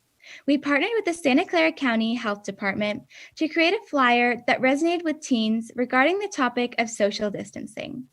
We are also currently furthering our environmental advocacy by doing impact projects, which are in effect opportunities for members of YEPI to take action themselves in leading and participating in projects that directly benefit our environment. One of these projects is growing an organic backyard, something that benefits both our world and the specific member partaking in that specific project. If you're interested in any of these items that Kelly and I have previously discussed, please apply to be a member of YEPI. We would love to have you. Our socials will be linked at the end of the presentation. Now that you've learned about how Youth Environmental Power Initiative inspires teens to take climate action, let's understand why youth advocacy is so important and the variety of ways that youths can advocate for the environment. Hello, everyone, and welcome to the Youth Environmental Advocacy Workshop hosted by the Youth Environmental Power Initiative. My name is June Wing, and I currently serve as the Ambassador Lead for YEPI. Today, I hope to teach you about how student and environmental advocacy are two overlapping actions you can take to directly help the environment and make your position clear on climate change and other crises. Firstly, what exactly is advocacy? Advocacy is defined as a public support for a particular cause or policy, and as a student, you can do both to support the fight for planet Earth. My name is Greta Thunberg. I am 15 years old and I'm from Sweden. I speak on behalf of Climate Justice Now. Many people say that Sweden is just a small country and it doesn't matter what we do. But I've learned that you are never too small to make a difference. And if a few children can get headlines all over the world just by not going to school, then imagine what we could all do together if we really wanted to. But to do that, we have to speak clearly, no matter how uncomfortable that may be. As seen here, advocacy is important to allow for change to happen worldwide. Advocacy is empowering and leads to action at the global stage. Most importantly, you can make a difference. Standing for a cause may be intimidating, but as long as we put our hearts into it, together we can make lasting change. As students and pioneers of the future, it is our ability and goal to improve Earth and keep it thriving in the far future. With student advocates, people who are in grades K to 12, as well as higher education institutions, student advocacy is done with the future in mind.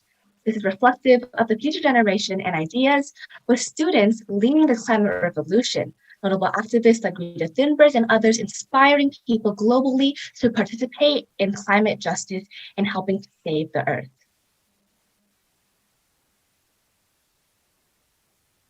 We can also do legislative advocacy, which includes petitioning for particular bills to be passed or proposing actual legislation itself. For instance, the toxic pesticide DDT was banned in 1972 after many people protested its environmental consequences. This is one example of advocacy getting things done and bringing our world one step towards a greener future. The banning of DDT was done through participating in government, which has 3 levels to participate in: the federal, state, and local levels. At each, you can attend representative meetings, whether that be for city council, Congress, or other levels. Additionally, you can create petitions and spread awareness to the public to gain support for your cause, doing research and reaching out to professionals like climate scientists and speakers to further the reach of your initiative.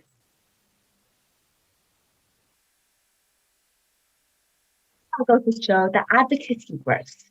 In the city of Cupertino, since 2017, there was a proposition for a new biking trail and fencing to be built in a particular area. There was a variety of opinions from Cupertino citizens as to whether the trail should be built or not, and ultimately, through 3 years of student advocacy, including letters and emails, speaking at city meetings, and overall awareness, in 2020, just last year, the motion was passed for the trail to be built. Now, a trail is being funded and built for all of the students in Cupertino to use, and as seen here, advocacy is an extremely fulfilling experience, as advocates not only impact their own lives, but also those of people who may not be able to speak up on their own. All this goes to show, your student environmental advocacy has long-lasting positive impacts, helping to improve your community and the world one step at a time, or one bike ride at a time. Let's take initiative as youth to fight for the future. Together, we can participate in student and environmental advocacy and make lasting change. Thanks, June. That was an incredible speech. Now we will transition to environmental justice, a topic prevalent right now in regards to the current climate regarding saving the planet and fighting oppression. Through this speech, we hope to bring to light how racial equality and environmental advocacy intersect. Hi, my name is Avishii Trivedi, and I'm a sophomore at Silver Creek High School and the Technology Director at YAPI. I'll be talking about inclusion and environmental justice. Environmental justice is the fair treatment and distribution of resources and environmental benefits. Everyone is treated fairly regardless of race, color, national origin, or income. Environmental justice impacts the environment and the living conditions of our planet. It protects people from health hazards, leading to a safe, stable, and equitable planet. We need to get rid of these injustices in order to come together as one to protect our planet and environmental communities. What is environmental justice? Environmental justice is concerned with making sure that A, no community takes on an unfair share of environmental burdens, and B, environmental benefits are shared in an equitable way. It challenges environmental injustices with a special focus on racial and class disparities in the U.S. and around the globe. Essentially, it's equality with respect to development, implementation, and enforcement of environmental laws, regulations, and policies. What should we do?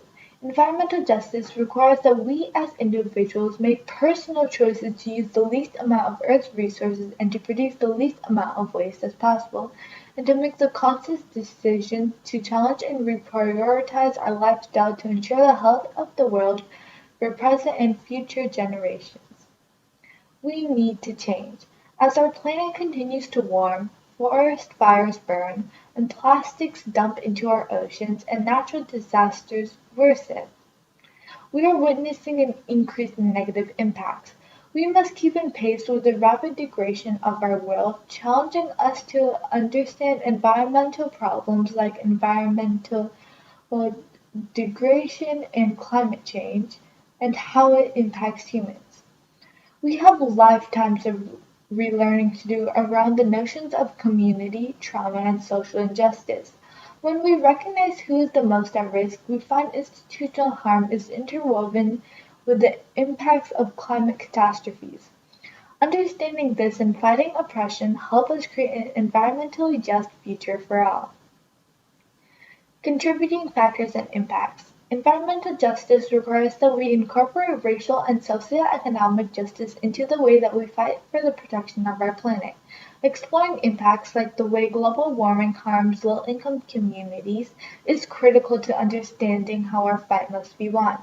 Environmental justice challenges us to center the voices of those most impacted by environmental harm in the fight for the protection of our planet. And it's not just communities of color or minority groups that are at risk from environmental injustices, it is everyone, you and me included. To protect our world and our natural resources, we need to fight for justice for all people and leave no one behind. This means recognizing the unique challenges faced by our most marginalized communities. Protecting our planet. Only once we achieve environmental justice can we protect our planet. Environmental justice calls for universal protection from nuclear testing, extraction, production, and disposal of toxic or hazardous waste, and poisonous and nuclear testing that threaten the fundamental right to clean air, land, water, and food. Environmental justice demands the cessation of the production of all toxins, hazardous waste, and radioactive materials, and that all past and current producers be held strictly accountable to the people for detoxifications and the containment at the point of production. Environmental justice protects the plant, animal, and human lives as well as our community from toxic chemicals that are harmful. To conclude, it is time to take initiative and acknowledge the harm that environmental injustices have caused and do the work required for a just future.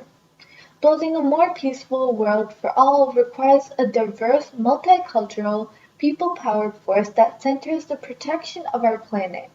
Environmental justice needs to be achieved. Thank you, Avishi, for your inspiring speech on environmental justice. Youth Environmental Power Initiative stands in solidarity with all diverse groups of people. The color of our skin and the income that we earn should not impact the quality of water we drink and the air that we breathe. Next, we'll be hearing from Zara about sustainable meat production and the effects of unsustainable meat production as well. Hey everyone, I'm Zara Nukfi and I'm the editorial director for YEPI, and I'm currently a student at Kennedy Middle School, and today I'm going to be talking about sustainable meat production. Meat, although may be delicious, it accounts for up to 14.5% of greenhouse gas emissions, which is one of the largest contributors to climate change, according to the FAO. More specifically, meat production has different aspects that affect the environment, and today we'll be covering the three main aspects. First, we'll look at land use. Then we'll take a deeper dive by looking at how oceans are affected, and lastly, we'll end off by taking a look at water usage. But first, let's take a look at the amount of land being both wasted and land that's affecting the environment. Millions of acres have been plowed over for large monoculture crop fields dedicated to feeding livestock, and these millions of acres of land weren't just plots of land that were lying around.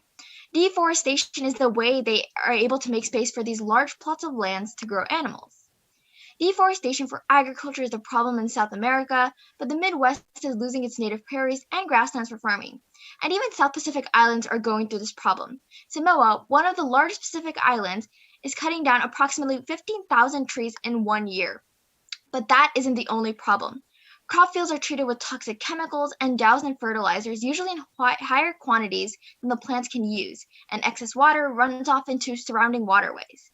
If we take a deeper look into fertilizer, manure is typically stored in open lagoons that are susceptible to overflow during flooding or leakages due to faults, and this releases harmful substances like antibiotic, bacteria, and pesticide into the environment. And as the manure decomposes, it releases emissions including methane, ammonia, and carbon dioxide. Therefore, because of the deadly fertilizer and the amount of trees that are being cut down for the sole purpose of growing and raising animals affects the environment heavily. But land isn't the only environment being affected. While unsustainable farms are ruining our land, commercial fishing methods such as bottom trawling and long lining often clear the ocean floor of all life and destroy coral reefs. They also kill thousands of dolphins, sea turtles, sharks, and other bycatch animals. Coastal fish farms release feces, antibiotics, parasites, and non-native fish into sensitive marine ecosystems. In addition, since most farm fish are carnivores, they are fed massive quantities of wild-caught fish. For example, it takes up to 3 pounds of fish meal to produce every pound of farmed salmon. Lastly, let's take a look how meat production wastes a ton of water. First off, it takes an enormous amount of water to grow crops for farm animals to eat, clean filthy factory farms, and gives animals water to drink. A single cow used for milk can drink up to 50 gallons of water per day, or twice that amount on hot weather. And it takes above 600 gallons of water to produce just 1 gallon of milk. It takes more than 2,000 gallons of water to produce 1 pound of beef, while 1 pound of tofu only requires 244 gallons of water. By raising just one cow, you can be wasting thousands of gallons of water that could be used for other purposes. By going vegan, one person can save approximately 219,000 gallons of water in 1 year. But there are some solutions for these large problems. First off, sustainable feed sourcing is something that we can all do. We must raise all meat on feed from supplies, verifiable implementing practices to prevent agriculture, runoff pollution, soil erosion, and native ecosystem clearance across their supply chain. Also, enrolling in nutrient optimization plan will prevent excess fertilizer applications and will reduce the amount of chemicals released from farms. Simply reducing the amount we go sightseeing and taking souvenirs like coral reefs can benefit the ocean, and reducing the amount we go fishing and ruining the oceanic ecosystem can help the ocean heavily as well. For water, we need to reduce the amount we buy meat or find replacements like tofu or Beyond Meat. Although this price may be expensive, our Earth is too valuable to lose over one piece of meat. Thank you. As we are nearing the end of our workshop today, we want to thank all of our speakers for presenting and also inspiring us in many different branches of sustainability. Every speech allowed for a new perspective to be viewed, and we are so appreciative we were able to understand all the ideas brought up today. Additionally, we want to thank all of our participants for attending our workshop today. Please contact us at any of our social media handles if you have any questions about our organization. Thank you all again, and we hope you enjoyed our workshop. That was so much amazing content packed into a short segment. I think these girls should have their own speaker series because they have so much knowledge about these topics. They did actually have a speaker series a couple months ago. It was great. If you're in the Cupertino area and you want to be involved in Yeppy's activities, contact them today. We'll hear a bit more from Yeppy about renewable energy and solutions to preventing pollution in a bit. Here celebrating Earth Day with us is Gilly. Take it away. Good afternoon, everyone. My name is Gilly Corral, and I work with Cupertino's Sustainability Division. I just want to pop in and thank you so much for tuning in today. We're about to transition into our final section, which is conservation-themed videos.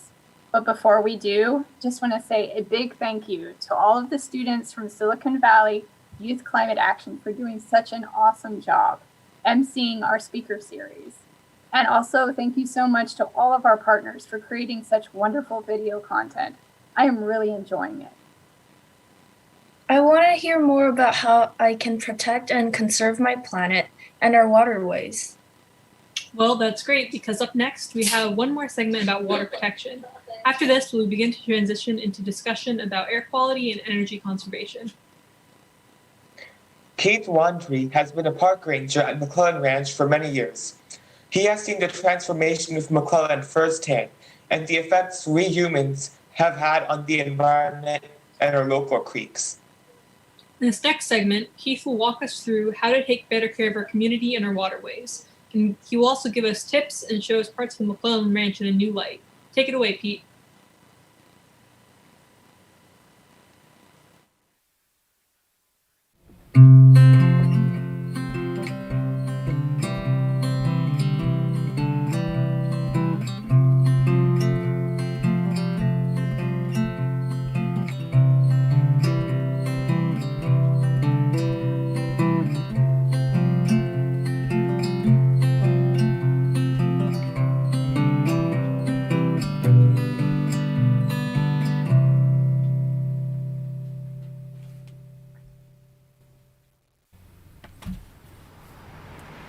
McClellan Ranch Preserve was once a horse ranch owned by the McClellan family in the 1930s, and you can still see the original ranch house, a milk barn, livestock barn, and a working replica blacksmith shop. In addition, the city's Environmental Education Center and Nature Museum, the Santa Clara Valley Audubon Society, and Rolling Hills 4-H are also located on the property.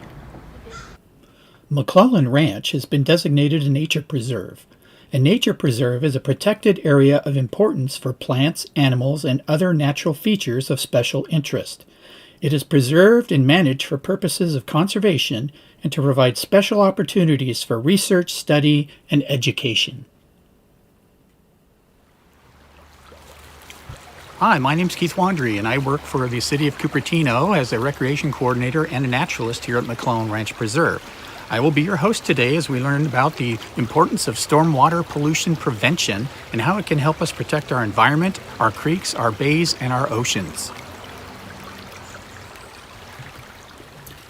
A watershed is an area of land which channels rainfall, snowmelt, and moisture from fog to creeks, streams, and rivers, and eventually to either a lake or a bay and ocean.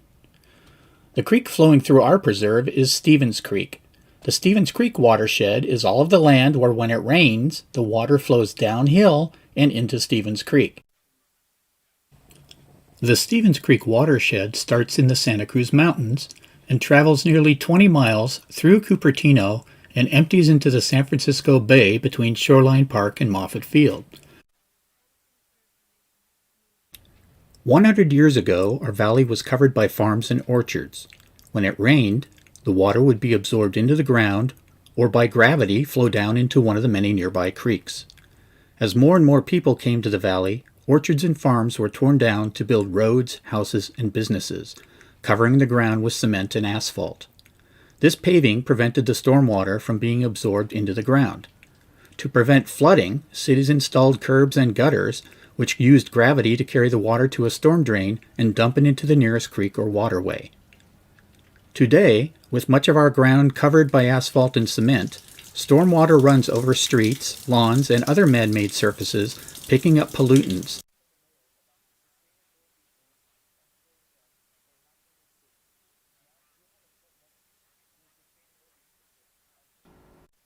Pollution is something that causes harmful or poisonous effects to the environment or the natural world.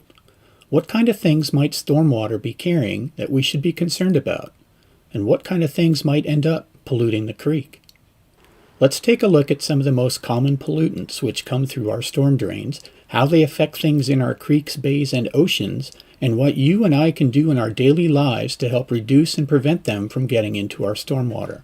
Remember, pollution is something that causes harmful or poisonous effects to the environment or the natural world.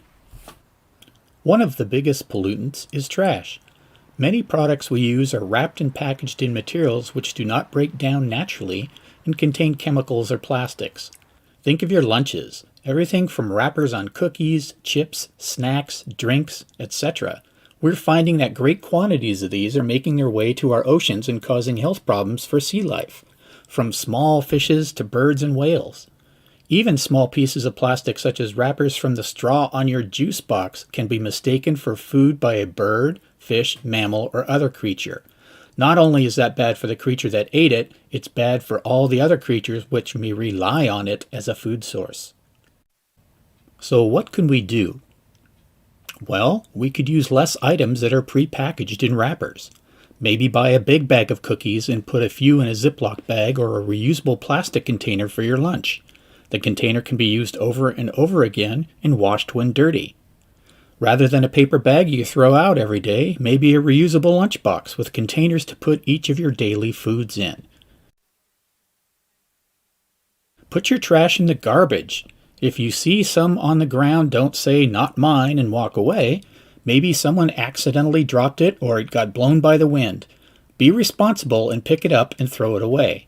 If you see someone drop something, remind them of the importance of throwing it in the trash.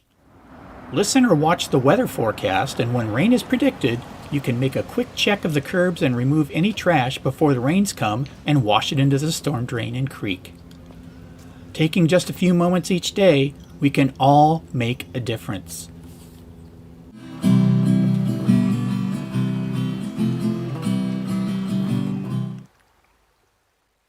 The next time we have rain, ask your parent if they noticed how slippery the road is while they're driving. That is oil making it slippery.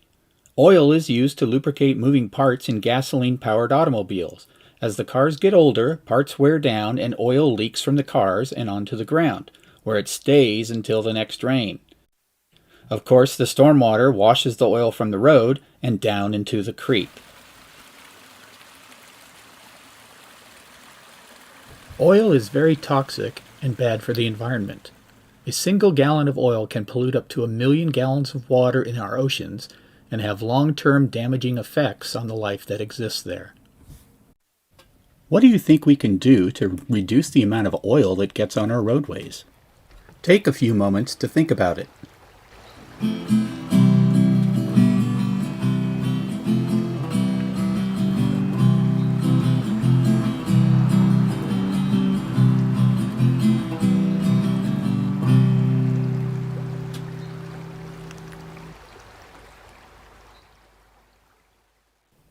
One solution is to take your car to a mechanic and have the leak fixed. The advantage of that is the mechanic will properly send the old oil to a recycling location for proper disposal. You can also make sure to inspect your car on a regular basis in order to catch any leaks when they first begin.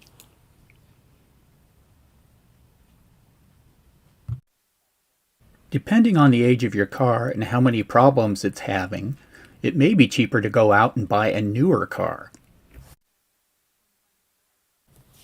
And of course, you can always buy an electric car and not have to worry about oil at all. You can also keep oil off the street and out of our waterways by not driving somewhere. If you're going to the store or somewhere local to your house, you could walk. You could run. You could ride a bike. You could ride a scooter. You could ride a skateboard. It's up to you, and it's good for you. Give it a try and see the neighborhood while protecting our water.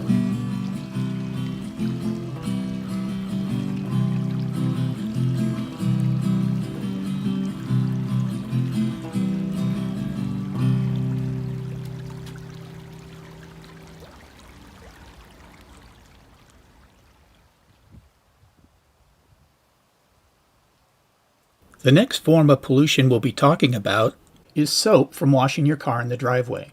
We often think of soap as being a good thing for cleaning things, but in the creek, soap is a pollutant. The detergent in soaps breaks the surface tension of the water, which is crucial for some creatures such as water striders. Surface tension is crucial for them to move around on the surface of the creek. Lower surface tension also reduces the oxygen level in the water, causing harm to fish and other aquatic life. Some people wash their car in the driveway, where the water carries the soap into the gutter, through the storm drain, and into the creek. The best alternative for washing your car is to take your car to a car wash, which is required by law to catch and retain the water in a tank so it does not go into the local waterways and can be recycled. If you really have to wash your car at home, It is best to drive it onto your lawn and wash it there so the soap will be absorbed into the ground and not enter our water. The ground works as a natural filter for pollutants by neutralizing harsh chemicals used in soaps and cleaners. Soap is a pollutant which is very visible when it enters the creek as it creates suds on the surface. We see a good amount of it with the first rain we get after the long, dry summer, as people wash their cars more during the summer and the soap builds up when the water evaporates. When the rains do come, it washes all of the soap into the creek at one time. Multiple storm drains dump into our creek in the preserve, and we can actually determine which storm drain the soap substance has come from by looking at the suds and walking upstream until we find no more suds. This can help us determine which neighborhood it came from. Let's take a 30-second break to stand up and stretch with our native flat-backed millipede. They live in leaf litter beneath trees, and as you can see, they glow when exposed to ultraviolet light. In their natural habitat, most millipedes are scavengers. They eat damp or decaying wood particles. They also eat decaying leaves and other plant material. They play an important role in the environment here at McClellan Ranch Preserve. Okay, let's sit back down and get back to it. And we are back. Outdoor cats can get a parasite if they consume birds, rats, or other animals that have the parasite. The cat will shed the parasite in their feces, or poop, for about 2 weeks. If the cat does this outdoors and the feces is allowed to decompose, the parasite can wash into the storm drain and out into the ocean.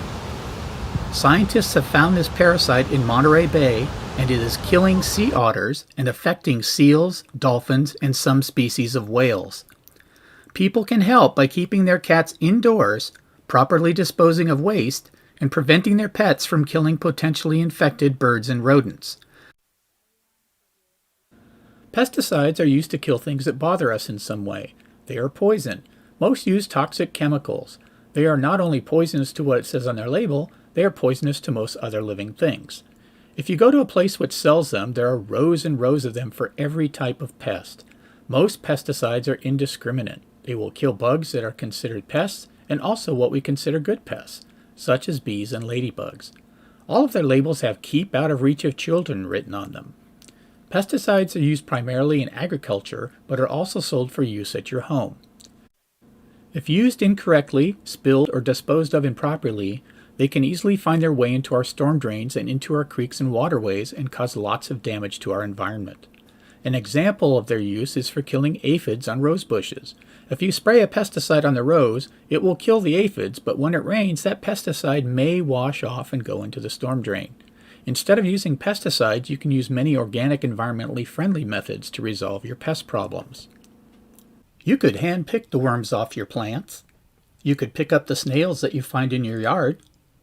You can make a safe bug spray of water and hot pepper sauce to discourage the aphids on your plants. And there are many other environmentally safe solutions, too. So what can you do to help keep our creeks and waterways clean? One, well, when you know there's a storm coming, you can go out and check your gutters in front of your house to make sure that there's no trash in there that it's going to wash into the creek when it rains.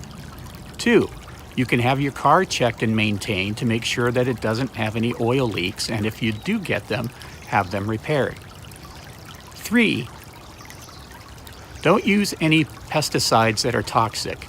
Use natural things to control your pests and to fertilize your plants in your yard. Those three things will help everybody keep our creeks clean and help keep our environment safe for everyone. Thank you. Take care. Bye. I didn't know that leaves and dirt could be considered a pollutant in a storm drain. Now I know healthy storm drains mean clearing away leaves to ensure waterways stay clean and free of pollutants. If you see pollution on the streets of Cupertino, please report it immediately by calling the City of Cupertino during business hours at 408-777-3354. Outside of business hours, call Santa Clara County Communications at 408-299-2311. I'm glad to see some water in Stevens Creek. but I'm hearing like it's going to be another dry year here for California. You can practically walk on the bottom of the creek most of the year. Yeah, we have not had nearly as much rainfall in Cupertino this year, so water conservation is still as important as ever. Did you know another way to conserve water is by collecting rainwater off your roof? Valley Water and the City of Cupertino provide rebates to residents who purchase and install rain barrels. Yeah, I've seen some of our neighbors install rain barrels, so I'm glad to see these become more common. Earlier, we heard from the mayor about the sustainability goals and programs that are happening in the city. Now, we will have a short message from the Sustainability Commission on some of their work.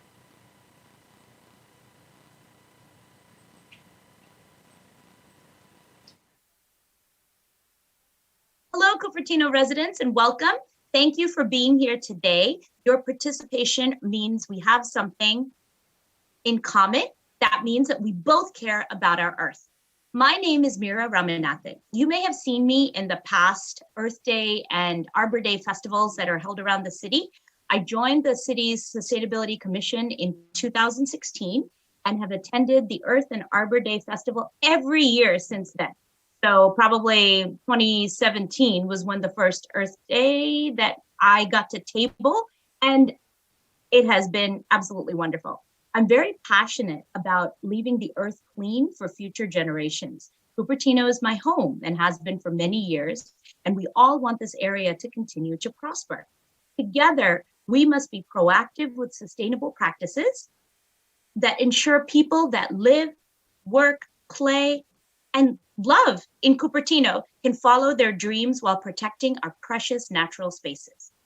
The Commission, the Sustainability Commission, serves in an advisory capacity to the City Council and provides expertise and guidance on major policy areas related to the Cupertino City's Climate Action Plan, or CAP, as we affectionately call it, and the General Plan Environmental Resources and Sustainability element. Today, I'm going to share some of the work that we've been doing in hopes of inspiring you with new ways to protect our shared spaces. Over the past 5 years, the Commission has worked on many projects and policies. You may have seen us in some of the workshops, but one of the Commission's core functions is to advise on these decisions that could make a difference in reducing pollution in our community. In 2019, for instance, the Commission recommended to City Council one of the most progressive building codes in the state. And this is the state of California, mind you. The new code was adopted in January 2020 and requires all newly constructed buildings in Cupertino to run on electricity. The codes will help Cupertino, the city of Cupertino, transition to clean energy, clean electricity, and move away from dirty fossil fuels.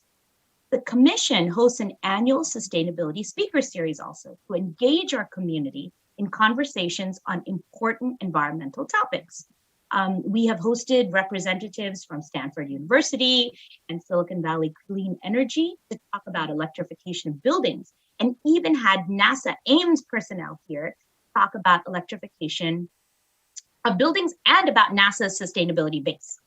Our most recent event showcased Bea Johnson, author of our Zero Waste program and a leading spokesperson for living a zero waste life. Another important part of our community outreach is connecting students with Cupertino's Climate Action Plan. We worked with schools to conduct waste audits, to keep waste out of the landfill, and offer essay contests and grant programs for Cupertino area students. Pretty much, we want the youth to be involved in sustainability because from the youth comes our inspiration for the future. One of the most rewarding projects that I've worked on is with the Commission in providing the Sustainable Student Grant opportunities. This is for children and students that are from the grades of kindergarten to 12th grade. The program offers $500 to an individual student or group who wishes to start a project that will promote sustainability in their school or community. And we've had very good ones. The grant program serves as a way of educating children and their parents about sustainability, because I believe that if we work together and educate the children and the adults, we can create a more sustainable future. Cupertino also took early action in regard to climate issues and has made significant progress. Because of the bold actions and progressive policy, Cupertino City's 2020 carbon emission targets were met way ahead of schedule. Inspired by this success, the Cupertino City Council approved a project to update the climate action plan and move towards a carbon neutral city by 2040 or even earlier. The target date for carbon neutrality is earlier than the state, which is set at 2045. In order to create a successful climate action plan, we need to establish a considerable public engagement process. To make this a truly community-led plan, we anticipate the participation of organizations along with community members in the upcoming public education and workshops that we'll be holding. The public is welcome to sign up to receive email notifications whenever these workshops occur and are scheduled at cupertino.org/green. On behalf of the Cupertino Sustainability Commission, welcome again to our virtual Earth and Arbor Day event. Thank you again for joining us. And I'll leave you with one message. Together, we can make sure that the Earth survives. Thank you. The Sustainability Commission seems like they're very involved in programs that the city is creating. They are. Not every city has a commission like this to get public feedback. So we want to say thanks to the City Council for setting up this group. Can you tell the audience how to attend the commission meetings?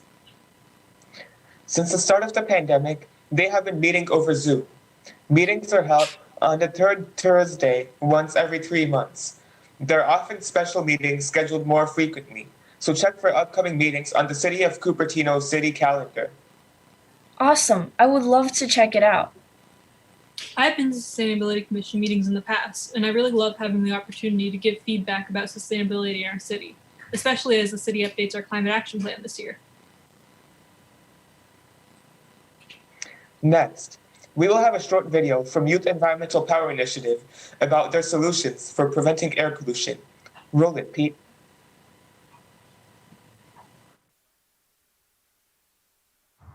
Pollution is a huge contributor to the climate change crisis. Not only does pollution damage our environment by releasing dangerous toxins, it also harms our health and well-being too. There are many types of pollution, such as air, water, and plastic pollution, and we add more to it every day. Here are some simple yet effective ways that we can reduce pollution in our daily lives. Alternative transportation can help reduce the number of gas emissions that cars produce. When you go to places, opt for green transportation, like biking, walking, public transportation, or electric cars. Buying locally grown produce and organic food at farmers markets will help reduce the carbon footprint it takes to export goods. Additionally, it will help support local farmers and preserve our farms. Often, buying local food is fresh and tasty, so it's a win-win. If you want to take a step further into adjusting your diet, eating less meat is super beneficial to reducing methane emissions and also to your overall health. Eating less meat reduces the risk of heart disease and many other health concerns. Methane produced by animals goes into the atmosphere and is heated by the sun, warming the atmosphere. Feel free to switch to renewable or clean energy. If your house is powered by natural gas, there are many fantastic energy sources that are the same cost, if not less expensive than polluting energy like coal and methane. You could change your supplier to an environmentally friendly company, such as Silicon Valley Clean Energy. Furthermore, solar panels can generate an infinite amount of clean energy as well. Don't forget to reduce, reuse, and recycle. Reduce, reuse, and recycle are known as the 3 R's. Although they may sound easy, many people have trouble adding these 3 actions into their lives. Here's a quick rundown of what you can do to help. One way to reduce is by composting. Put your food scraps and worms into composting bins and watch the magic happen. Your compost can be used as fertilizer for your plants. Next, reuse. Utilize reusable items such as reusable bags, containers, and water bottles, and limit the number of single-use items you have. You can also buy second-hand items. Thrift shops often contain so many cool and cheap finds that aren't found in a normal store. Finally, recycle. Take advantage of the recycle bin that you have. A few examples of items that can be recycled are plastic, paper, and glass. If you integrate these tasks into your everyday life, the environment will surely thank you. Pollution is a big problem that is bigger than one person. And you might think, I'm just one person. How will I make a difference? The reality is, everyone matters. You can ask yourself, how am I contributing to the problem? And what steps can I take to be part of the solution? Your actions can be magnified and impact others positively. Your actions will set an example for others and inspire and encourage those around you. The climate crisis may seem scary or feel like an overwhelming problem that we cannot solve. But if we all contribute in little ways, we can curb the line and make a difference together. It's awesome to see so many different solutions to the pollution problem. Yeah, I think one of the great things about green transportation is how healthy biking can be. Yes. Also, many of the green steps we can take in our homes help us live a healthier life. Up next, we have a short promotion about the Cupertino Climate Challenge from the city's sustainability team. As mentioned by our mayor, Cupertino's Climate Challenge is a fantastic way to organize all of our actions towards green solutions.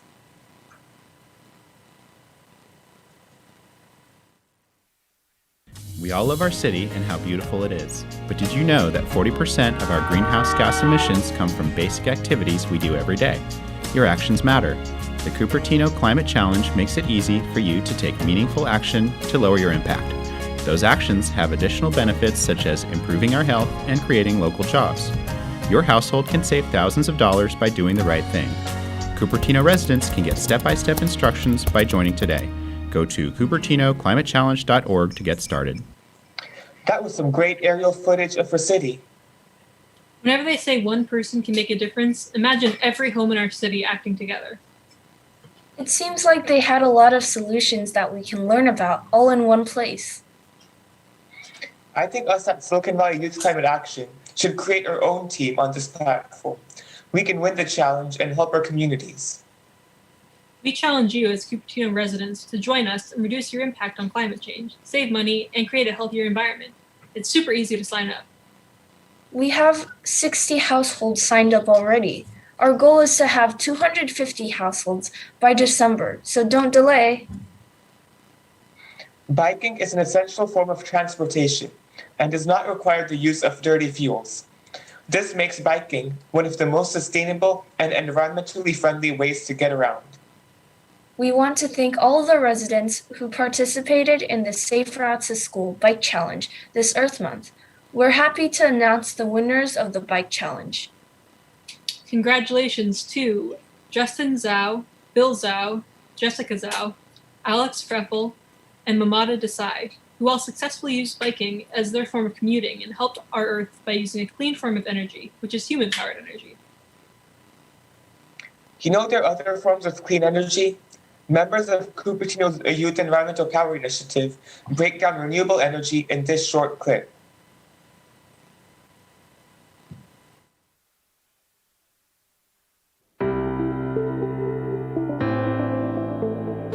You might have heard of the term renewable energy. But what is renewable energy? And how can using it help fight against climate change? Let's start with the definition of energy and how we use it in our daily lives. Energy is very important in our daily lives. Energy is necessary for us to move around and make us do work. For example, we need energy to do anything, like travel around the world or play tennis, or even study for tests. Essentially, we cannot survive without energy. So where does energy come from? There are two types of energy, non-renewable energy and renewable energy. Most non-renewable energy comes from burning fossil fuels, including petroleum, coal, and natural gas. However, since these energy sources are non-renewable, that means that they'll eventually become exhausted. Burning fossil fuels generates energy, but it also causes air pollution and climate change, damaging our health and the environment. On the other hand, renewable energy comes from natural resources that naturally replenish. Some major sources of renewable energy are solar energy, wind energy, and geothermal energy. Clean energy is a little different from renewable energy because it's carbon-free energy that releases minimal or no gas emissions. Since most forms of renewable energy create little to no gas emissions, renewable energy and clean energy are often used interchangeably. One easy and cheap way to reduce pollution and make our Earth more sustainable is to switch to a clean energy provider. For example, Silicon Valley Clean Energy provides clean electricity for residents across Silicon Valley, accelerates electric technologies, and reinvests locally. Clean energy providers such as SVCE reduces the use of fossil fuels, which limits greenhouse gases, emissions, and prevents climate change. I'll be demonstrating two forms of renewable energy. The first form of renewable energy is wind energy. Wind energy is generated by windmills and wind turbines from the wind currents in the sky. In this experiment, I have a mini wind turbine and LED lights. I'll start by plugging in the wires to both the wind turbine and the LED lights so that the electricity can flow into the LED lights. Then I'll use a fan to simulate the real wind currents that we see in today's sky.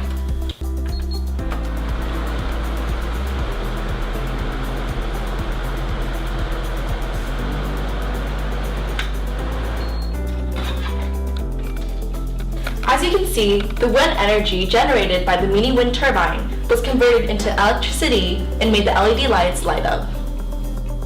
The second form of renewable energy that I'll be demonstrating is solar energy. Solar panels convert the sunlight from the sun into solar energy. In this experiment, we'll be using this mini solar panel and the same LED lights that we used in the last experiment to show how solar energy can be converted into electricity. To start, we'll connect these wires to the solar panel so that the electricity can flow from the solar panel to the LED lights. Then we'll turn on this lamp, which will simulate the sunlight that we have in real life. Next, I'll place this solar panel right under this lamp.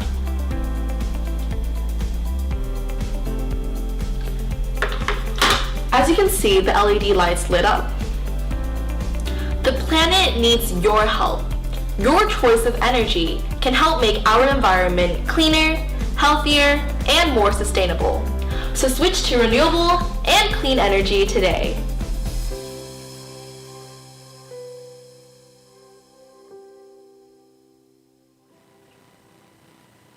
That was a really unique home demonstration with two types of renewable energy.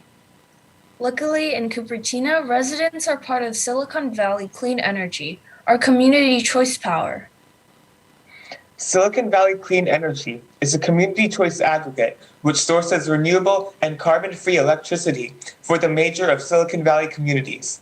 Silicon Valley Clean Energy offers local control of the sources of our electricity. If that sounds a little confusing, don't worry. We'll play this video explaining how it all works.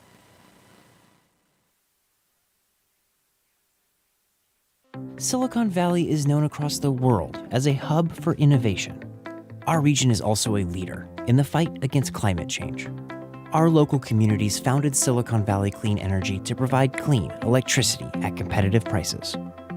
From the start of our service in April 2017 through 2020, our community of residents, businesses, and government agencies have saved $69 million by choosing clean electricity.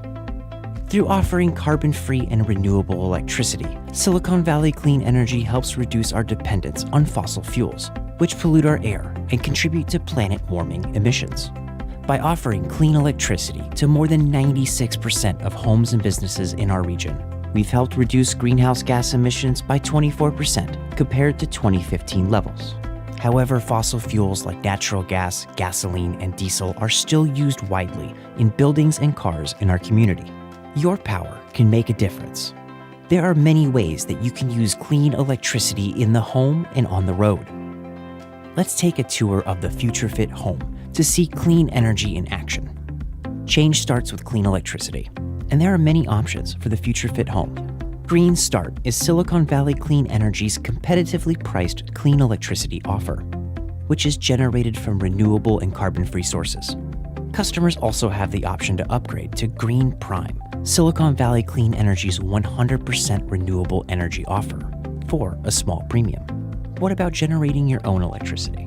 A rooftop solar and battery system can power your electric needs, even if the grid goes down. Whether it comes from rooftop solar or Silicon Valley Clean Energy's carbon-free sources, clean energy powers efficient electric appliances in the future fit home. In addition to reducing your carbon footprint and using energy more efficiently, electric appliances can create a safer and more comfortable home environment. In most homes in our area, home heating is one of the largest energy uses, producing an average of 40% of a home's harmful fossil fuel emissions. In the future fit home, however, the heat pump system will keep you comfortable throughout the year without the pollution. Adding a smart thermostat can help optimize heating and cooling for efficiency and comfort. Most water heaters in Silicon Valley burn natural gas, producing nearly half of a home's harmful fossil fuel emissions. This heat pump water heater uses clean electricity and actually cools the surrounding air, all at a fraction of the energy use. Water and indoor heating are the main sources of polluting emissions, but there are many opportunities to choose better performing and clean electric appliances. Induction stoves are now favored by many top chefs for their speed, control, and safety. Electric clothes dryers are clean and safe. LED lighting, better insulation, and home energy audits add comfort and savings. You can also power your transportation with clean electricity.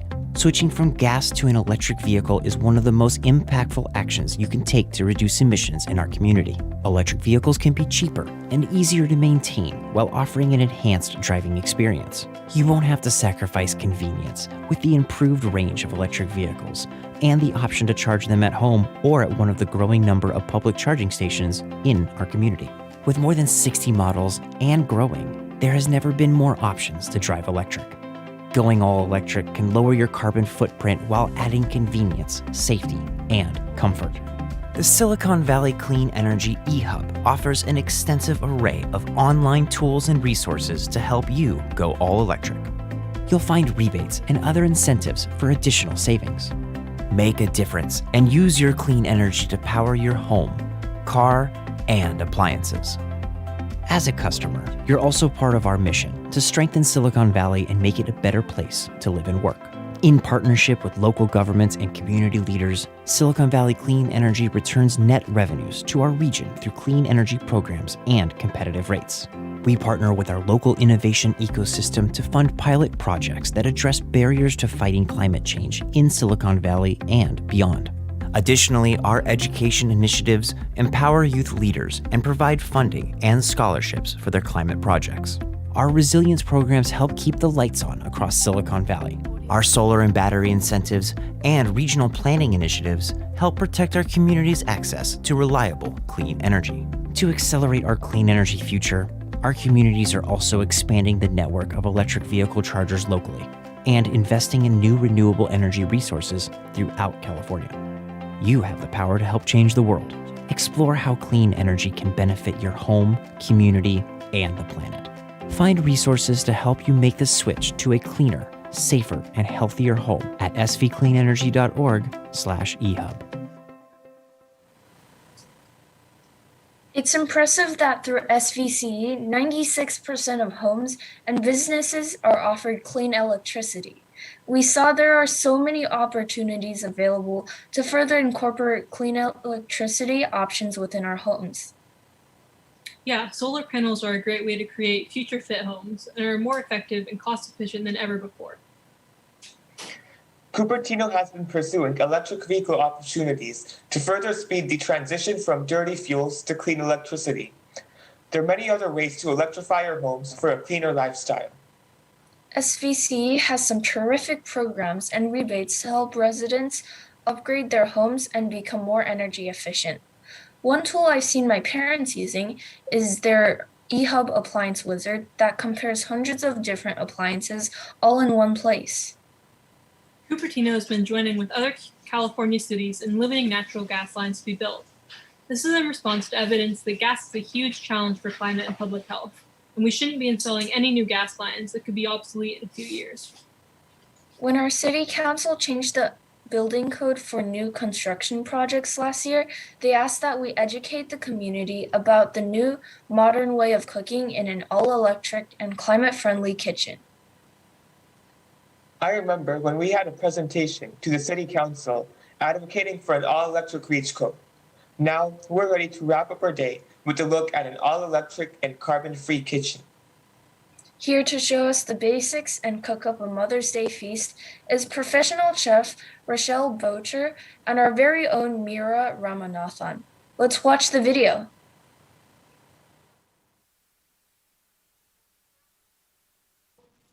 Hi everyone, this is Chef Rochelle Boucher and I'm honored to be here. I'm your Earth Day chef and I have one of the best partners, Meera. I'm thrilled that you're here with me.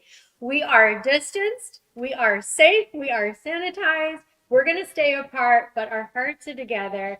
And it's just an honor to be explaining why I am an electric kitchen super fan. And we're going to be cooking away on this beautiful electric equipment. So I want to explain a little bit. I'm a chef in real life and even here in the electric kitchen workshop. So this is a beautiful place that Monarch Premium Appliance co-created with us. Our company is Kitchens to Life, and we are going around sharing the great news about electric kitchens. So I want to give a shout out to Monarch. We're in the San Francisco location, and we do a lot of wonderful things here. I really get it. You know, about a year and a half ago when the Berkeley Code started, the REACH codes, I understand the emotion around, you know, changing and the perception of gas cooking. I totally get it. I have been several decades, not only as a private chef, but I've been a corporate chef in the appliance world, working on the most kind of simplest tools to the very luxury and everything in between. I feel like I live right between the human and the appliance. I call myself an appliance whisperer, but I really get it. And I understand that these changes can be surprising. I love electric kitchens, and I'm going to show you a little bit about why, but I have someone that is going to be my sous chef. So, Meera, thank you for being here. Please introduce yourself, and thrilled to have you in the electric kitchen workshop. Thank you. Thank you so much. My name is Meera Ramanathan. I've been in the sustainability field for a while, but now I'm currently representing the City of Cupertino as part of the Sustainability Commission. I want to thank you. I am so honored to be learning from an actual chef. and I again, Rochelle and I love each other, Chef Rochelle and I, but because of the COVID protocol, we are distant, but you are here. And I am so grateful to you, to Monarch, and to the City of Cupertino Sustainability Manager, Andre DeVort, for this opportunity. Not many people know, including me, not many people know about induction cooktops. Not many people understand how easy it is to use them. And I am so grateful for this opportunity to be able to do so, especially as part of the Earth Day celebrations. Thank you again. I appreciate this. This is great. You know, a lot of top sustainability people, most people that are not in sustainability, very few people have experienced induction. Yes. In the appliance world, we love induction cooking. We've just been waiting for its moment, and this is its moment. Wow. So I want to share a little bit about what it is. We'll explain about induction in a little bit, but what I want to explain is that the cooktops are really important. You have the gas cooktops or the big gas ranges. And the big giant hoods that go with those. Yes. And then you also have these cooktops. So what induction is not, it is not those old radiant electric, often called electric resistance, those flat tops. You have a little experience with that. Yes, I do. It's not the coil. So you've been through kind of not loving electric. Not loving electric. And I will tell you very clearly, my dear friend, that old cooktop that I had, which was the radiant electric coil cooking, was very difficult to maintain. Any pots, you know, it would crack. All sorts of things happened with it. So, and this is very exciting that these induction cooktops are so sturdy and so flexible to all types of environments, because the city of Cupertino, as Chef Rochelle mentioned earlier with the city of Berkeley, are all moving towards getting better electric reach codes and moving away from fossil fuels such as natural gas in their overall residential areas. So this is a very useful topic, and I'm so glad to experience this because I've only had I've only had the the gas cooktops, and then my very bad experience with the radiation. Now, part of it is we have to decouple the idea of the old electric with the new electric. The way that this works, the way induction works, is there is a magnetic, or there's a copper coil underneath. It creates a magnetic connection with the pan. So instead of creating excessive heat like the gas or old electric, where 80% of that goes into your atmosphere, you have almost upwards of 80% efficiency with these. So all of your heat and energy go right into the pan. So you ready to test it out? Can I? Okay. So the way they work is you have to put them on, and this one is on. Okay. Now, what you're going to do is you're going to touch this one. I'll do this side and you do that. Okay. So then you're going to engage the on switch. And then you're going to slide. I am melting chocolate right here. Nice. Yours, you're going to do exactly that one. So press the on, and you're going to go all the way to full power. And I am going to be boiling this water. Yeah. Okay. It's nice and cold. All right. I can touch it. Off I go. Boom. Off you go. Woo.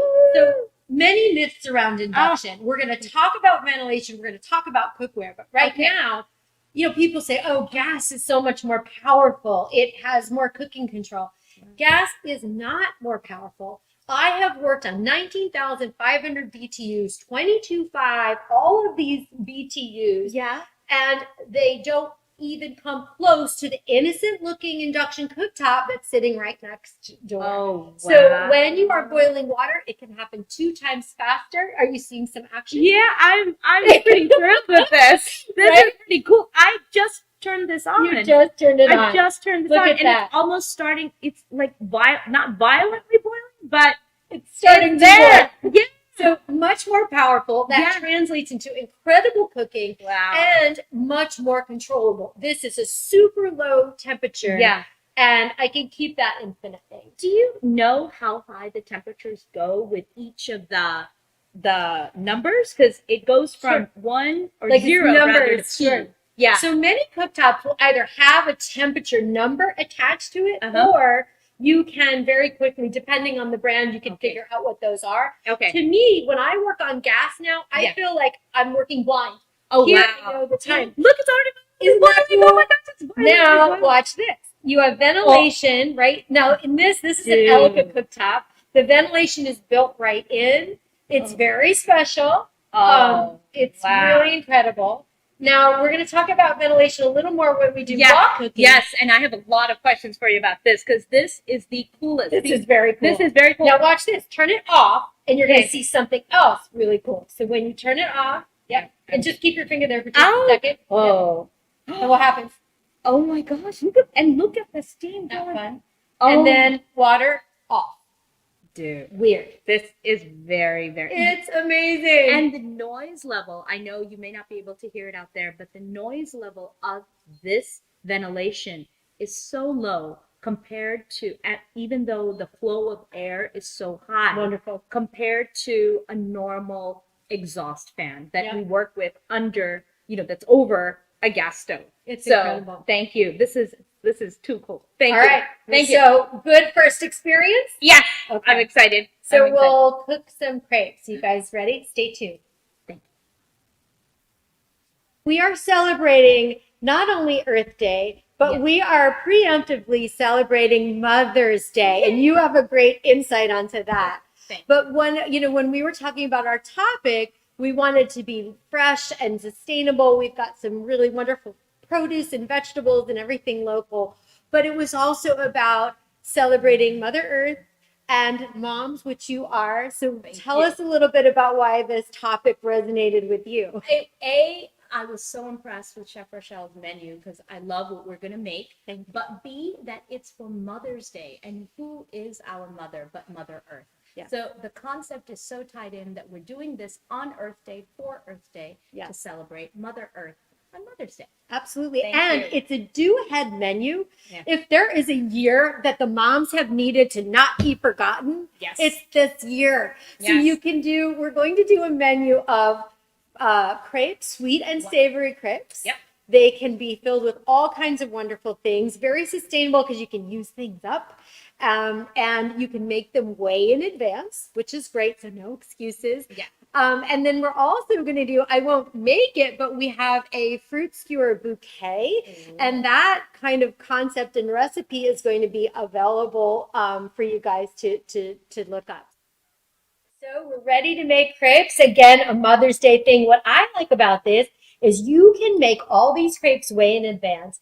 They can be frozen. You don't even need to put, plastic wrap or anything in between. You stack them, you freeze them, they thaw out in minutes. Yeah. So you can you can even do your filling in advance if you want. So what I'm going to do over here, I'll get you started, and then I'm going to make a savory version. So this is a crepe batter that has a little bit of chive, really delicious. They are beautiful Indian pancakes and breads that I love. Yeah, I will be learning from you. Yeah. But for this one, we are going to talk a little bit about woks.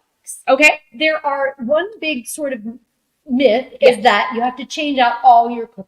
Right. No, you do not. Anything that a magnet sticks to works. Another big myth is that woks don't work on induction. They do, but you've got some insight into this. While you're talking about it, let's put this on. Okay. We're going to get started. Okay. So you'll press your little circle here. Yep, press that. Yay, look at me. I know, you got, and there's keep your finger there. Oh, for that's a right. moment. Yep. Yes. And then you'll drag it all the way to, I would say like 8. 8. Yep. Okay. And there are 2 different positions on this. There's also a bridge burner. Yes, Okay. I saw that. I was going to ask you about the bridge burner because You can bridge them together for a grill or a griddle. Wonderful, because in the old, again, the Radiant electric cooktop, it circles around. So there's a circle, clear circle. like a filament, like a light, like a landing base It gets where really you hot. put, and that gets really hot. Here, this is not hot at all, even though it's working inside. The pot is warm. Getting really hot. Yes. So one The thing you pot have is to warm. change, and Yeah. one thing that is not a myth, but is true, is there is a learning curve. See? So you got to Yeah. get kind of everything ready, unlike, Yes. cranking it up and then going to prep. So we have everything ready. Yeah. The filling is going to be sauteing mushrooms. So put a little oil in that. All right. We'll put in the butter, and then we're Look. going to saute up the mushrooms. Look at me. A I chef know. is teaching me how We're to having- cook. and then over here, Okay. now, what I love is I can actually do speed crepes. So as delicate as crepes are, they actually take a little time to cook, but I can crank them on here, which is Shall really I put the exciting. butter in there Put it too? right. Yep. Shall And I? then anytime you are ready, when that melts a little bit, we'll get I know, right? All of a sudden, boom! When you do wok cooking, Mira, you actually often have to back the heat off. It's amazing. This is way Crank it. too. Whoa! I know. Look at this. 'Cause I will tell you, when I make ghee in my accoutrement that looks like a wok but is not.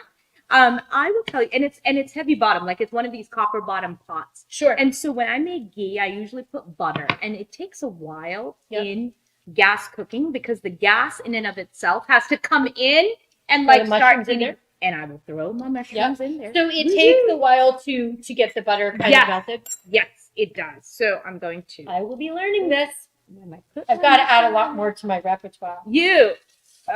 I am so honored to be So learning we'll from you. get So a little thank bit you. of this ventilation going. Okay. And I'm sauteing. Look at me. I know, sauteing. right? So with wok cooking, you can just go to town. Okay.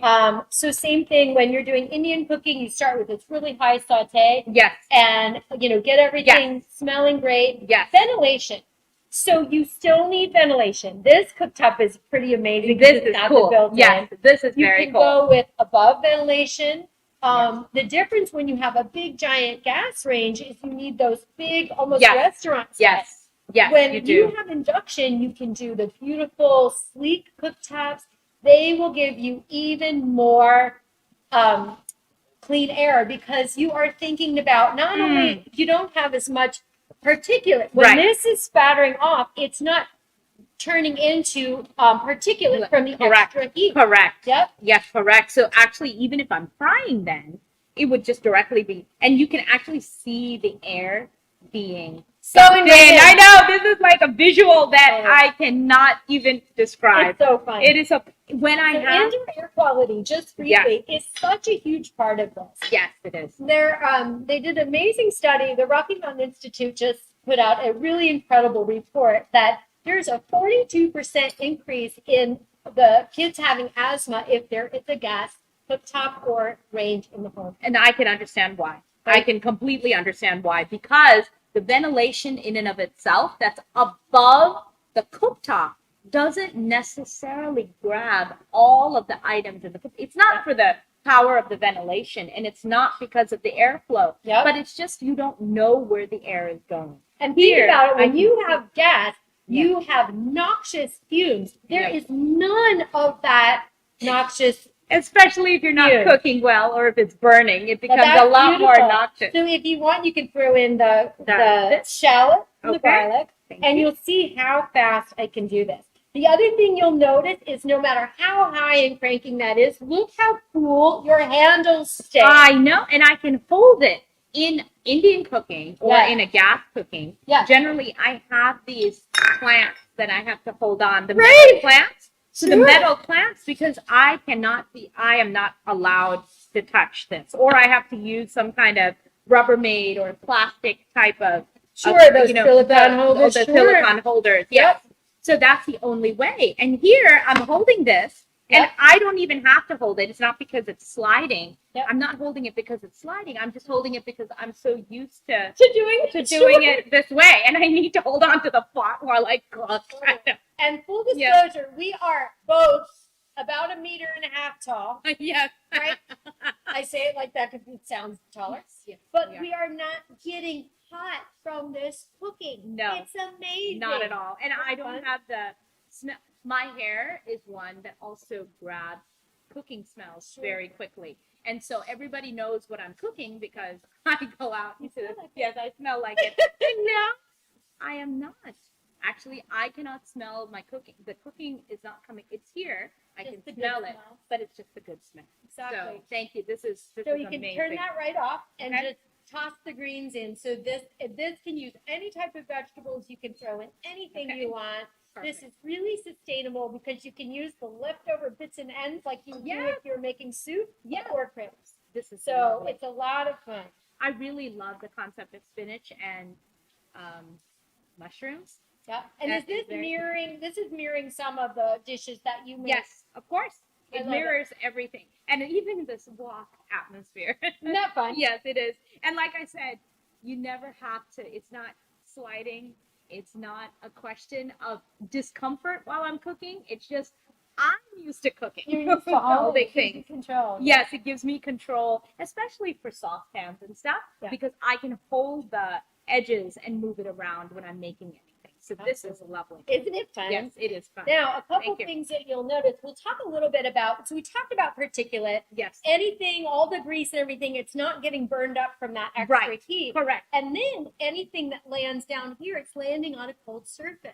Yes. So again, you're not getting the methane and the NOx gases, but you're also not getting extra particulate. It's so good. So I wanted to ask you something on that. Like sometimes in the old Radiant cooktop, and I'm going to dab a little bit cook more away. oil Now here. we're in the groove. Yeah. You're learning curve. I said this has got a learning curve. Yeah. She's good. So thank you. I'm coming from her. Okay. So the other thing is when we are cooking on even a gas cooktop or on a Radiant cooktop. Yes. The big thing that I've noticed is if let's say I'm boiling something, even water or milk or anything, and it boils over. Yes. In both, it tends to leave this trail of burnt material. Sure. So does that happen here? Very different situation. Okay. So yes. So one myth or one thing that is true is that this does get hot underneath. But look, I have weird chef hands. Okay, don't do this at home. But it doesn't get nearly as hot Yes. Because all it is reflected heat from the pan. So Right. when things spill over, they're not going to burn the same way. Right. And then many induction cooktops can actually see the spill and it'll shut off. Are you kidding? Yes. Kind of like a Tesla. Not that I'm promoting Tesla. true. I'm just saying, kind of like all of the quote unquote electric vehicles that actually do stop, or the vehicles now that actually do sense somebody coming to you and automatically bring. Absolutely. So this is incredible. Isn't it fun? That so is we've fun. got this ready to go. We're Okay. going to do one more fun thing. All right. We're going to do a sweet prick. So, all right. And then you have told me, so when you're thinking, as you're cooking on this, tell me as you're thinking about Indian style pancakes and things like that, Like how do roti. you see that translating to this type of cooking? I think it'll translate really well. I think the big thing is as Chef Rochelle was mentioning, it's all about learning. So for me, like, here, I'm using less oil initially, right? And then you start putting a little bit of dabs more oil because, and you also are noticing when I'm cooking, I can't, it's being sucked in. So here, I am not getting this burnt crisp type of odor or this burnt crisp type of atmosphere. I am actually seeing that the vegetables are just being sauteed perfectly. So that's one thing. The second thing is, in Indian cooking, like we do have a lot of flat pans where we make rotis and such. And when we do that, you do need to have like a flat base pan. Absolutely. So, like and then, this wok. Like this wok. Yeah. And then you'll actually have, would you like me to pour? Here.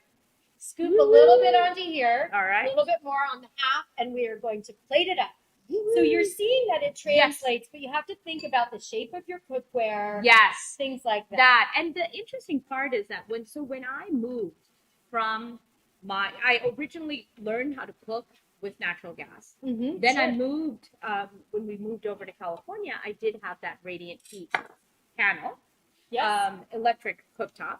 And then I couldn't utilize any of the material or any of the cooktops cookware that I had in the past, because when I put it on the radiant heat, it would generally tend to become, it would shake or wobble or do all of this stuff. Yeah, because it was curved. So that was why it was very interesting. And if you looked at this, she's putting a plate on top of it. Right on You top. could never do that in another type of cooktop ever. Isn't it amazing? So it was You amazing. can have your recipes spread out. It's remarkable. I want to show you this. This is really fun. Oh, this is a lace crepe. So I took the sweet dough and I was able to just paint it into the pan. And we've got this little beauty here. Okay. We're going to do that. Oh. You want to test one out?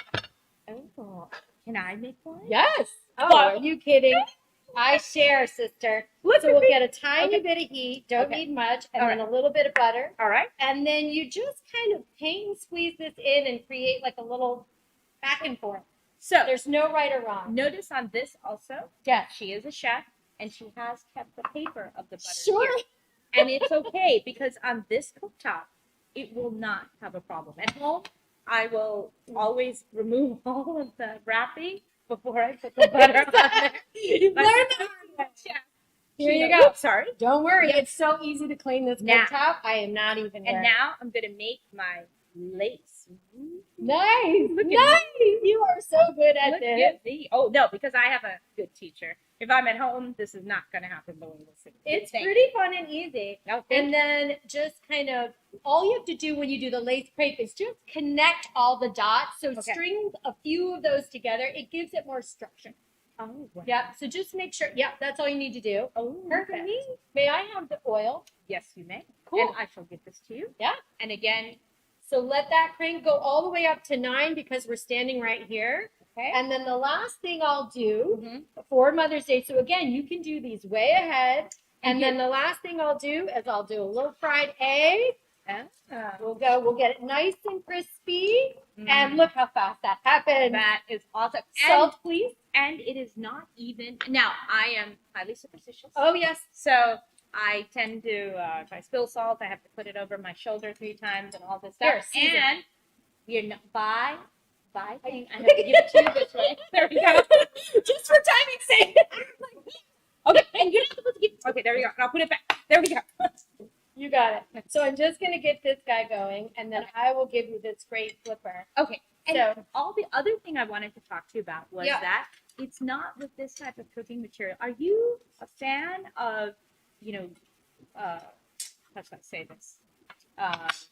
This type of cookware? Oh, nonstick? The nonstick versus that type of cookware. I love nonstick cookware. I love, what's great on this is It's great. cast iron. Okay. Absolutely. Okay. So a little bit longer on that. What I'm Okay. going to do is we'll give this guy a flip. Okay. And then this is a really fun thing to share. Okay. Now for your lace crate, Yeah. what we're going to do is just scoop a little bit of that onto half. On half. Okay. And I will give you some cream. Woo-hoo. Really nice. You're marvelous in the kitchen. Oh, you are. This is dreamy. And coming from you, my friend, that is a certificate of excitement. There you go. Oh, and is that creme fraiche? Or This just is creme? whipped cream, Whipped and then you can just pull that lid over and create something so special. Oh, wow. Come on, Mother's That's Day, right. Mother Earth. Oh. Can't you see? And Mother Earth is. Oh, that's beautiful. And then what do you do to decorate? Do you generally tend to put like. You could do a little powdered sugar. Yes. You could. I happen to have chocolate. You could do Oh, a little like a chocolate. drizzle? More than You could anything? even keep it simple and do a little maple syrup, Ooh. or nothing at all, because there's a little bit of sweetness in this. Rochelle's going to give us all the recipes. Yes. On there so that we can make this. And at home. I want to hear if you've made it. Yes. In fact, I'm going And to make here, it tomorrow. give this a little flip All right, I do. Thank you. and try that I'm out. going So, to put this over how about that, here. everybody? We've talked about a lot of things we know, but there is so much good news about today's electric kitchen. Look at that! Whoa. Now you have been an amazing partner. Oh, thank You have learned right in front of everybody. That takes a lot of courage, but Oh. you clearly I've got a good have teacher. an affinity for this. No, this is Anything? wonderful. Any last thoughts on our cooking? So, one, the ease of cooking is amazing. Two, the speed of cooking is amazing. Three, the control of cooking is amazing. Right. Those three things are the ones that everyone thinks that you can only do in your own cooktop. I am a natural gas cooktop person. And look at me. Done. I'm making things that are actually quite difficult to make. On and I'm camera. doing it with on Fine.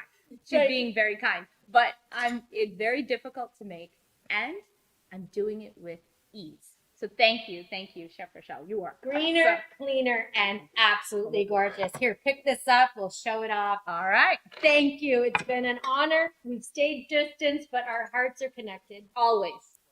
Happy Earth Day, everyone. Happy Mother's Day, everyone. And thank you, Chef Rochelle, for taking me down Electric Avenue. I love it. Brunch is served. Electric stovetops have gotten a bad rep for being harder to use than gas alternatives. But as we saw in the video, the induction-style stove offers a ton of advantages over the gas one. I used to believe the misconception that gas stoves were more powerful than electric, but as we saw, induction stoves make it so much easier to boil a big pot of water.